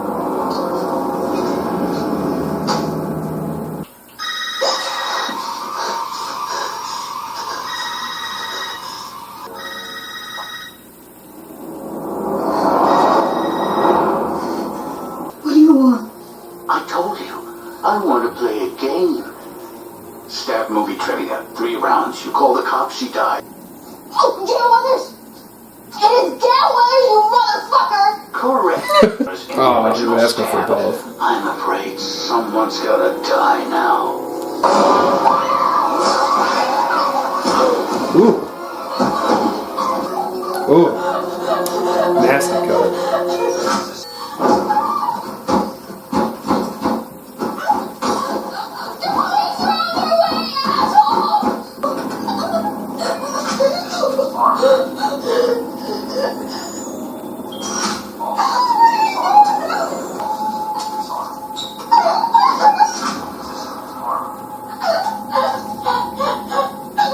Yeah, she's a really good actress for her age. Bonus question. Tara, you could rearm.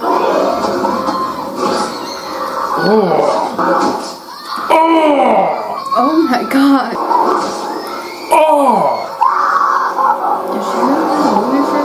I don't know. Typically, the person who's introduced at the beginning is killed right away.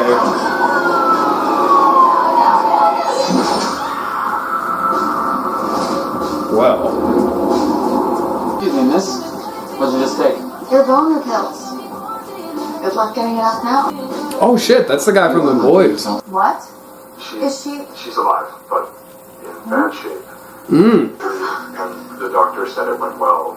She's resting now.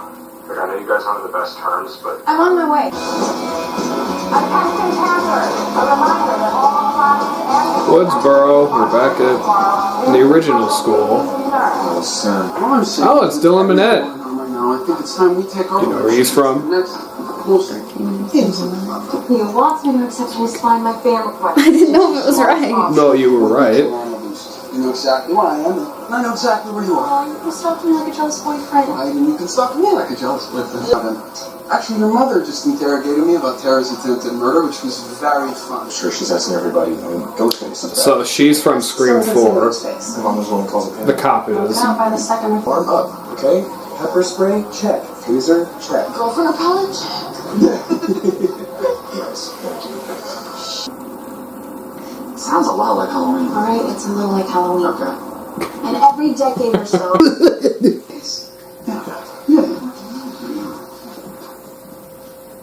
Not you, Sam.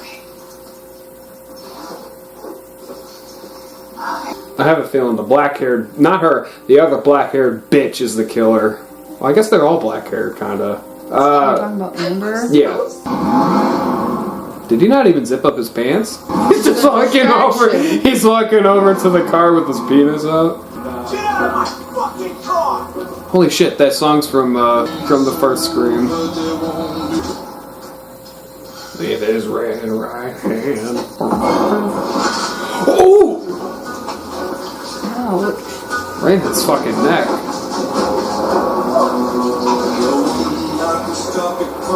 I like how the movie has taken the time to set up the new characters before introducing the old ones. Whoa. Hold on, Sam. You to come back here somehow, didn't I? You wanna fuck with me, asshole? I'm right here. Come and get me. With pleasure.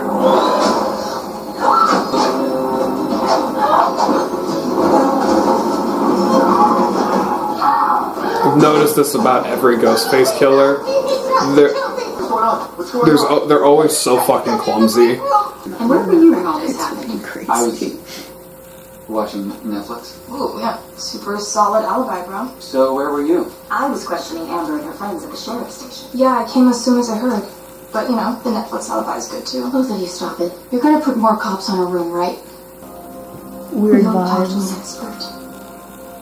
Talk to an expert? Oh shit. Dewey! Good morning, I'm Gail Weathers. So before we dive in, I want to tell you a little story that happened on the way to the studio this morning. Go away! Sorry to bother you, Mr. Riley. Oh, we're not looking for an interview. Reason for me to talk to you. My name is Samantha Carpenter. I was attacked last night at the hospital. I'll give you 2 minutes. I'm missing a shoulder leg. Bangs again. Someone staged an interview. Yeah, Leathers. Were you two, yeah. How long have you known him? 6 months? Did you know who your dad was when you met? Express any interest in Woodsboro or the Ghostface killings? What the hell are you talking about? Your killer's obsessed with the stab movies, right? Never trust the love interest. They seem sweet, caring, supportive, and welcome to act. I'm related to Billy. Right, but then why kill that random Vince guy? That's for you to figure out. Does your sister have a close-knit group of friends? Yeah, she does. Then look for the killer there. You just said it always goes back to the past, right? So, if I'm in danger, that means you're in danger. Let's do this. Together. Your time's up. Yeah, it's way more fun than the movies. Hello? Hey, Sid, it's me. Do we? Oh my god, how long has it been just trying to get a run-in before I take the girls to school? How are you? I'm good, really good. Oh, she's got daughters. I know things didn't end well with you guys, but... Sid, it's happening again. What are you talking about? Some idiot in a Ghostface mask. 3 attacks so far. 1 dead. Something about this one just feels different. Just want you to be safe up there. Do you have a gun? I'm Sydney fucking Prescott, of course I have a gun. Whoever this killer's after, I'm glad they have you to protect them. Probably shouldn't have sent the smiley face. The old theme. I've decided to temporarily assist you in your investigation. Thank you. Oh my god, hey, that's Randy. You know so much about the Sabbath movies? Julie! Hi! You look... Yeah. How's the light? Okay, Mom, we're good. So let me get this straight. You're saying that you're the daughter of Billy Loomis and what, that one of us is the killer? No thanks. None taken, but what's my motive? You got stabbed a billion times, got dumped by your famous wife, and crawled into a bottle. I think it's safe to say you're on the suspect list. Well, maybe you're the killer. Because that cut deep. Who's Schumacher? Oh my god. It's Billy Loomis's accomplice, a real Looney Tune. Okay. Oh my god, he's making a requel. I actually really liked that one. Of course you did, you have terrible taste. How they crammed in social commentary just to make it elevated. How the main character is a Mary Sue. What's a Mary Sue? You really don't want to know. What is their favorite thing in the world? The movie that made them love horror, that Mom or Dad showed them when they were 10, that bonded them. Our killer is writing his own version of Stab 8, but doing it as a requel. Which is? Black Christmas, Child's Play, Flatliners. That shit. We saw Black Christmas together. New, but not too new. Or the internet What'd you fucking think of that? Sack of shit. Part of an ongoing storyline. That even if the was story shouldn't have been ongoing in the first place. crapshoot. I'm starting to regret coming here. Jesus, my mom's character more than... No one cares about the shitty, inferior sequels, Wes. You're safe. Sam, Wait. The first fucking rule of these movies is don't split up! An extra edamame. Please. Thank you. I'll be there in 10 minutes. Bye. Your favorite scary movie? I prefer animated films and musicals. Why are you doing this? I'll tell you, by the time I see you, I'll have gutted your baby boy. Well, lucky for her, she got a cop car. This is Sheriff Hicks. I need units to converge on my house ASAP. Can't get him on the phone, can you? I know you're in there. You're him. Ever seen the movie Psycho? Do you get it? Psycho, the shower scene. Girl gets stabbed to death in the shower. Yeah, there you go. Ooh. Oh, fuck. Man. Too much. Well, that one girl was right. Like, next victim is somebody connected. And, yeah, sure enough, like, she was in Scream 4. Oh, if he would have looked out the door, he probably would have seen his mom's body. Oh! Oh! Oh! Oh! That's too much. Hey, what artery did he just cut?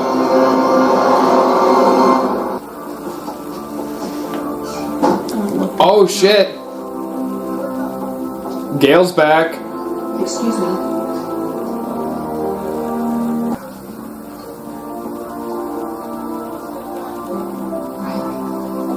Weathers. Gail Weathers, excuse me. Gail? Text. Ow! You tell me the killer is back, then text? Ouch, that hurts. Good! You were on the air. How do you know?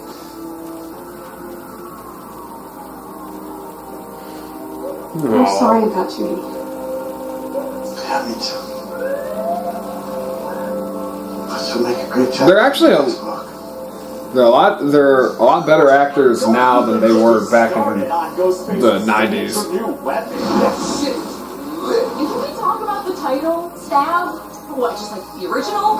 Just call it Stab 8. I mean, Dead Meat is in fucking Scream? I'm fine. What the fuck?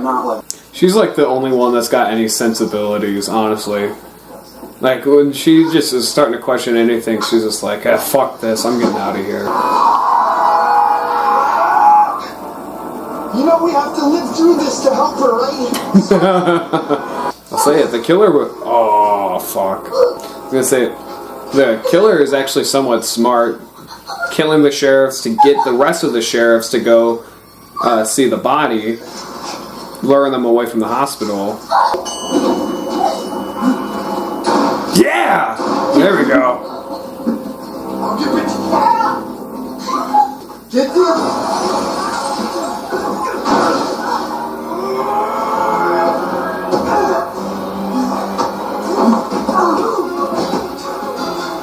I had to shake off the headbutt. The head. What? You have to shoot him in the head. They always come back. Doing? I did hear one of the original trio die.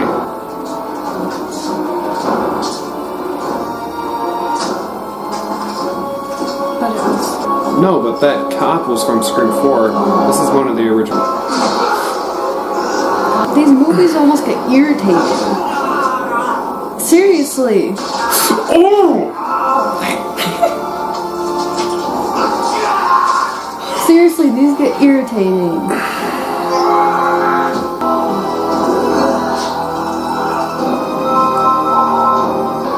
Fuck! Fuck! Is it true? Oh, Gail.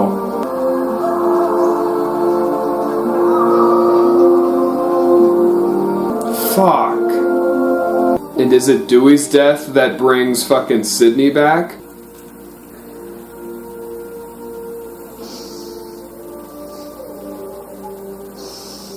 It doesn't work. It always follows. All due respect, that's your life, not mine.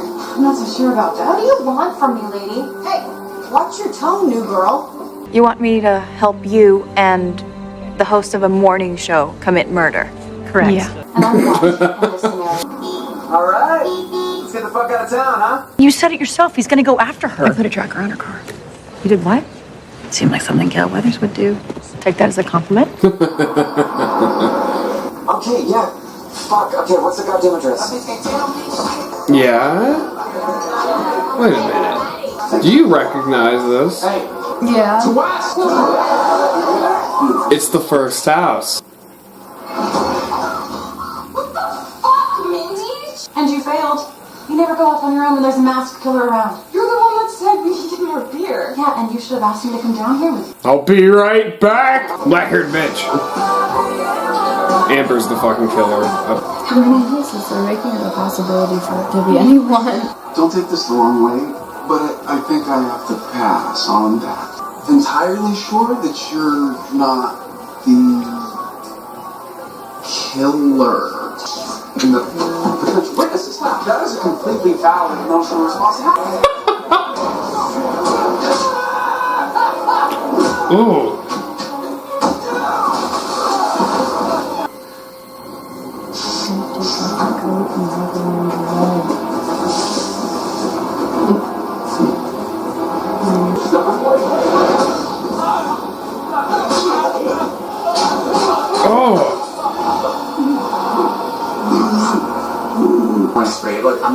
How did he not see that? Oh, just your, normal fucking jock getting stabbed to death by a fucking Ghostface killer in the background over there. Nothing to fucking worry about. You know what? He's a killer. Him and Amber. Well, he didn't want to go, so he doesn't kill.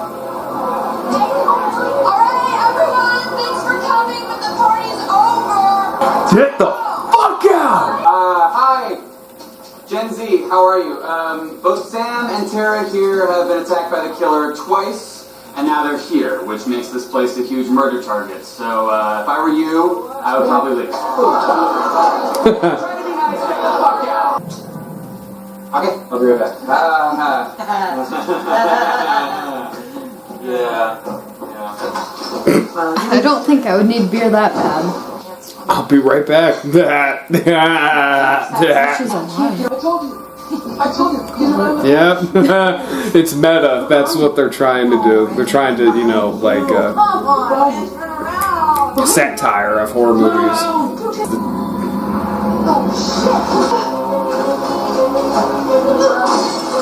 See, would you go to her? Watch yourself. No, I don't do anything. The killer, is she okay? What the fuck? Reggie, where the fuck were you? I just went to the basement to get some beer. You went to the basement alone? I asked her to come with me. She said no. Fuck you. Why is there blood on your hands? I found Chad. Chad? You're fucking lying. No. You're the killer.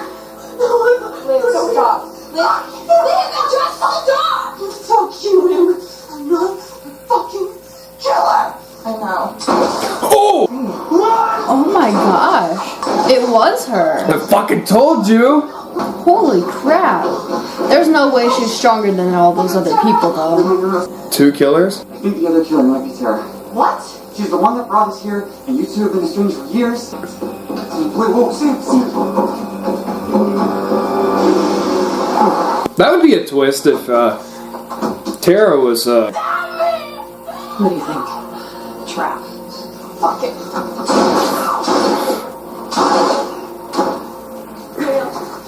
Did 2 of them die? I don't fucking know. Go finish. You said 1 out of the 3. I heard 1 out of the 3. For Dewey. I hope that doesn't mean 1 out of the 3 live.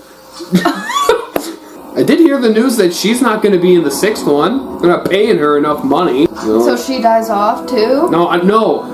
I think she lives through this one, but they're not paying. But the 6th one, they aren't paying her enough money. Did she just leave her out there? Either that. You just got shot. How about you go lay in the grass for a little bit? I don't know.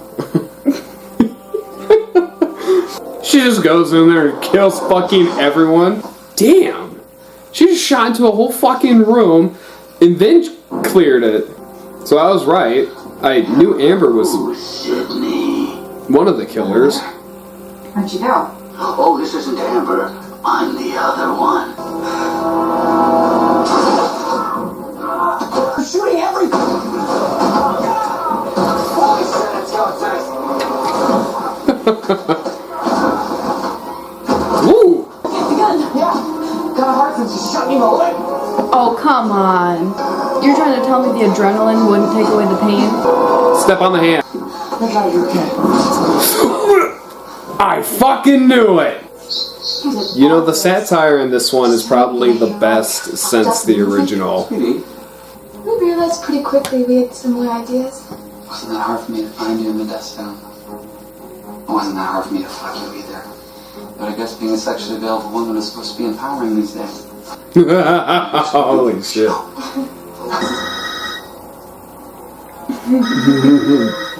That's for you. Yeah.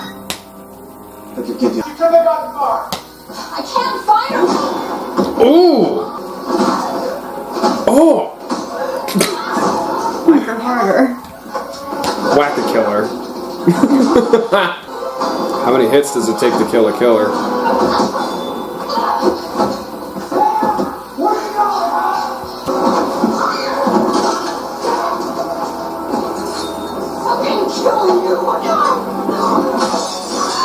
Ooh! Fucking hand sanitizer? You killed my best friend! Yeah, he died like a pussy. Damn right! Oh! It's all yours, bitch! I'm sorry, not to me! Fuck you. Oh, shit! So she deserves the torch. Passing the torch, yeah.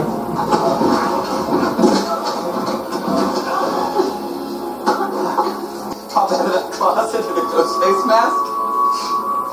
No. Ooh! Right through his mouth, too. She is gonna keep doing that. Oh! Fuck!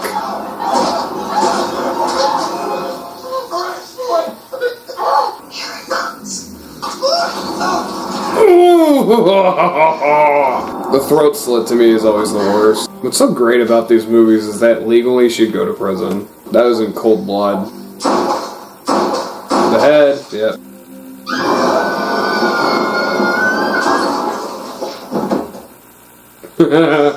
You're telling me she wasn't already dead from being half melted? I just realized that Amber died the same way she dies in Once Upon a Time in Hollywood. She gets her face smashed in and then fucking gets lit on fucking fire.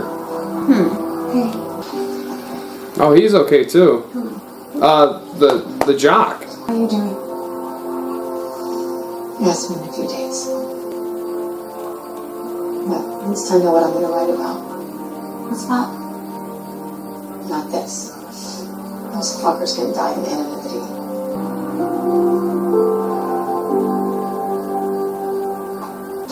Hey, Sam! Thank you.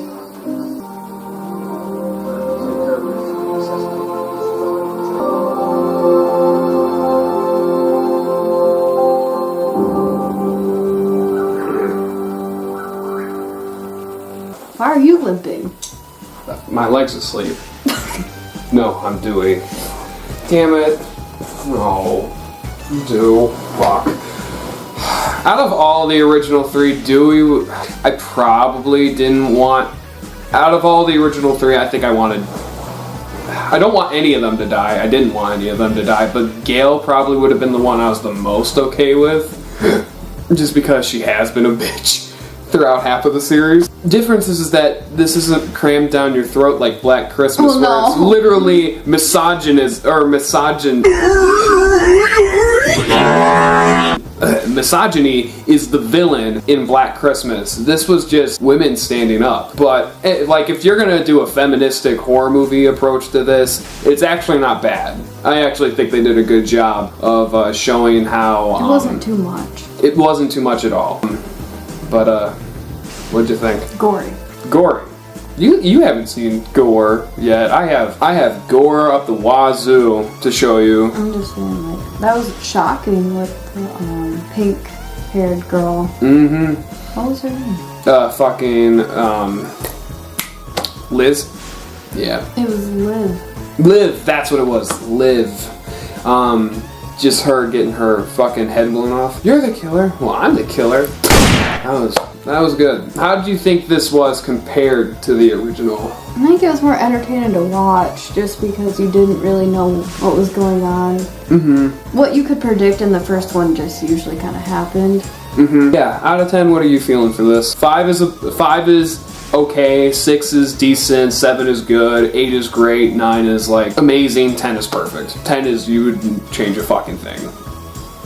8 to 9. 8 to 9? You thought it was just a great movie? Are you feeling that actually, or are you feeling it's more just a good movie? No, I think 8 to 9. It was pretty good. Alright. I'm feeling that too. I'm feeling like a 8 out of 10. It's one of the better horror movies I've seen in the past decade. And I'll say this. As much as I do like Halloween Kills, just because it is another Halloween movie, and I like Michael Myers, I can definitely say objectively this is a much better movie than Halloween Kills. Alright. Well, this is Scariest Media after all. And this ain't just a sit down and watch with Brendan reviews his girlfriend. So let's hop into this. So starting off with quality and production of Scream 5. So the new directors for this movie, I'm giving them all the credit. They do a great job with this movie right away.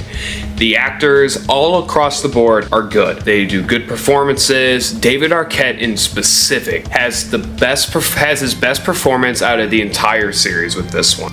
All of the original trio has matured a lot, and they do a really good job in this movie displaying their emotions, displaying how much they've matured since the first movie in terms of their acting skills. And guys, honestly, I love it. The violence is, like, all the kills are really good. This is just a overall really good horror movie. It worked out really well. It's well made. Seriously, guys, I'm gonna go ahead and give Scream 5 a 2 out of 2 on the quality and production. Moving on to realism. So, I mean, as far as like cloning people's phones and cloning people's Wi-Fi networks, I mean, though it definitely has touches of realism, like somebody could do it, we just haven't heard of anyone actually doing it. And so in that sense, it's not very realistic, but it could happen kind of thing. Idea of the Scream movies is that for the most part, this could happen. It's just that it's almost like a hyper reality of that situation. Besides like some of the like outlandishness of the idea of the cloning of people's Wi-Fi and phones, and like obviously the outlandishness of a Ghostface killer running around just, killing their best friends one by one. I mean, as far as like the character decisions go, I mean, they're overall pretty realistic. I really like the fact that Neve Campbell, Sidney Prescott, actually had a legitimate reason to come to Woodsboro. Like, it wouldn't make a whole lot of sense if she's trying to protect her kids that she mentioned she had to go to Woodsboro to help out this family, but it would make sense for her to go if Dewey was killed and she's going there to pay her respects and get revenge. That makes a little bit more sense to me. Overall, for the realism, it's not very much, so I'm gonna go ahead and give it a 0.75 out of 2. On the gore score, oh boy. The stabbing in the neck, the slitting of the throat, the breaking of the leg in the very beginning, constant stabbing of the guy that plays Huey in The Boys, the lighting on fire. Yeah, I'm feeling a good old 2. I'm feeling a good old 2 out of 2 on this one. Now on to creep factor. Now, that's the thing about the Scream movies. I love them a lot, but I mean, they're not very creepy. None of them are really creepy and get underneath your skin I would say the first movie does it better. It's not like it's a king at getting underneath your skin. I believe I only gave it a 2 out of 4 or 1.5 out of 4 during the tier 1 video that I did on the Iceberg Chronicles. I wouldn't say that this movie is necessarily scary. It definitely has its tense moments. It definitely has its moments where, like, I don't know, on the edge of your seat. But I wouldn't say that you're sitting there after the movie going, oh no, there's gonna be a Ghostface killer that comes around that corner. Oh god, I can't walk outside because the Ghostface killer is gonna be hiding behind a tree and kill me. That's the thing, is just overall, these movies are not scary to me. They're just not. I mean, I like them a lot. This movie is very good. The Ghostface costume doesn't really scare me. The only thing that does get to me is just the brutality of these two, which I've heard that the Spit and Scream 6 coming out, I've heard that it's the most brutal Ghostface yet, but honest to God, this was probably one of the most brutal ghost faces we've had. Maybe the most brutal. I mean, the stomping of the leg, the like stabbing through the hand, and just the constant, persistent, like nonstop stabbings and like the gutting of Dewey. I would say that this is definitely the most brutal, so I can give it that. But as far as creep factor wise, it's just not that creepy of a movie, but it has its moments. So I'm gonna go ahead and give for the creep factor a 1.5 out of 4. So with a 2 out of 2 on the quality and production, a 0.75 out of 2 on the realism, a 2 out of 2 on the gore score, and a 1.5 out of 4 on the creep factor, that brings our total today to a 6.25 out of 10, which is a slightly unnerving rating. And yeah, that's about it. It's definitely slightly unnerving with some of the kills, but it's not overtly creepy. It's just enough to, you know, get you to go, ugh. Yeah, there you go, guys. My name is Brendan Reviews, and thank you guys for watching. Let me know how you guys like this video. I might get my girl to come back if you guys want to see more of her and me together. And my name is Brendan Reviews, and I hope you guys have a great day, evening, night, whatever the fuck time you guys are watching this, and I will see you all next time.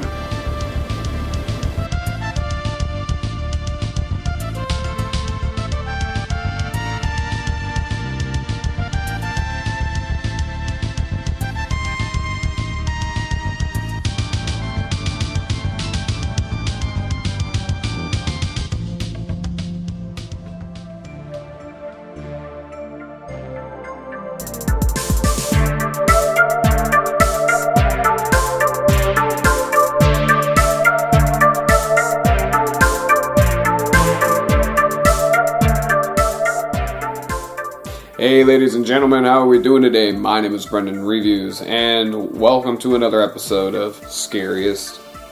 So, well, when I think about songs that I've looked up before that constantly come up on like the scariest songs of all times list, there's surprisingly a rap song that shows up quite a bit, and well, why the fuck not listen to it? And that song is Kim by Eminem. So right now I have the song pulled up with its lyrics. And yes, I have listened to a whole bunch of Eminem. Am I his biggest fan? No, but do I think he's definitely got a place in the rap world? Of course he does. He's one of the like great hip hop legends. He's left his impact and created a whole different realm of era for rap music, for it being more fun and a little bit more kooky, and then he's gotten a bit more serious, and then of course he won an Oscar for fucking Lose Yourself. So yeah, Eminem definitely has his place in the rap realm. So this is Kim, which I've heard is his most fucked up song, period. And apparently it's about an abusive like girlfriend and then resulting in someone dying. So here we go. Alright, 3, 2, 1.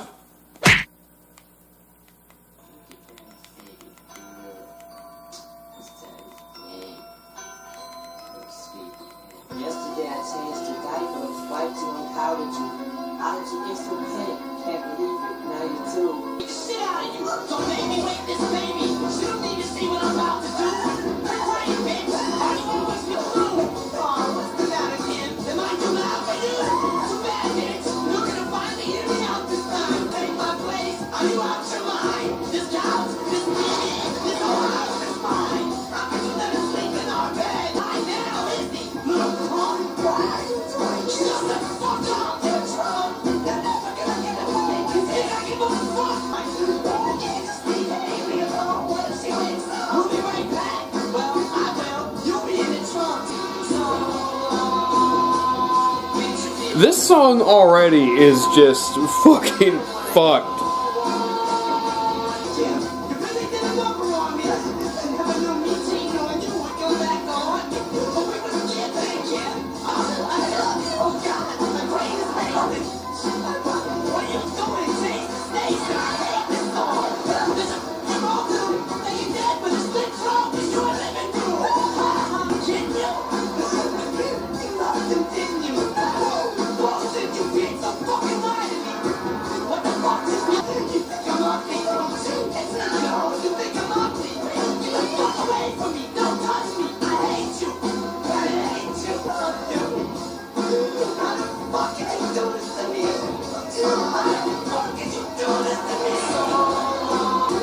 What the fuck is going on?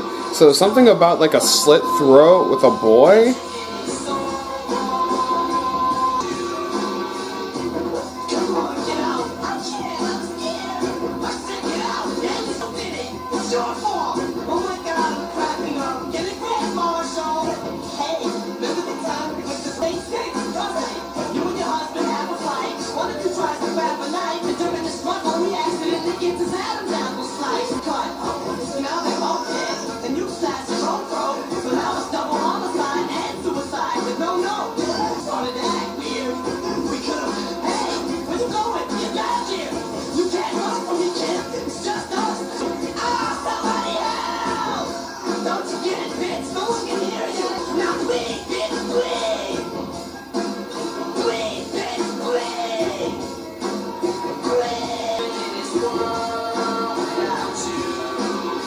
The wife was cheating. Kim was cheating. He killed the lover. Killed the lover's own son, who was 4 years old.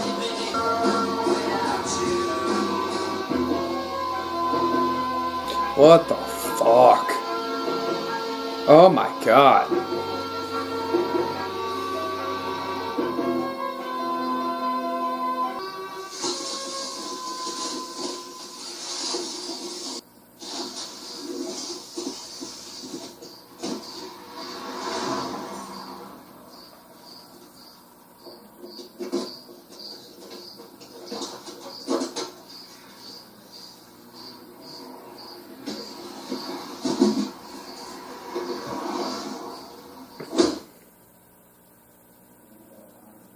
Oh.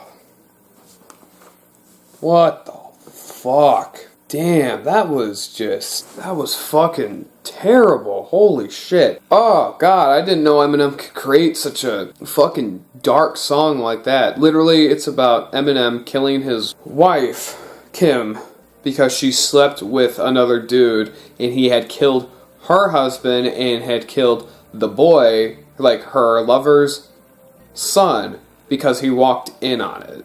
Holy shit. That was terrible. Oh, fuck. Without further ado, let's hop into quality and production. So, the song itself is extremely fucking, like, good. It gets its point across. It does a good job of, like, putting you into the atmosphere. Eminem's performance is fucking fantastic. The lyrics are extremely hard-hitting and leave no details behind. It literally, yeah, there's, oh god, the progression alone is just off the fucking charts. And the whole song as a whole has this really sick fucking melody that is totally off-putting. Yeah, overall the song does a really good job. It is well handled, well crafted, the lyrics are well put together. I'm gonna go ahead and give it a 2 out of 2. For the realism, I mean, it's really just like an idea of the crime of passion. A guy who kills his wife, kills her lover, kills her lover's kid because she's no longer wanting to be with him and this and that, or like she wasn't getting enough out of the relationship and so he feels inferior, so he has to kill the things that he sees as making him feel inferior. And just wow, realism wise, like this feels like a legitimate like mental breakdown. It feels like a mental breakdown. It feels like a crime of passion, and it just terrible. I wonder how Hailey, Eminem's daughter, actually feels about being name dropped in this fucking song. Overall, for the realism, I think it's actually exceptional. I think it's a pretty realistic song. We're gonna go ahead and give it also a 2 out of 2. Moving on to the Gore score. Damn, like this one, in terms of the Gore score, it provides a lot of the details that is necessary to like leave that lasting impact of the slitting of the throat, the choking, and you actually hearing Kim choking out, the body being thrown back into the back of the car, killed the boy, and the boy's dead in the living room. Fuck, those are all details I wasn't expecting to hear. So, damn, even for the Gore score, it's really good. Psychologically and emotionally, you relate, but at the same time, like, you distance yourself because who the hell wants to admit that they're sympathizing with a cold-blooded killer right now, right?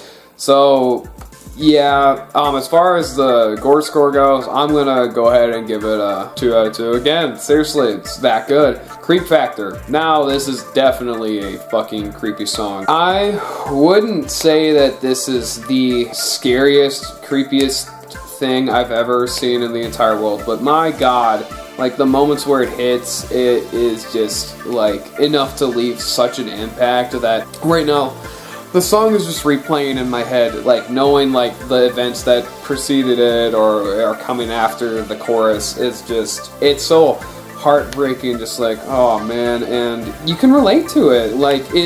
You can relate to it in the sense of it. You hear about this kind of stuff. You hear about stories where somebody does kill their lover because they cheated. You do hear of those stories a lot, and so you can relate to the premise of it a lot, and that's what makes it so much more scary, because it's all that much more commonplace. I think the only thing that I don't really care for is just some of the only thing that I don't really care for, honestly, I feel like the chorus itself needed a little bit of work. Like, though it is like stuck in my head, I think the chorus itself actually like takes away from the overall story of the song. I feel like that if they got rid of the chorus and they added in more verses that just created a story, almost like Wilshire from Call Me If You Get Lost, the Tyler the Creator album from last year, where it's literally nothing more than a fucking story.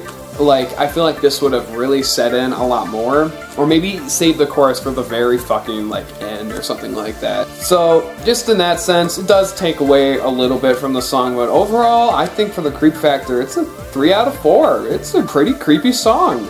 And, wow, okay, so with a 2 out of 2 on not just the quality of production, also the realism and the Gore score, and then a 3 out of 4 on the creep factor, that brings Kim by Eminem to a 9 out of fucking 10, which is a terrifying rating. Holy shit, I wasn't expecting that from this song. This song does a good job of really displaying its story, its lyrics. It is intense, it is graphic, it is mean-spirited, and boy oh boy does it leave an impact. That is Kim by Eminem. And guys, I hope you guys enjoyed this video. My name is Brendan Reviews, and I hope you guys have a great day, evening, night, whatever the fuck time you guys are watching this. And man, I will see you guys next time. Oh shit. Subscribe to Brendan Reviews, or else I'll come to your house and eat your kids.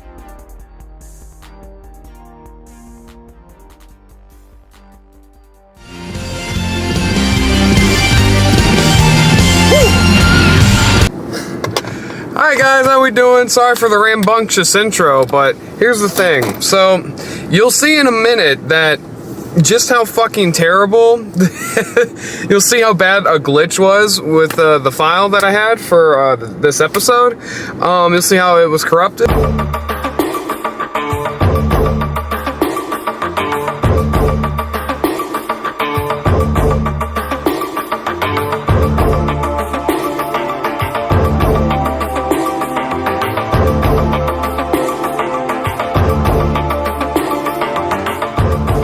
Hey there, ladies and gentlemen, how are we doing today? My name is Brendan Reviews, and guys, welcome to Scariest Media. What is it? Episode fucking what? 17 now? Last episode, we just looked over Kim Eminem, which surprisingly is a very scary song. Got a 9 out of 10 terrifying rating, and man, it's always the songs that hit pretty hard. And well, I'm gonna throw things off right now. I'm not looking over a song, I'm not looking over a movie, I'm not looking over a YouTube video. I'm looking over a short movie. So, this is a short film called The 10 Steps, which I don't know much about it. I haven't looked up the plot. I want to go in blind. I want to just be fucking hit in the face with what this movie is actually about. But from what I can see from the thumbnail, it looks like it's just people sitting around at a table, but obviously it's not going to be just as simple as that, because sitting around at a table is not scary. So, alright guys, without further ado, let's just get straight to it. So, this, ladies and gentlemen, is The 10 Steps. Alright, 3, 2, 1. The 10 Steps. Whoa. That's a cool shot. Already, we're already getting a cool shot. I like that house. Kind of reminds me of the shot of the Psycho house, and well, Psycho. My dad's new job doesn't work out and we can go home. It's everything. Even the house gives me the creeps. Jesus!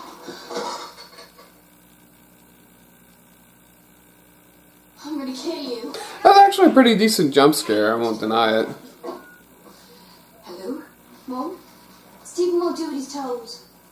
He just frightened the life out of me. I just wonder where this is going. So obviously we got a kid who's scaring the sister, brother and sister, it seems like, right? Maybe something like that, I don't know, but just, I wonder what the actual 10 Steps title has to do with anything. So far I like the cinematography.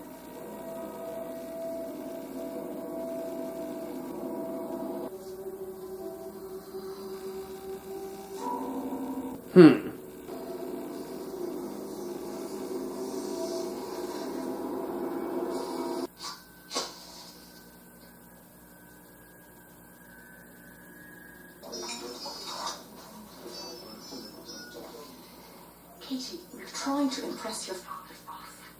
Excuse me. Katie, are you okay? Yeah, I just got a fright. Can you be brave, love? I don't know. No. Can we have the beer, please? Oh, is that what it's all about? Maybe the 10 steps are like the 10 steps down into the cellar, and maybe like the cellar is just like, you know, a scary place for her? Whoa. Who told her that the cellar was haunted? Supposedly. Oh, Haunting on Hill House? I like that. I'm at the top. You can do this, Katie. But you have to do everything I say. 1, 8. You're doing well. 4. 5. You're okay, love. You're safe. I'm here. 7. I mean, so far what I do like is I like how it plays up on the idea of like being scared to go into the basement late at night. It's super dark. 1 more. So she's at the 9th step. Come on. 10th step. Come on, you got this.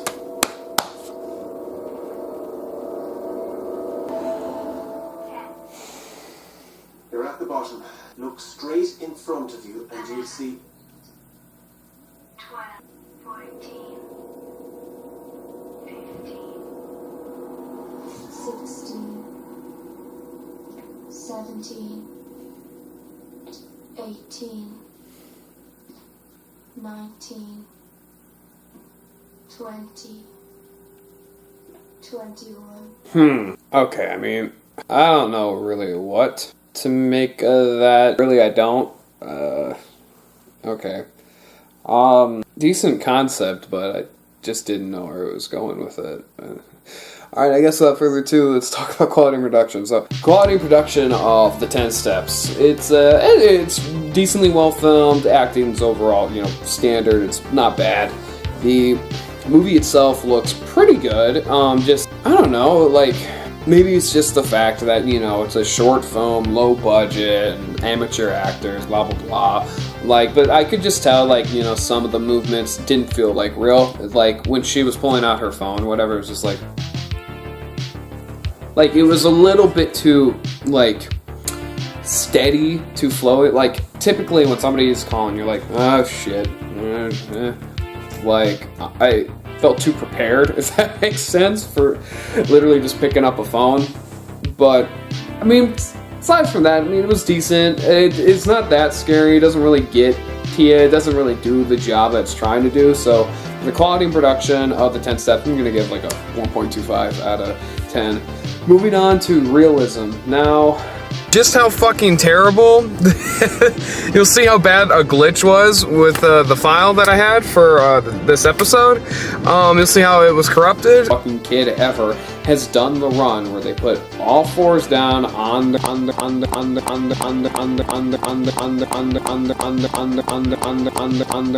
So very briefly, we're just gonna go ahead and get the realism, the gore score, creep factor, and rating done. So.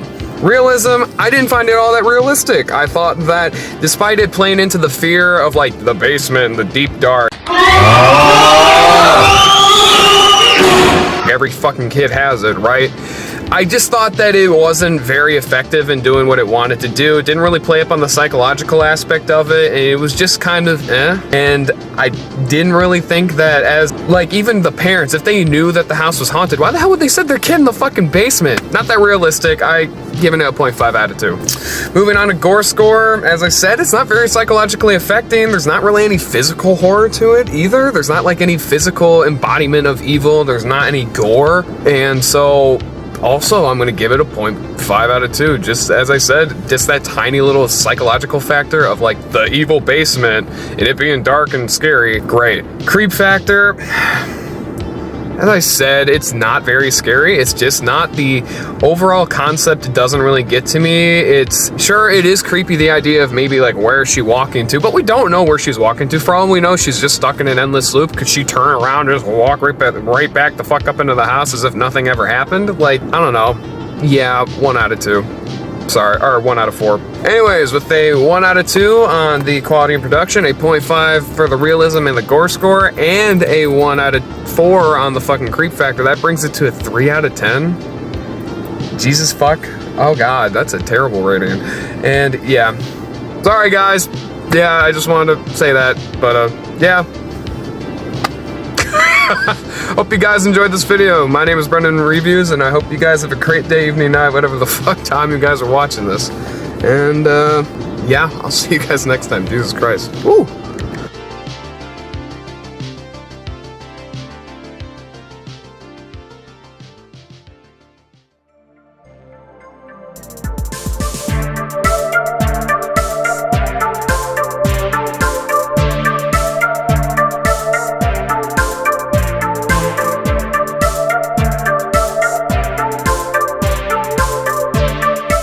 Ladies and gentlemen, how are we doing today? My name is Brendan Reviews, and guys, we have looked over Kim, we have looked over the 10 steps.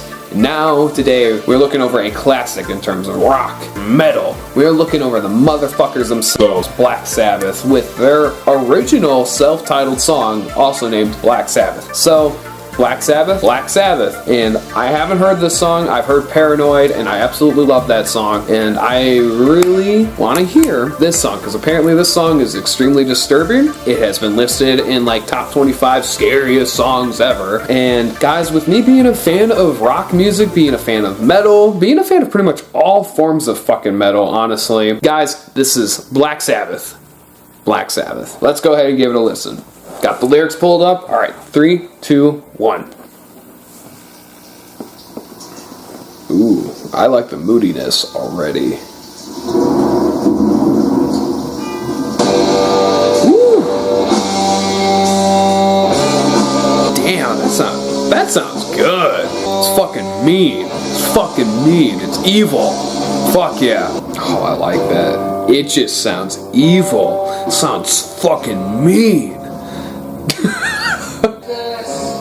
That stands before me, red and black, which points at me. I now am the chosen one. Oh no! Woo! Oh, that song's kick-ass. Holy shit. I've been missing out. What the fuck? I like how the main chords can speed up and slow down. I like that. I like how it can pick up its tempo and get more fierce, and I like how it can get more subdued and slow down. With eyes of fire, people their desire. Sitting there, he's smiling. Watch those flames get higher and higher. Oh no, please God help me. Man, that is actually creepy. It's literally about a guy who's stuck in hell. He dies and he's now in hell. Oh man, as I said, man, that's fucking evil. Oh. Beat switch up.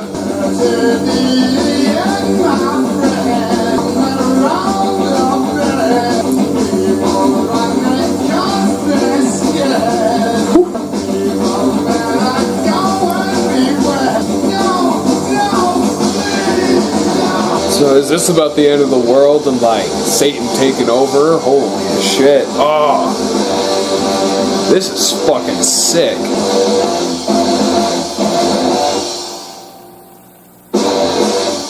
That was fucking awesome. Black Sabbath by Black Sabbath. Wow. Black Sabbath's self-titled song is absolutely awesome. It's literally a song about a guy who's chosen by death to die. He goes to hell. He sees Satan, and Satan launches basically a attack on Earth. Well, let me go ahead and look up the meaning really quick. So when I look at online, like what the actual song is about, like what's the intended message of it, it's basically everything I was saying. It's basically that guy gets picked up by the Grim Reaper. He doesn't want to go to hell. He goes to hell. Yeah, and it's just that. And it's basically him just like, he's been chosen and now he's going to hell. He's gonna die. And yeah, that's basically it. The only other meanings I could get derived from it are like the meanings of like, don't fuck with the cult, don't fuck with the occult, don't be a Satanist, don't be this or that. And that's about it. Meaning wise, it's a little shallow, but ultimately it does have a lasting impression, and it's definitely a scary song. So guys, without further ado, let's talk about Black Sabbath's self-titled songs. Guys, the quality production for Black Sabbath by Black Sabbath, it has the production on it is so fucking good. I love those guitars, I love the drums, it is so good, and just that, that's just so good. I fucking love that so much.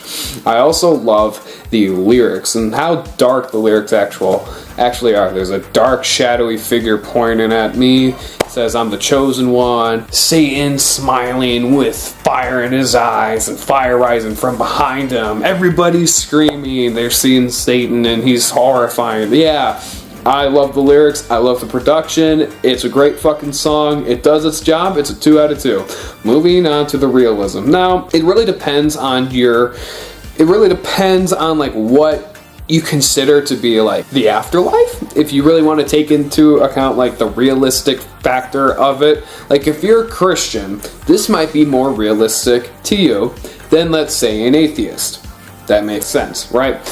So when I'm taking a look into the realism, right, let's just go ahead and I guess look at it in the sense of like dying. Like what are the chances of like Satan being the one to pull you down to earth and this and that, and like are these actually like the emotions of it? And yeah, so ultimately the character is struggling and he is screaming at the top of his lungs after everything, oh no, please don't take me, which is exactly how anybody would be fucking reacting if they were being pulled to hell by the Grim Reaper and seeing Satan. Ultimately though, Satan, hell, is this what people consider to be like the actual interpretation of what hell is? Is it fire? Is it death and destruction? Is Satan the king of hell? In most interpretations, yes. So I guess in that sense, like the realism factor is decently high, but we still got to think about the fact that, like, you know, we don't know what the afterlife is, and we don't know what comes after this life here. And so just as a whole though, it is extremely brutal. It is extremely unsettling when you take a look at like what is the actual like evil on screen, and that evil does feel real. It feels its presence, it exists, and everybody's scared of Satanists and Satan and the occult because you fuck with it and you go to hell. Nobody wants to go to hell, and anybody would react like the guy. Anybody would react the way the guy did in this song. So, as a whole, for realism, it's there. It's got some points, but it's kind of half and half. I'm going to go ahead and give it a 1.25 out of 2. Moving on to the gore score. The psychological factor of him just screaming, oh no, as he's being sucked down to hell. God, please help me. It is horrifying. It is, wow. It's a lot to take in. It really is. And yeah, psychologically it really gets to me. It's like, oh shit. And like the fire in his eyes and just like the evil fucking grittiness of it. Yeah, I'm gonna go ahead and give for the gore score like a 2 out of 2. Loved. Oh, yeah, the impact. Oh, God. Okay. Creep factor. Now, this is definitely a creepy song. As I said, the chords and the production totally make it creepy. The lyrics are fucking creepy. The gutturalness of the song, how just creepy, unsettling, the imagery that it's showing with its lyrics, and the way the story is told, and you hearing the guy scream to God for help, just really unsettles you. And the fact that it's 6 minutes and 20 seconds, and there's only 3 verses, there's not a chorus, and it's just that looming presence over you that you're going to hell. You're in hell. You're gonna see Satan. You are seeing Satan. It literally is horrifying.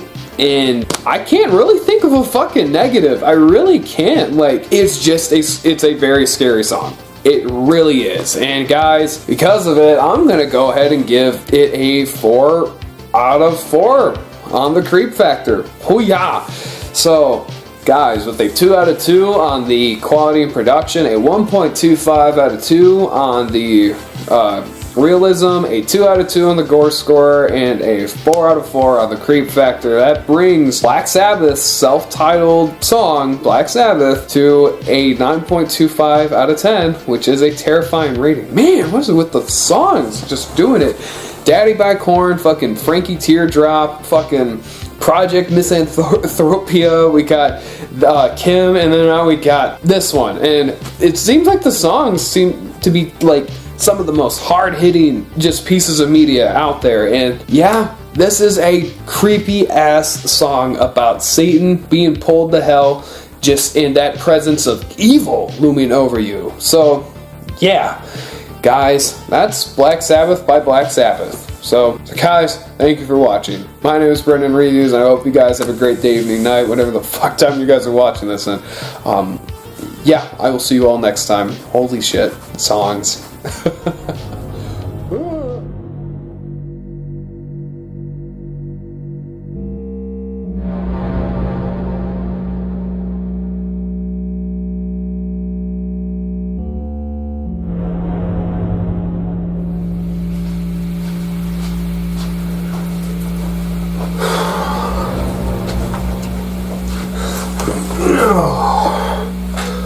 Well, hello! Hey there, ladies and gentlemen, how are you doing today? As you can see, you guys are in my new apartment. I have moved in with Hailey. It's her, me, and good old Zoe here. Yep. Yeah, hi girl. Ugh. You stink, you know that? You stink. Ugh. It's not just her either, it's my boy Ollie, but I don't think he's gonna come out. Take it back, I got my boy Ollie. He decided to show up for a quick second. Hi, Bo. Hi, boy. Then my boy. Oh, fuck. I probably shouldn't have even gotten a hold of either of them, because now they aren't gonna leave me alone throughout the rest of this video. And I'm gonna look like a negligent parent, not paying attention to my kids. Today, what we are going to react to is a certain analog horror series that I've heard a lot about. It's called the Mandela Catalouge, and there's like 4 volumes to it, but I want to go ahead and we're just going to start off with the first one, Mandela Catalouge Volume 1. And guys, without further ado, you know the drill. Alright guys, this is the Mandela Catalouge Volume 1 in 3, 2, 1. Define hostile organisms that we'll refer to as alternates. Alternate. Until we have a complete heuristics. If you see another person that looks identical to you, run away and hide. To break into your home of psychological warfare to take advantage of their psychological warfare. While we heavily discourage any form of contact or communication with an alternate, we make exceptions for attempts at executing them yourself. Exceptions for executing them. Ooh. The think principle. I can't think, so I think I'm gonna die. To tell an authority figure about your encounter, hinder the alternate's movement, identify the class type, there's types, neutralize the alternate if safe to do so,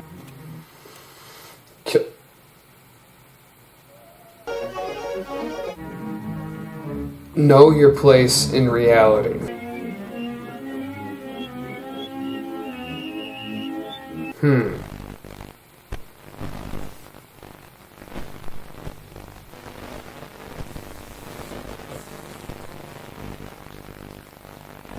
This is actually really creepy, that fucking one face. Are these people that have been killed by the alternates? Or they are alternates, or what? I'm on my way to the ER, but could you do me a favor? Yeah, of course. What is it? I just need you to come over and turn on the cameras we have set up. You know the ones that we installed after we were robbed?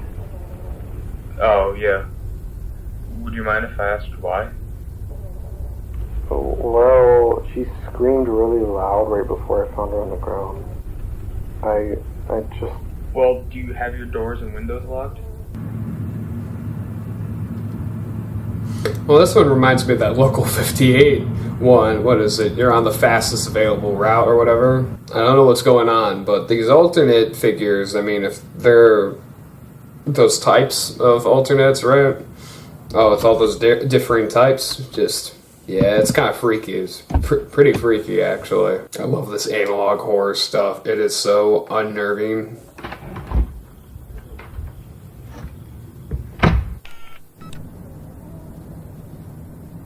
That's a creepy camera angle. No, so wait a minute. Is this that friend coming over to the house to turn on all that cameras and whatever? Oh, and I bet these are all the camera angles and stuff. Oh, that door was closed originally, I thought. Now it's open. What the hell? Sound increase detected at 5:34 a.m. Who are you? Get away from me! No!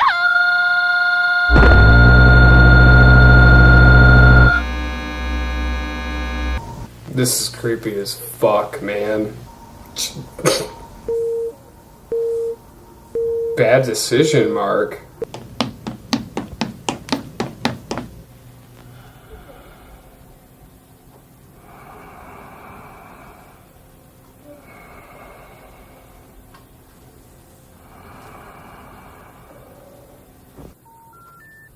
If you'd like to make a call, please hang up and try again. If you need help, hang up and then dial your operator. If you'd like to make a call, please hang up and try again. If you need help, hang up.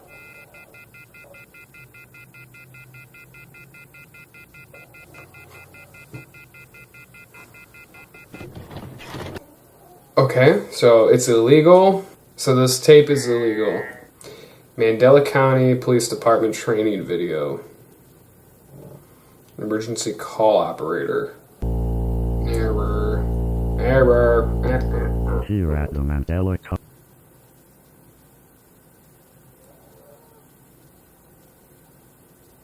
Record your child's responses. They're just birds, man. Hell, this whole video is me recording my response. Daddy didn't tuck me in, and there's a man in the closet. Scary Night by Mark, age 4. Mandela Elementary, grade 4th grade. Wait, no, like, I guess maybe like 4 or kindergarten or whatever, because he said, Daddy didn't check under my bed last night, so I went to Mommy's room. Almost at Mommy's room, then I saw the man in the corner. Him.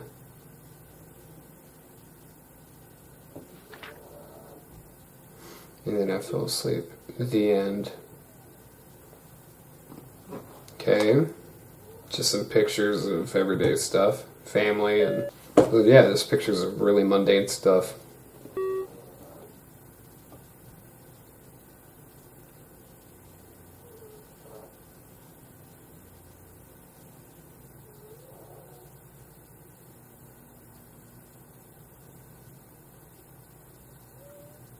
An intruder.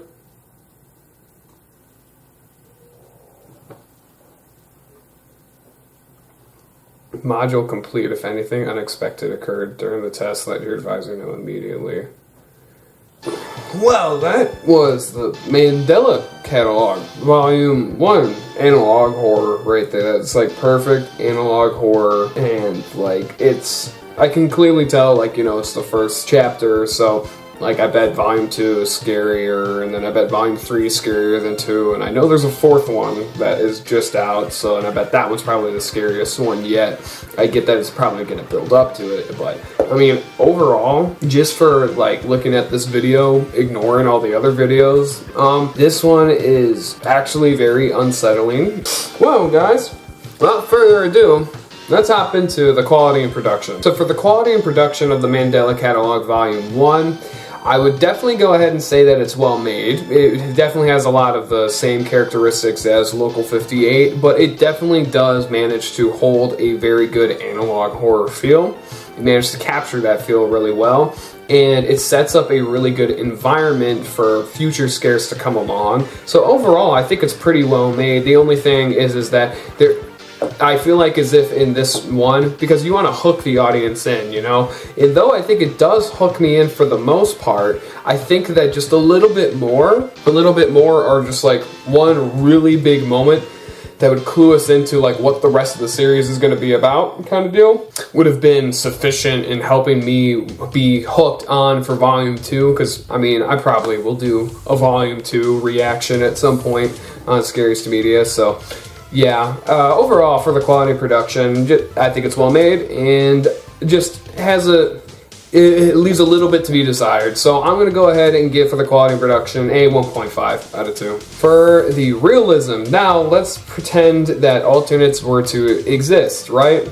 Would the government be putting stuff out about it? Yes. Would they be broadcasting to you about like what you should and shouldn't do? Yes. The news stations and everything would be broadcasted live and like would warn you about what alternates look like, the types of them, what to stay away from, and what not to do if you were to encounter them. So that right away is already half the battle. The other half of the battle is like, how realistic would it be to, I don't know, like how realistic is this video in the context of this world that it's setting up? So this video has a lot going on. It has like a training video going on. It has like holding your baby up and showing like the baby like images that are on the screen and recording its response. And I mean, though I think that all these things are definitely part of like this greater scheme, this greater big world that the Mandela Catalouge is setting up, I think that unless what it is maybe the Mandela Catalouge stands for, it's a catalog of all of the stuff that has been like taking place throughout this entire thing. So like maybe none of them even need to be linked. I don't know. So basically, because there's definitely a lot of questions that still need to be answered, and there's definitely some confusing moments that just don't add up. I think that for the realism, it definitely is there, but it doesn't manage to keep a hold of that realism when you start to like pick at like just when you start to pick at it basically. So for realism, guys, I'm gonna give it like a 1.25 out of 2. Gore score. So this is supposed to be a very psychologically horror filled mess, like as you said, like as the video said, these alternates, they play with psychological warfare, which in my opinion is debatably the worst kind of warfare, because you can cut somebody's legs off, but if you mentally break them, that person will be unable to do anything for the rest of their life kind of deal. And so when we look at this and we slowly start to realize what the alternates are, kind of like how the broadcasts aren't necessarily in favor of the American public or the Mandela population, right? It's legitimately kind of scary and psychologically affecting when you kind of get this feeling of isolation, this feeling of you are alone inside of this big universe, despite there being doppelganger alternate type beings that are roaming around and look like everybody else. The whole idea of locking yourself in your house, not being allowed to leave, using a gun to defend yourself if you absolutely needed to should an alternate come into your house, the broadcast telling you to stay inside and then warning you about going out and meeting one of these alternate beings, and it adds up to this feeling of isolation, and it really, really works. It makes you feel alone. And I think in that aspect, it does a good job. Once again, it lacks a lot of the stuff that I would be looking for. I want more to grab onto. I want there to be more.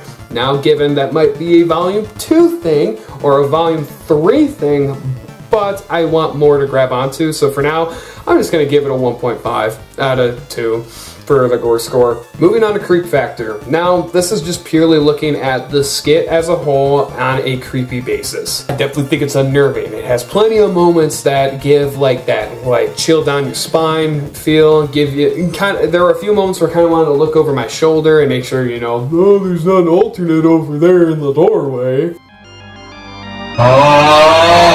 Where it gets creepy and it gets you to kind of want to look over your shoulder and make sure is there not an alternate, and it definitely helped. That isolation feel definitely helps to set you into the atmosphere, set you into the mood that the series is bringing you into, and so for that reason alone, I feel it's a very good 3 out of 4. Just as I said, nice little added punch to the gut would have helped. So for our boy, the Mandela Catalouge, we have a 1.5 out of 2 on the quality production, a 1.25 out of 2 on the realism, a 1.5 out of 2 on the Gore score, and a 3 out of 4 on the creep factor. That brings the Mandela Catalouge Volume 1 to a 7.25 out of 10, which is a creepy rating. And I mean, I definitely feel that's a appropriate score. It's definitely a creepy. He's definitely a creepy video, but it doesn't pack as much of a punch as it probably will later on. Well, guys, my name is Brendan Reviews, and I hope you guys have a great day, evening, night, whatever the fuck time you guys are watching this. And I gotta figure out what I'm gonna do for the 20th episode, because that's next, right? Yeah, the 20th episode is the next one. I don't even know what the hell I'm gonna do.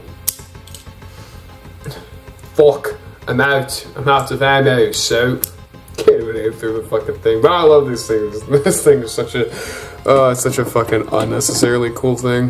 Whatever. Have a good rest of your night. Fuck.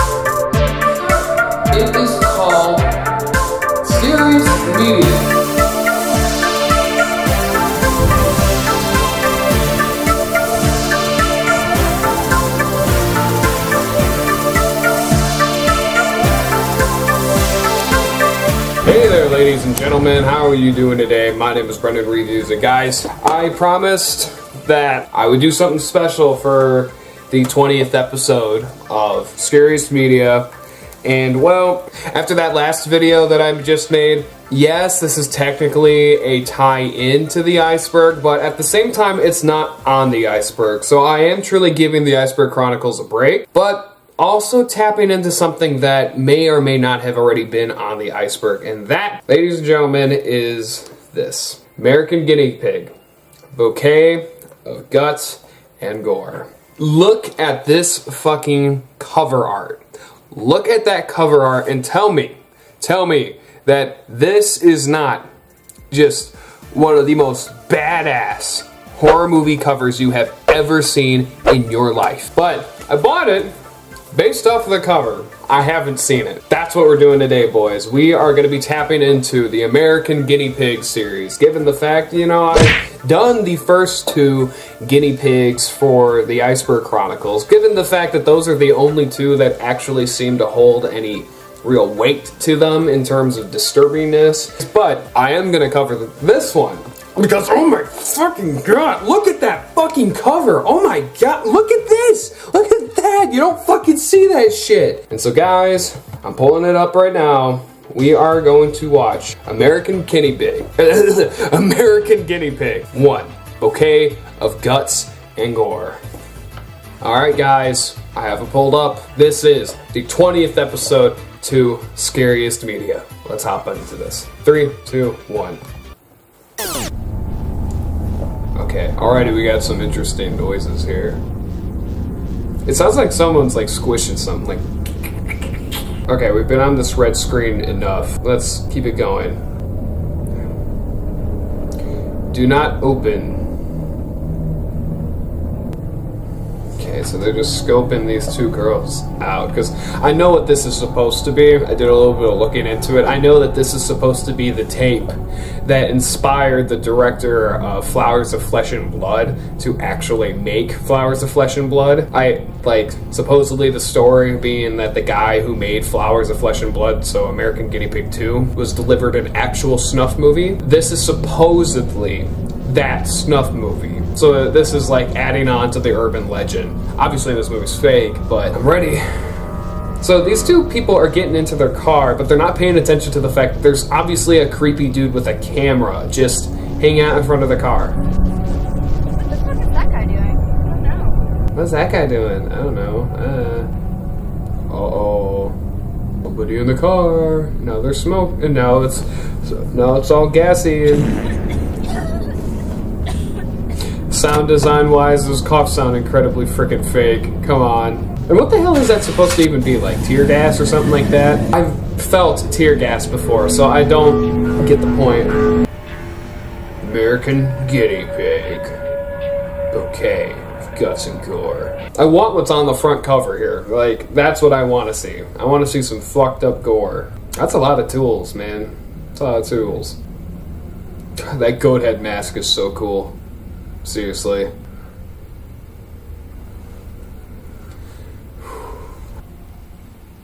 Okay, here we go.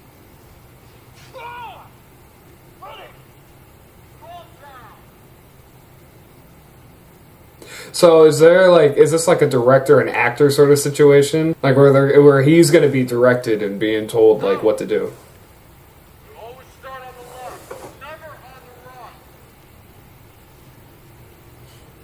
Oh, this is already just so creepy. Like, this goat-headed mask dude. And that's obviously a real knife to be cutting the shirt open like that.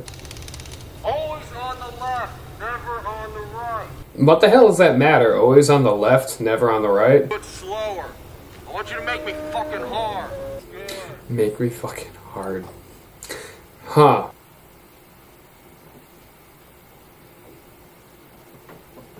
This sure as hell is interesting, I'll tell you that. I mean, so far this is definitely, like, unsettling, definitely, like, I don't know, like, it's definitely creepy. It's definitely got some very creepy undertones to it, and just, like, it, you know, it makes you feel off-put, right? And it just, like, so far it's not really disturbing, more or less, is it just, like, you know, like, it's unsettling, you know it's coming, so it's very suspenseful. No! You never start on the right. Always start on the left. Jesus Christ, what the hell does that matter? I mean, if you're gonna butcher these girls anyways, I don't get it. I don't get this shit. Always on the left, never on the right. Fucking stupid pieces of shit. I'm getting hard now. Ooh.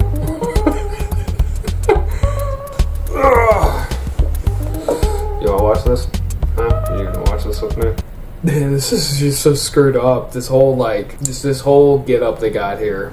I mean, so far this is definitely creepy, but we're already 12 minutes in, so we're already, like, close to 20% done with this movie, because it's only an hour and 12 minutes long, so we're already close to 20% done with this movie, and nothing really much has happened, just besides cutting off some clothes. I mean, given 15 minutes is a relatively short period of time for most horror movies, but still, like, just saying, I'm ready. I want something to shock me here. Okay, so we're dosing them with a sedative. Okay, so this is where that inspiration of, like, the samurai drugging his victims come from. So I bet he's gonna dose them with something to either keep them awake or, like, keep them from falling asleep. You're gonna wake your mother. I'm going to help you. This is for your own good. It's okay. Shit, I got 20 feet left. We can do this. Alright, here we go. Alright, give her some more of that special sauce.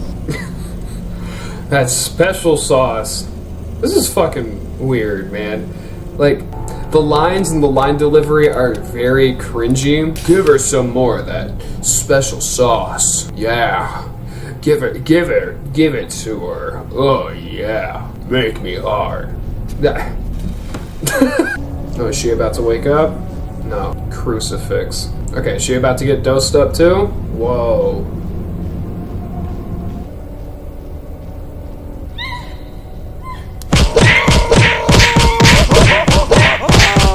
Man, that was terrible. That was really bad. Now let's give her the special sauce. I can't do it. I can't do it with the special sauce. Do this just as we rehearsed. You're completely immobile now. But they need to understand what and why this is happening to them. They need to know. It's really cringy. Really cringy. They need to know what happened to them. 1,500 micrograms of LSD has been introduced into your system. LSD. So what, are they putting like needles in their feet or whatever? So these people are being sacrificed to Satan, is what I'm getting out of this. Alright, so here we go. Frickin' 20 minutes in, almost a third of the way done with the movie, and we're finally getting into the title. Alright, I'm ready. Here we go. Right in the wrist. Here we go. Okay, those special effects actually look pretty good. The skin tone of the hand being cut and the texture of it is not the same as the skin that's like on her thigh. That's right next to her.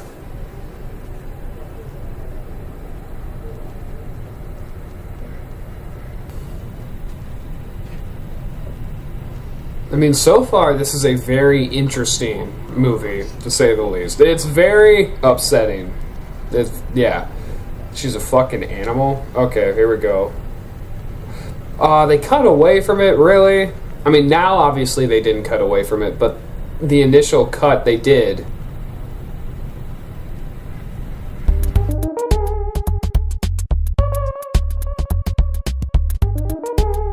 Alright, here we go. I just changed the setup because of that damn light hitting me. From now on, anytime I film in this room, it's going to be right here. Right.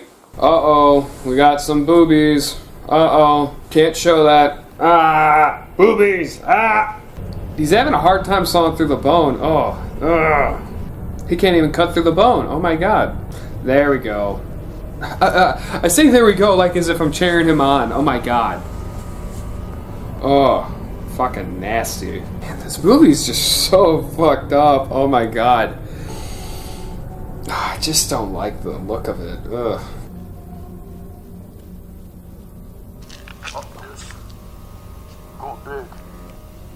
Fuck this, he's going big.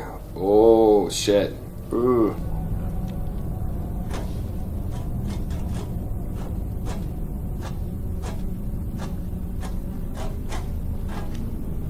So the bone's just too thick, eh? Oh.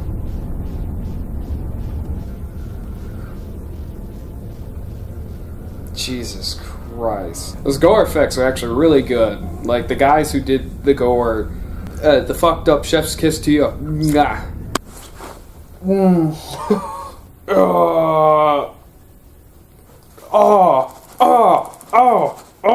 Oh, he's just ripping it.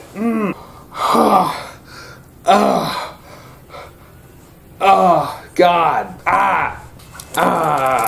Oh, shit. That was nasty. Oh, fuck. He just ripped it off. Our producers are watching. Whenever they talk, the movie just goes from here to here. Every time they talk, they just drag down the whole movie.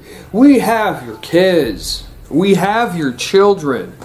Your performance depends Your children depend on your performance. We are here for a reason.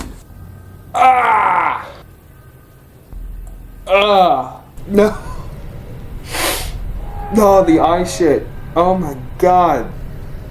Oh, this is what the fucking movie was. Or this is what that cover was. Oh.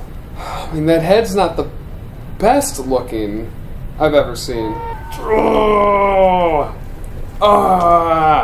I've never seen that in a horror movie before. Just what you have to do, like for like when you're doing a dissection, just the peeling back.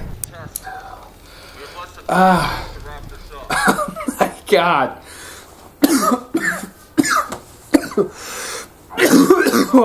Those sound effects. Oh fuck, they're gonna cut open her stomach too. Oh, it's just, they're driving their fingers in. Oh shit. Oh shit.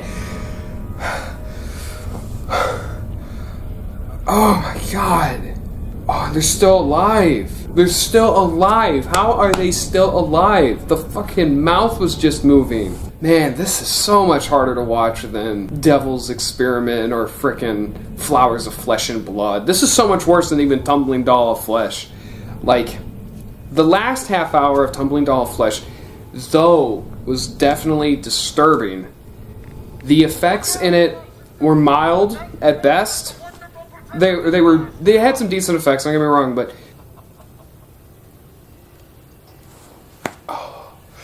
the tongue moving around. I don't need to see that. Thank you.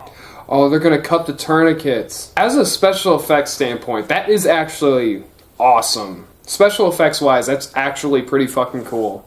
Like just the timing of that, cutting all the tourniquets and then all the orifices bleeding and all that. As a special effects standpoint, that's really good. But as a gory detail, it's a lot. This has so far been a lot. The acting, though, is what keeps this movie from actually being like... People think the Saw movies are what is torture porn, or like Human Centipede is torture porn.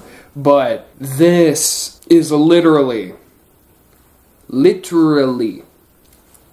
torture porn. These ladies were brought here to be tortured to death. I'm gonna say it, like, the cameras that they're using for these shots look much better than the digital camera, like, because that's a digital camera that we're looking through right now. Those look like, it makes the effects look a little not as good, but when it's through the actual, like, when it's through like the 8mm style cameras, all of a sudden the effects actually look pretty real. They actually look very real. So those shots make the effects look just a little bit worse. Come on. You're doing a good job. I had to change my underwear. It's every time they talk, they ruin the movie. Every time they talk. You're doing a good job. I had to change my underwear. Razor to the arm. For anybody that is having like depression issues, suicidal thoughts, the movie's definitely not for you. Razor to the forearm. Oh, that's what they're doing. Gerald's game shit. They're de-skinning her. Or they're skinning her. De-skinning. They're skinning her. Oh my god. Props to the special effects guys. Seriously. Oh, no. They're gonna skin the chest. Maybe this is the part that got to me. This is the skinning. This part is getting to me. That...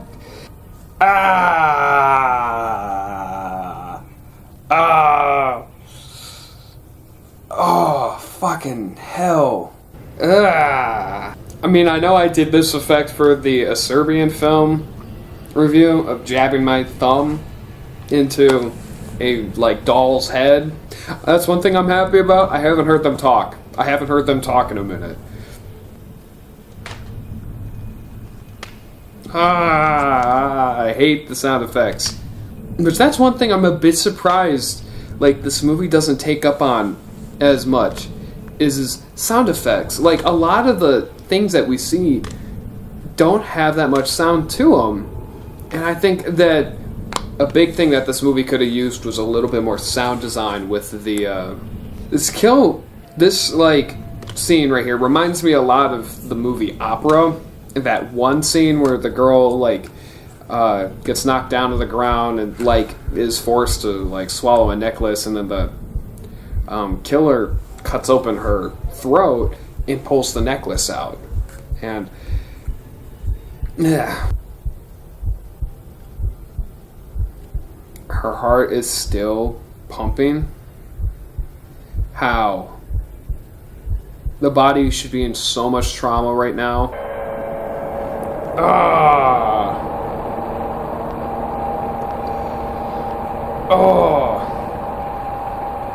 Oh, man, that throat slit was fucked. There's no way that heart would still be pumping. It should be done. See, those shots look a lot more scary than the other ones. Wait a minute. Wait. I gotta go back. Did that just say Charlie Sheen? I gotta check that out. Did that just say Charlie Sheen on the damn package? If it said Charlie Sheen on the damn package, I'm about to laugh my ass off. No fucking way. Did that actually just say Charlie Sheen?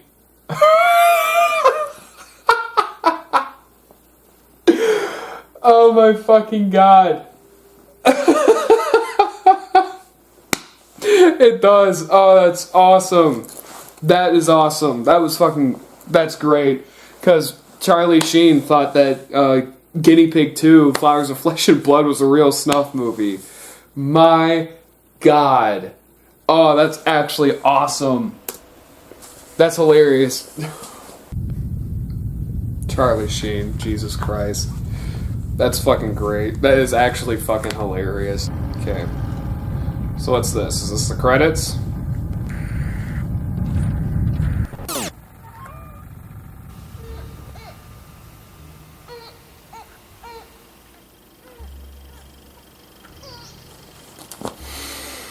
Oh my fucking god. This is really disturbing because they actually had to get a baby to be in the scene. A living baby to be in this scene. And I bet that baby was scared shitless, was actually crying because a goat-headed dude was right in frickin' front of her.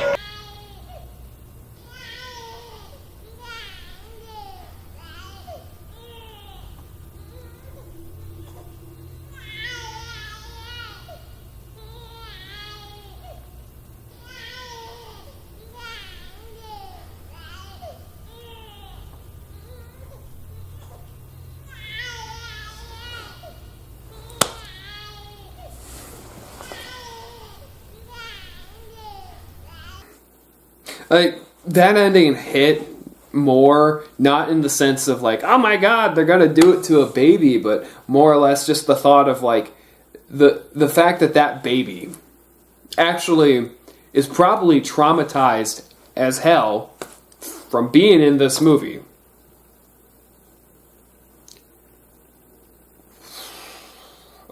I gotta take a minute to think about the ratings for this. Yeah, I need it. My god. So guys, that was American Guinea Pig, Bouquet of Guts and Gore. I thought about it, and I'm gonna get the ratings done, because, man, that ending hits a little bit in the heart, just for the sake of, I feel terrible for that fucking baby. So, here we go. Starting off with quality and production. So, the quality and production for American Guinea Pig, Bouquet of Guts and Gore, it looks really good from certain camera angles, and the acting is terrible, but the main standout is the special effects. The special effects are fucking phenomenal. And though the sound design definitely could have used a little bit more sound effects for like the actual cutting, the dismemberment, and all that stuff to really add in a little bit more of a punch, I think that the sound design for the ambience in the background and all the noises and shit really does work. It absolutely works and helps to disorientate you, make you more disturbed, make you feel put and all that. And so 1.5 out of 2. Moving into the realism. Gore effects look really real, for the most part. But I feel like it's trying too hard with some of the dialogue between them. Like, get her like this, my man. I want to get hard. Give her some of that secret special sauce you got there. And I'm just like, it's trying too hard. And the realism is totally sucked away from it. And for that reason alone, it takes off a little bit. But realism, like, I know that this shit does exist somewhere. It has to exist. With everything else that exists in this world, there has to be something like this somewhere in the world. Like, it's basically Channel 309, but with murder. So, yeah, something like this has to exist somewhere in the world, and that's why for the realism, I'm also going to give it a 1.5 out of 2. Yeah. Gore score, you can't beat it. It's a 2 out of 2. It's fucking phenomenal. Moving into the creep factor, the special effects are fantastic, which really help to unsettle you. That ambiance in the background is also very good. But here's the issue. The biggest issue with this movie is the acting and how much those guys, their dialogue takes you out of the moment. When they shut the fuck up and actually let the movie be a goddamn movie. Never on the right, you fat fucking dumbass! It actually is pretty tense. It's pretty suspenseful. It's pretty creepy. And that final part, though I'm creeped out for a different reason, for the creep factor, I think I'm going to give it a 3 out of 4. So guys, a 1.5 out of 2 on the quality and production, a 1.5 out of 2 on the realism, a 2 out of 2 on the gore score, and a 3 out of 4 on the creep factor. Guys, that brings our total for American Guinea Pig 1, Bouquet of Guts and Gore, to an 8 out of 10, which is in fact a creepy rating. And I think that's fair. I think it's definitely a creepy, I definitely think it's a creepy movie. I think that it's very unnerving, it's very unsettling, suspenseful. It's not a very easy watch. It is not an easy watch. If you guys want to support the channel more, here's my Patreon page. I'll leave it at that. Modern Music, thank you for being my very first patron. And guys, thank you guys. See you all next time.